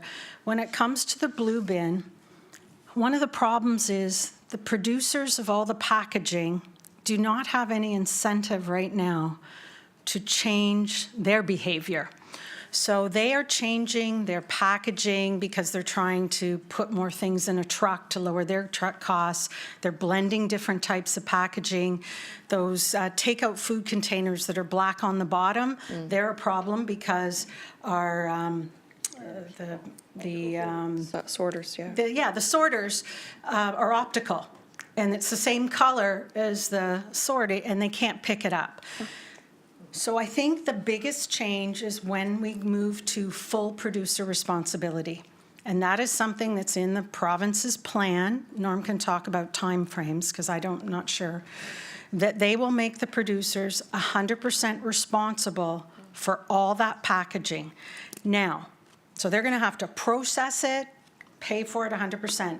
They could say to a municipality, could you still pick it up for me because you're in that business? And they would pay us 100% of that blue box collection. What's the timeline on that? Yeah, Norm, collection? I wish I had a timeline. The previous strategy from the province showed that it would transition in 2023, which is about 5 years from now, 4 years from now. They haven't given a firm commitment yet, though, but the current environment plan, the draft environment plan, it is committed to transitioning. They just haven't given a date. We are talking with the province and with producers about that, though, trying to get it to move in a timely fashion. I think David wants to say something. Yeah, I just wanted to say, it really goes back Haven't to... learned how to read your lips yet, David. I can hear him over here. Yeah. In the short term, while we're waiting for full producer responsibility, part of what we're doing is the educational part that Jeanette spoke to in detail earlier, trying to educate residents to put waste in the appropriate places, let them free campaign and other things like that. That's so loose. I'll give you an example. When we sit down regularly with our collection contracts, remember, they're picking up the bins and doing this. Right. So they see, look at all the stuff. So they actually let us know, what areas, households that are repeatedly putting things in. So those staff that I'm asking for, they actually will go to that household, explain it. Yeah, and explain to them, yes, what's your address? No, I'm kidding. And help them understand. What you're going to see that we're going to have to wrap our heads around this term of council is how strict and how enforcing do we want to do with our waste bylaw? Because at the same time, people are trying to be helpful, right? They think, this could be recycled, Oh, I know. probably, They maybe. totally, they're not doing it to say, I'm going to be a malice, pain in right. the neck for these waste people. It's confusing with the amount of materials, and every day they're different. So again, the producers. But in the short term, those staff on the ground will go and talk to them. But we can look at, and Norm will bring a proposal forward about how we want to do in our enforcement strategy, that education, and when do you kind of bring out the sticks, so to speak? Got it. Okay, I don't want to harp on this, but the anaerobic digestion facility are we all set with where we've moved it, correct? The site?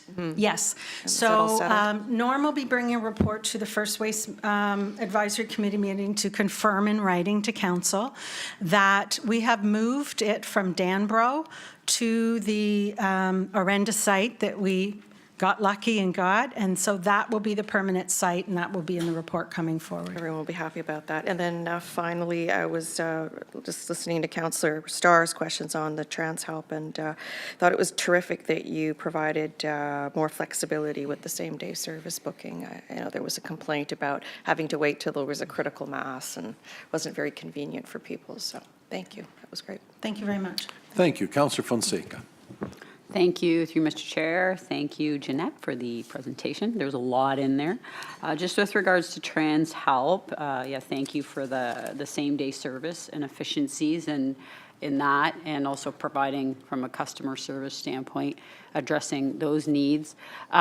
Just looking at the slide and the 255 new applications monthly, it's a pretty high, staggering number.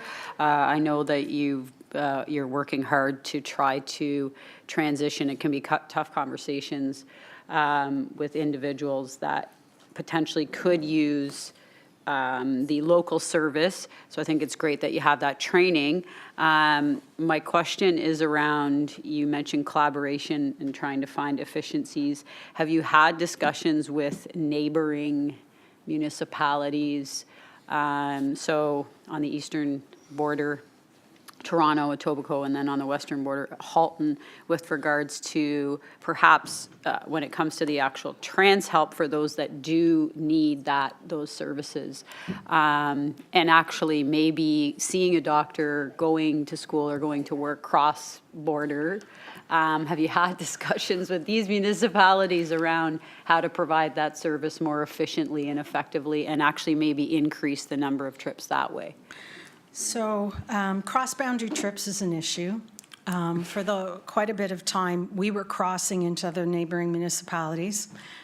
The clients love it because it's door-to-door service, but all the GTA municipalities that provide accessible transportation have gotten together because it's not sustainable with all that.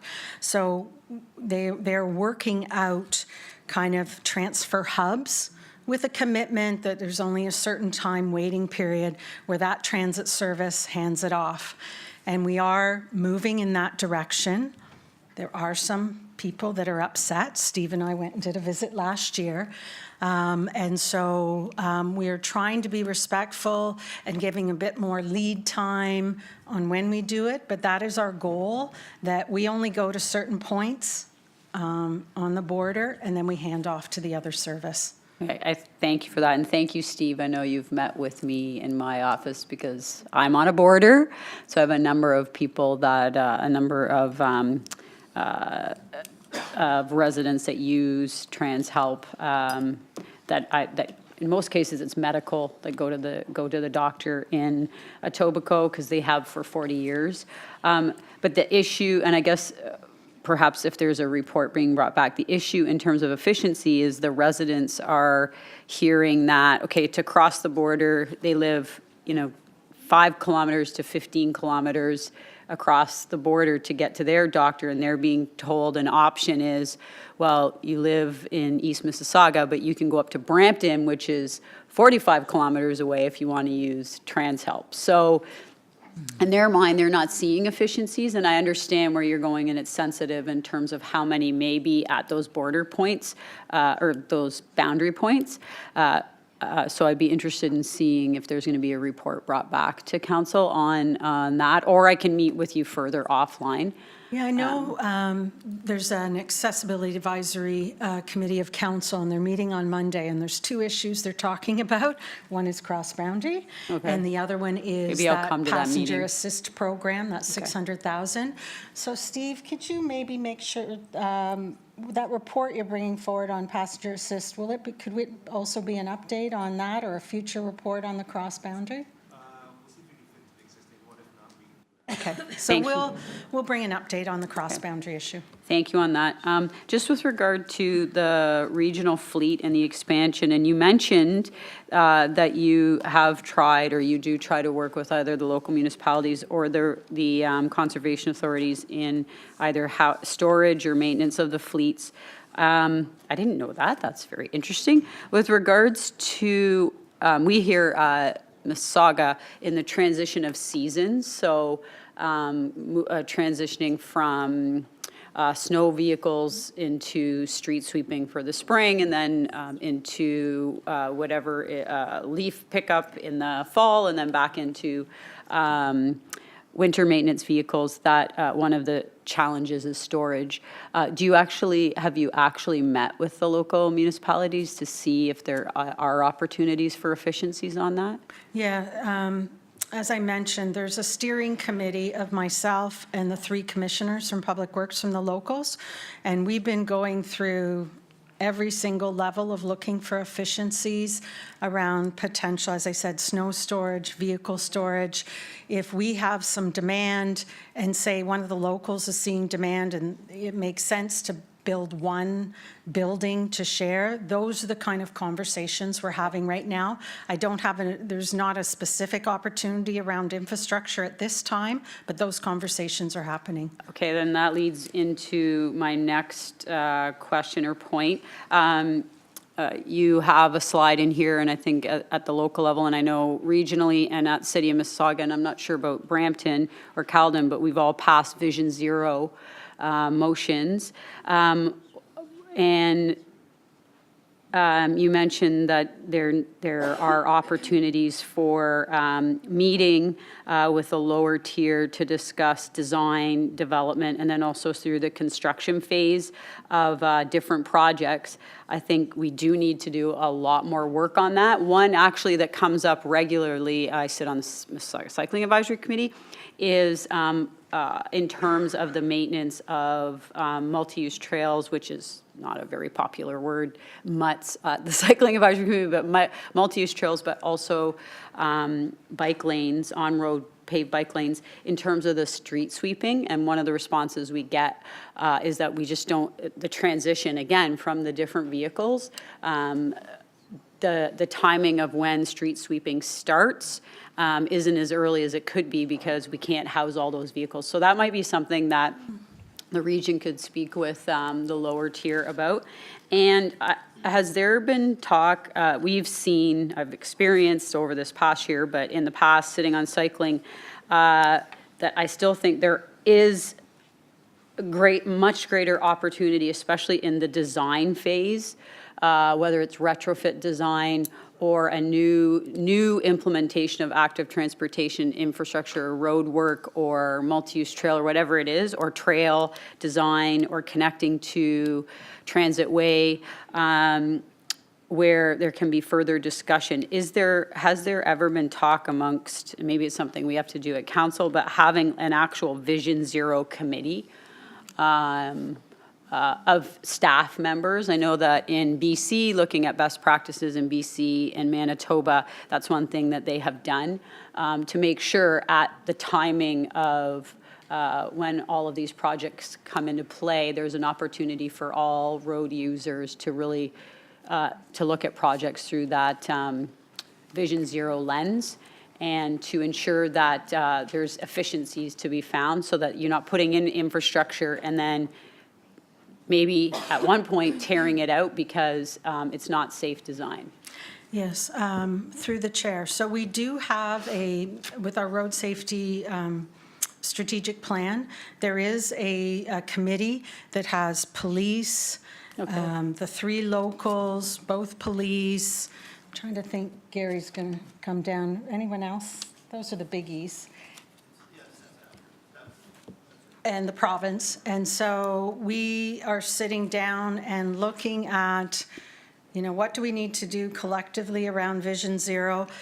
Only the region and City of Mississauga have officially adopted Vision Zero, but it doesn't mean Brampton and Caledon aren't very interested in road safety. So they're at the table. So we're looking at joint education campaigns. We're looking at infrastructure issues, because if we can build it to be safer, it's a lot easier than educating. And you and I have had this conversation around construction and safety, and I met with the team just yesterday, and so we're looking at that.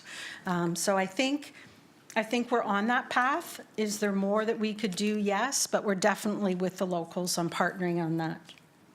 Okay, thank you very much. Thumbs up. Thank you, Mr. Chair. Thank you. And Councillor Vicente. Thank you, Mr. Chair. Commissioner Smith, I want to thank you for the presentation. I also want to give a big shout out to Stephen Fortin for coming to my office this week to also brief me on this file.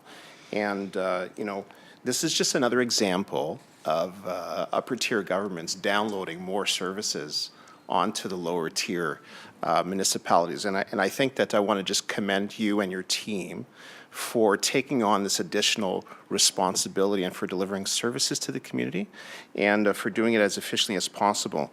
As one item that I just wanted to emphasize, you're delivering these additional services without really adding more to your staff. And there may be other opportunities for making the operation more efficient in terms of your routing. And we had a brief discussion about the software that is being used. Are there opportunities there to put less pressure on more additional staff resources and become more efficient going forward by streamlining how you schedule the pickups for your guests? Yeah. Through you, Chair, and I'll bring Steve down if he'd like to go into more detail. I think it's fair to say that we need to go through and look at all the efficiencies we can find. So having people use the local transit that's already there. going to online booking. So we get, I think it's about 250,000 calls a year for TransHelp. That's people sitting there, and it's going up. So if we can invest in the technology and the person to make sure it keeps operating, then that can push a number of calls, so that, you know, that staff resource could be used for something else. The technology, I do think, will enable us to do the scheduling better. They're a bit mad scientists over there trying to make that all work.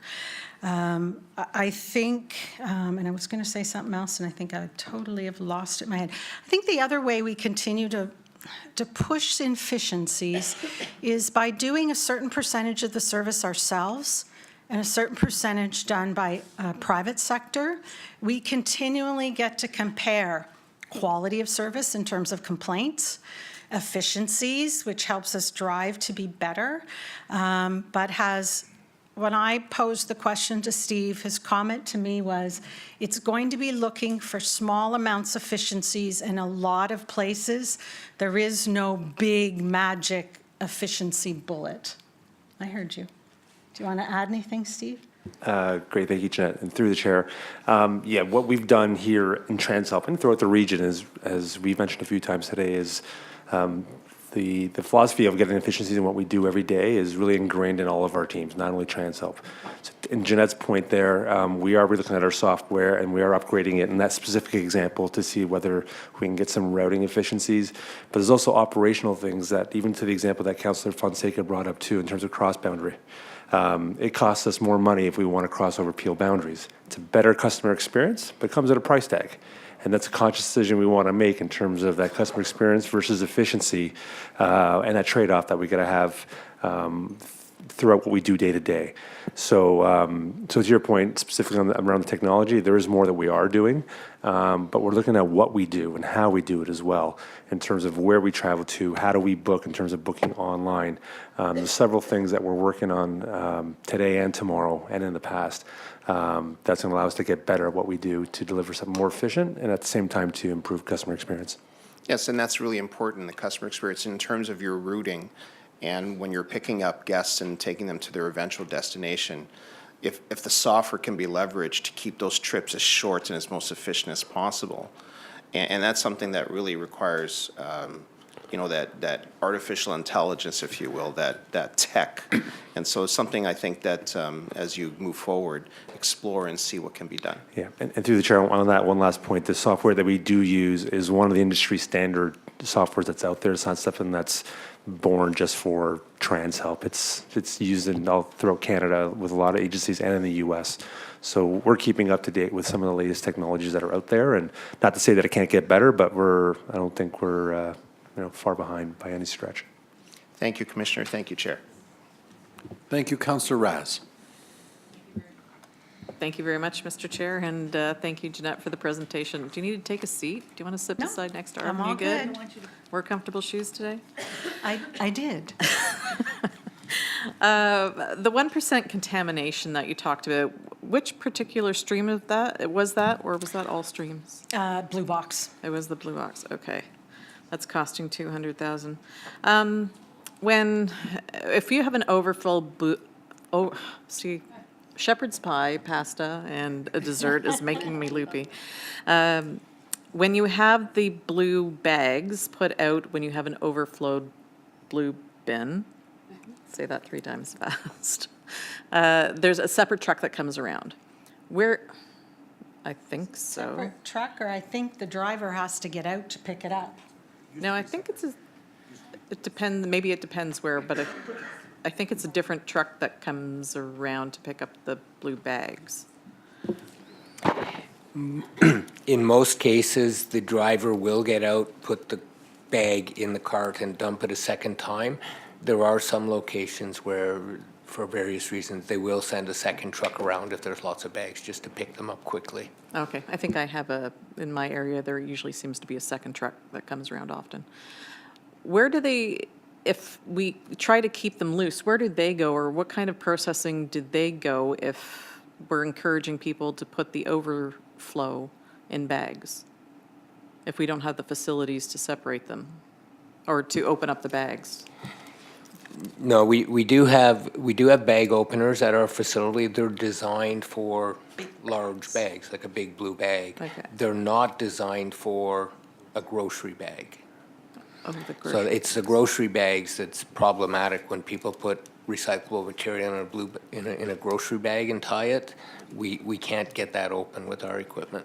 Oh, okay, so that's where the big education piece comes in Let as well. 'em loose. I did have a few other questions, but I've lost my train of thought.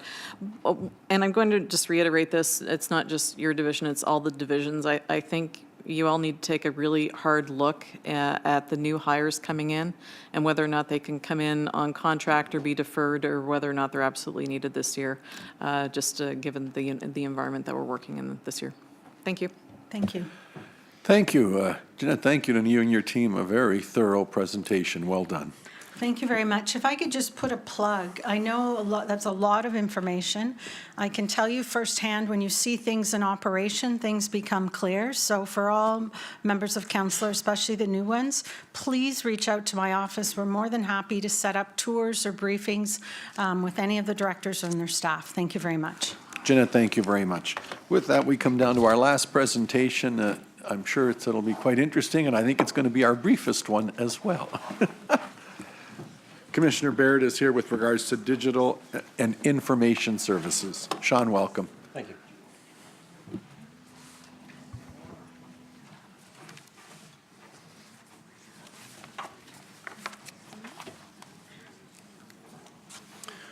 Okay, good afternoon, Regional Chair and members of Council. My name is Sean Baird. Excuse me. I am the Commissioner of Digital and Information Services, and today I'm pleased to speak on behalf of all of our enterprise programs and services. These are the region's internal services, the things we do to ensure the region of Peel operates effectively and accountably. These services are related to the leading area of focus within the strategic plan. With me today is Bruce Taylor, Manager of Finance for Enterprise Programs and Services. The overall outcome for the services in this area is a government that is future-oriented and accountable. In 2018, the region continued delivering on outcomes, finding efficiencies, and modernizing. I would like to share some key facts in this regard. First, the region manages $28 billion in assets that supports the delivery of a vast range of regional programs and services. 81% of these assets have been rated as good or very good. Second, we experienced over 4,000 megawatt hours of energy savings in 2018. The region has been consistent in its energy savings policies throughout past years, and I will talk about the impact that this has had. Continuing, you will see the region's financial management has resulted in a AAA credit rating. We are one of only 11 Canadian municipalities with such a rating, and one of only 4 municipalities with a AAA rating from both rating agencies. Our residents report a high positive perception of value for tax dollars in Peel Region at 74%. The region has a robust talent management framework with a 72% employee engagement rate. The region's doing well, but we can do better. And finally, with the growth of the region, we have seen a 70% increase in the number of procurement contracts and a 69% increase in active legal files as compared to 2015. In 2019, the region will ensure that enterprise programs and services support achievement of service outcomes by all parts of the organization. There are a few priorities to note that will position us all for the future. Our talent management framework will ensure the region continues to have staff with the right skills to meet the challenging needs of residents, businesses, and communities. A sophisticated technological environment will ensure the region is accessible to residents and that services are delivered in the most effective manner. As you heard from the Excellence Canada group this morning, maintenance and modernization of our technology remains an important priority for the region. We will have a strategy to maintain the management of regional assets at the highest level and a program to manage our use of energy. To ensure enterprise programs and services are efficient, we are always looking for opportunities to reduce costs. Some examples of efficiencies that have been integrated into the 2019 budget are as follows. First, $333,000 in net savings associated with a review of operating costs of real property and asset management for office facilities. Second, the region's energy savings target this year is 4,000 megawatt hours, at a value of $600,000. This is equivalent to powering 333 average homes or our 7120 Hurontario Street Regional Office for an entire year. And finally, $892,000 were realized through cost savings related to the region's self-insured benefits. These savings were achieved without altering benefits made available to staff, and this is in addition to the $3.8 million in savings achieved through the 2017 and 2018 budget years. I'd like to now focus on the areas of service investment for 2019 and talk about each in turn. We'll begin with workforce. The Canadian Mental Health Commission, in its Mental Health Strategy for Canada, states that efforts in the workplace should include making sure that people have clear descriptions of their roles at work and facilitating their participation in deciding how work gets done. These key elements of the region's new performance management program are also elements of the National Standard of Canada for Psychological Health and Safety in the Workplace. Under the new performance management program, the region has strengthened the alignment of individual employer performance with strategic priorities and service outcomes. As the Excellence Canada team highlighted this morning, this continues to be an important area for the region to maintain its strength. The 2019 budget includes one full-time resource to sustain performance management that drives operational excellence. This resource will ensure the changes to the region's performance management program can be sustained.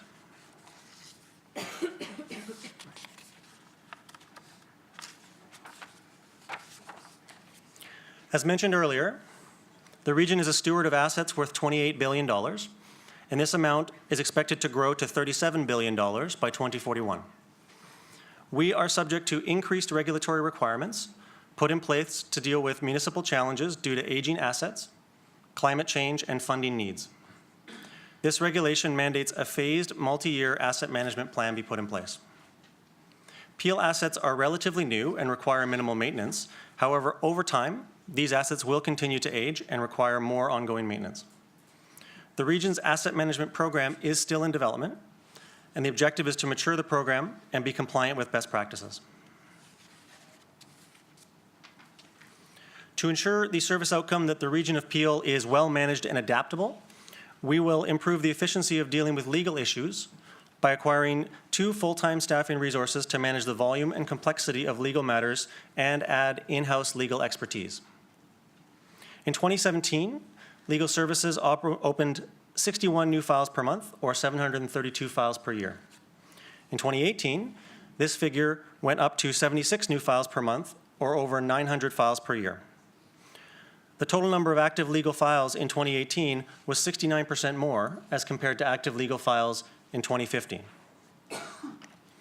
To now, we have been making use of external legal counsel to manage this volume. However, monthly external legal expenses have increased 20% from 2017 to 2018, and this existing budget will be used to offset the expenses associated with additional in-house legal staff.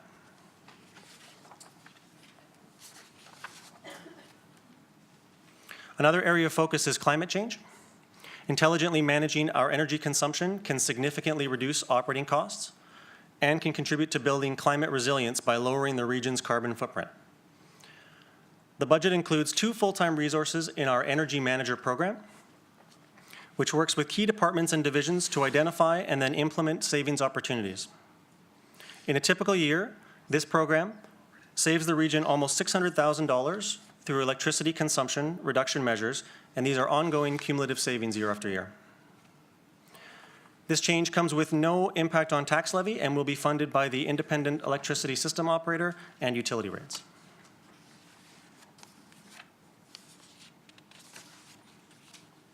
The final area of focus for enterprise programs and services is the constant improvement in how we buy services to ensure we are achieving our outcomes. In this area too, there are new trends and we see a need to adopt accordingly. Procurement complexity is driven by new trade agreements, including the Comprehensive Economic and Trade Agreement, Canadian Free Trade Agreement, and the Ontario-Quebec Trade and Cooperation Act, as well as recent changes to the Construction Lien Act. There has been a 70% increase in the number of contracts procured in 2018 as compared to 2015, and a general increase in the annual number of procurement processes being undertaken. The budget includes an additional 2 staff resources to deliver best value and improve the region's capacity in dealing with these latest trends and challenges.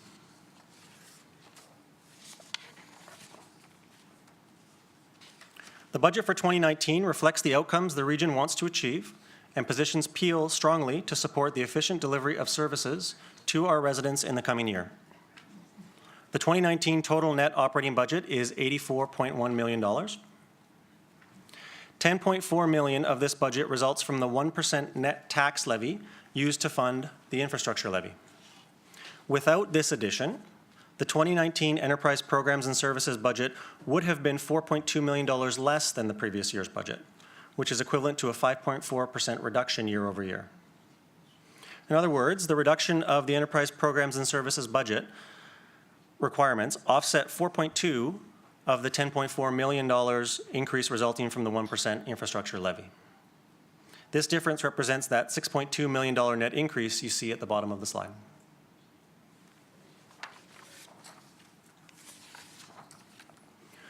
With respect to capital, the total budgeted investment in 2019 is $38.8 million.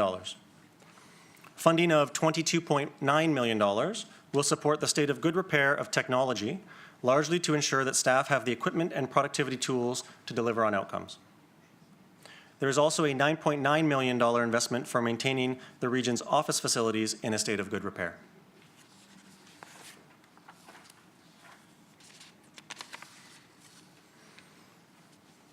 In summary, total property tax funded Enterprise Programs and Services net expenditures for 2019 is $84.1 million.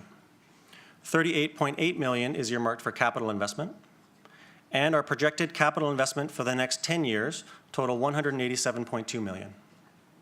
The forecast years continue to assume that the 1% infrastructure levy will be maintained in future years.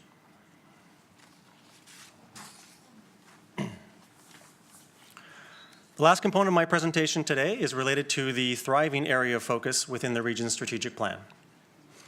This presentation focuses on heritage arts and culture services as delivered through the Peel Art Gallery Museum and Archives, typically known as PAMA, and the engagement of residents through arts, history, and culture to improve the quality of life in our community.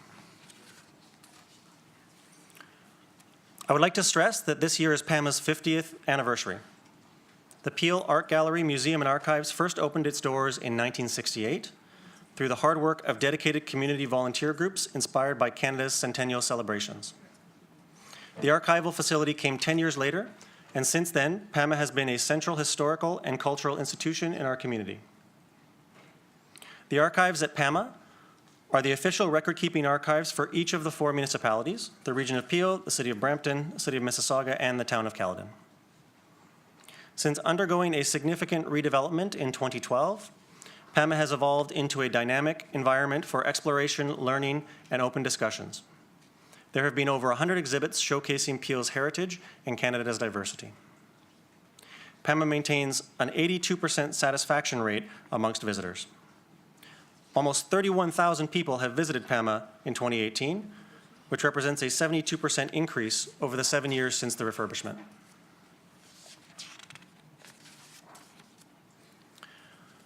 PAMA's services and programming are continually transforming based on the changing needs and expectations of the community. In recent years, PAMA has moved from a passive to an experiential approach and is engaging diverse populations and utilizing innovative approaches such as programs targeting children, at-risk youth, persons with special needs, and seniors, several exhibits that recognize the diversity of the communities that comprise Peel, and finally, creative approaches to engaging audiences, including co-creation experiences. The operating budget to maintain service levels at PAMA is $6 million, which represents a net increase of $121,000, after taking into account some reductions in costs related to utilities and building maintenance charges. This represents a 2.1% net increase in PAMA's operating budget to maintain our 2018 service levels. And now the heritage-related capital plan. PAMA stewards the region's irreplaceable collections. At any one time, about 5% of the art and history collections might be on exhibition. The other 95% need to be housed in secure and specialized storage vaults. These storage spaces need to be environmentally controlled and provide secured access. In 2018, PAMA established a responsible storage strategy. Implementation of this strategy consolidates collections at the PAMA campus and in secure off-site storage facilities that meet required standards and can ensure proper stewardship of our $16 million plus collection. The budget includes an investment of $100,000 to upgrade storage capacity to adequately house many pieces of art and artifacts at PAMA.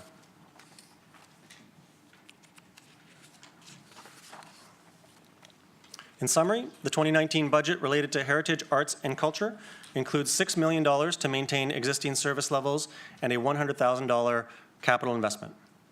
The longer-term outlook shows a 2020 forecast for new resources to enhance the programming and marketing of PAMA. Further detail on these proposals will be provided in those budget years.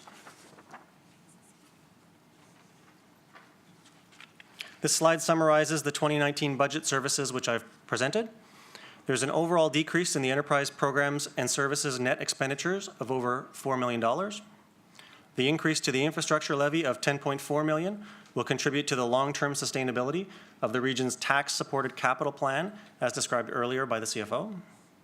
And the overall budget for heritage in 2019 is essentially in line with 2018 levels. That concludes my budget presentation. I'd be happy to answer any questions you might have.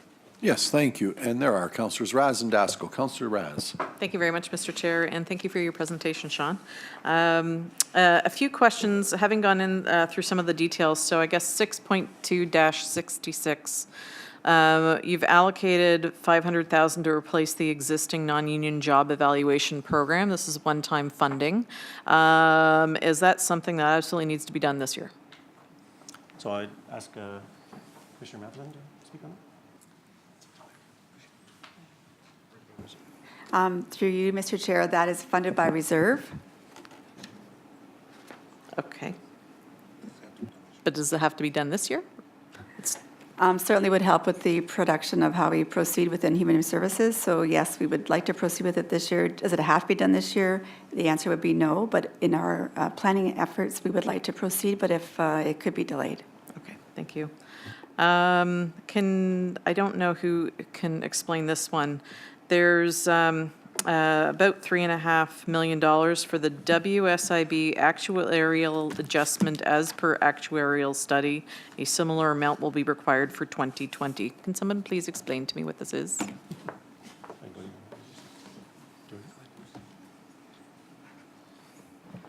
Through you, Chair Ionika.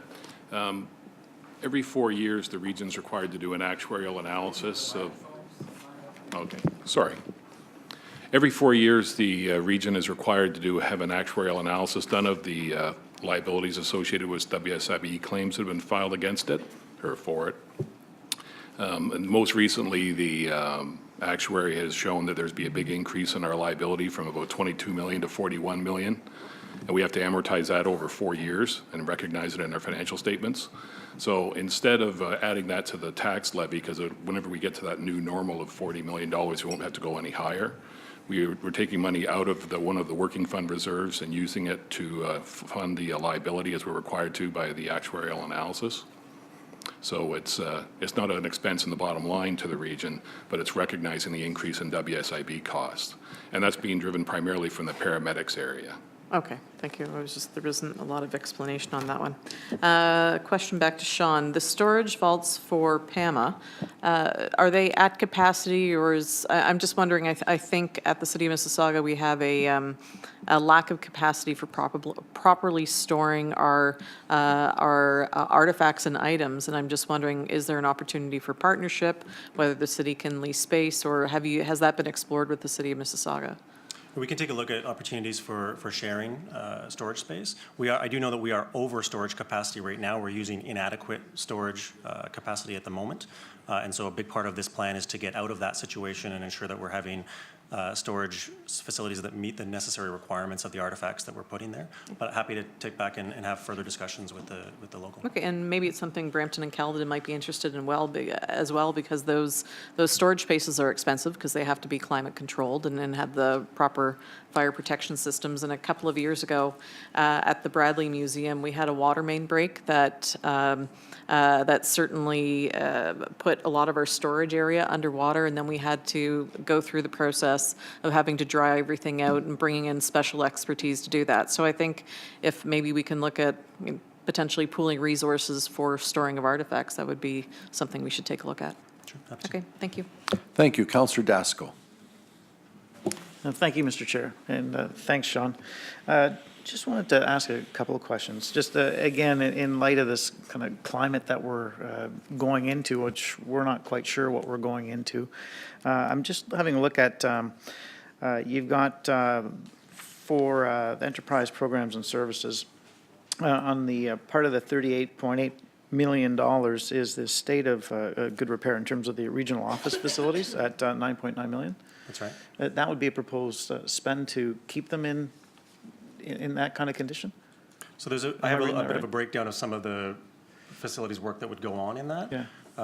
I've got $7 million towards the maintenance of our major facilities, and then $2.2 million for furniture, and then additional amounts for staff moves as well. So that some of it is maintenance of the facilities themselves, and other is for some of the general operational activity that we have to maintain for. Okay, yeah, and I'm just getting into, I think what Councillor Raz has mentioned as well is, do we have to do this right now in terms of where we're going, especially because this budget is, it's a little robust. The CAO may have a thought on that. I just thought I'd ask. Stephen, thank you. The CAO may have a thought on that before I come right back to Thank you. you, Mr. Chairman.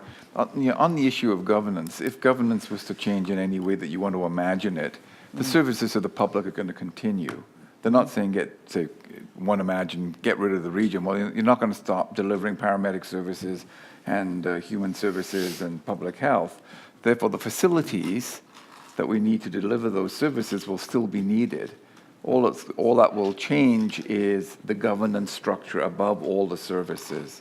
So my recommendation is, until we know exactly where we're going, we do maintain our facilities and equipment. And not let them run down. No, I understand what you're saying, and I'm not suggesting that. I'm with you. I'm pretty up to date on this kind of stuff. That the governance and structure is one thing, but in terms of the operations another. But I'm also looking at potential duplication and also surplus as well, going into right now an uncertain future. So I just look at that in that respect as well. And then I guess my other question I have is. I'm just looking at, again, at some of the contracting out that we might do in terms of external consulting costs and things like that. One is, for example, the equally shared amongst finance treasury divisions. Not sure what that's for. It's about $100,000 or so. Sorry. This is under 6.2-66. Can you pull that one up?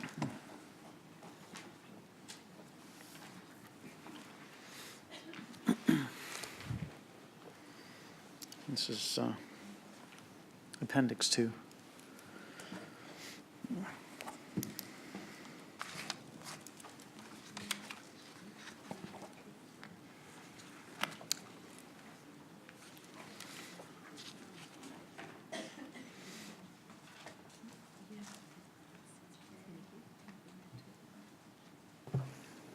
Which, what number are you looking at again, Councillor? This is under 6.2-66, Enterprise Programs and Services.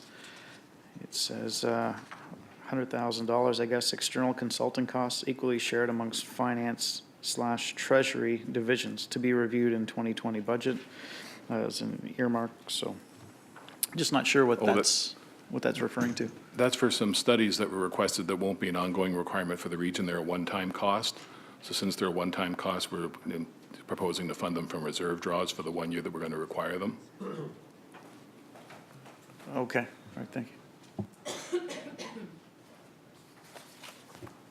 That is it. Councillor Dasko? Something further? Okay. Okay, if that's done, thank you. Councillor Vincente, please. Thank you, Mr. Chair. Thank you, Commissioner Baird. Just some quick questions on PAMA. You note here 31,000 attendance. What has the Art Gallery Museum and Archives done, say, in the past 2 years to achieve those numbers or to increase those numbers? Do you have any insights? Yeah, no, it's a big focus for us at PAMA. There's been a wide variety of things that we've undertaken to try to improve the usage of that facility and the outreach that we have. So some examples that I can give, we've created some events that target certain communities. So we've started some somewhat more social type events that begin on Thursday evenings, for example, that's brought in a number of additional people. We've increased our amount of outreach through school programs as well. So there's really a wide variety of things we've tried to do to increase attendance. But it continues to be a focus for us moving forward. So what the marketing plan looks like for PAMA, which community groups we're trying to target, and how we're trying to increase those numbers is something we're still focused on going forward. It's important for folks to realize that PAMA really is an important community resource that enhances the livability of the community. But is there some initiative perhaps to bring in works of art or other expositions that could literally draw hundreds of thousands of people for one exposition even, and be perhaps something that is on display, say, for a month or two, and really ignites interest in PAMA and having folks visit Peel to attend? Yeah, so it's a great idea. We're always trying to balance the relevance of the various exhibitions that we bring through the organization with respect to the local community, as well as the excitement they might draw. We receive visitors from not just Peel Region, but from really across the GTA, depending upon the kinds of exhibits that we have in place at PAMA. So there's a variety of things that we have done over the past couple of years that have drawn somewhat larger numbers. Not the numbers that you're speaking to now when you talk about bringing in sort of more international renown and what would draw those kinds of numbers. The other issue is that we're always in competition with other organizations to bring in exhibitions like that. So it really comes down to a question of balancing what is most relevant for our community and what's going to continue to drive up those attendance numbers. I don't want to give you the impression that we're not concerned with the opportunities like that. We certainly are, and we'll continue to include those in our marketing plan going forward. Because if I look at your total budget of $6 million and divide it by 31,000, it's approximately $200 per visitor. And so perhaps there's something that can be done that respects the taxpayer, creates some excitement in the community, and really helps to put the PAMA on the map. Just some suggestions for you going forward. Absolutely, thank you. Thank you, Chair. Thank you. Thank you very much for your presentation. There's no other question. That brings me to the following, and let me just a couple of administrative items first. We have to ensure that we defer the balance of Commissioner of Human Services Janice Hee's report to the next meeting. Maybe I'll take that motion right now, a motion to defer that component of it. I'm going to take, because I hadn't forgotten Councillor Parrish, I promised we would be dealing under other business with committee structure, but I'm thinking the lateness of the hour and the fact that Councillor Sato will join us next week. So thank you, but I promised you, so that's a promise that carries on. And so with that, if I would add that to be deferred as well, just to do it formally or referred to the following meeting, all those in favor? That is carried. And now the formal motion that I need for the balance of what we've received today to refer to the next meeting that we can carry on. I need a mover and a seconder for the following, that the, order. Final motion before we make our way, that the 2019 operating and capital budget report be deferred to the January 24, 2019 Regional Council budget meeting. It's been moved by Councillor Parrish, seconded by Councillor McFadden. All those in favor? Oh, and sorry, we need a formal vote on that last resolution. So a formal vote, instead of hands, I need a recorded vote for that deferral back of the operating budget for Phase 2 on January 24th. All those in favor, if you could push your button accordingly.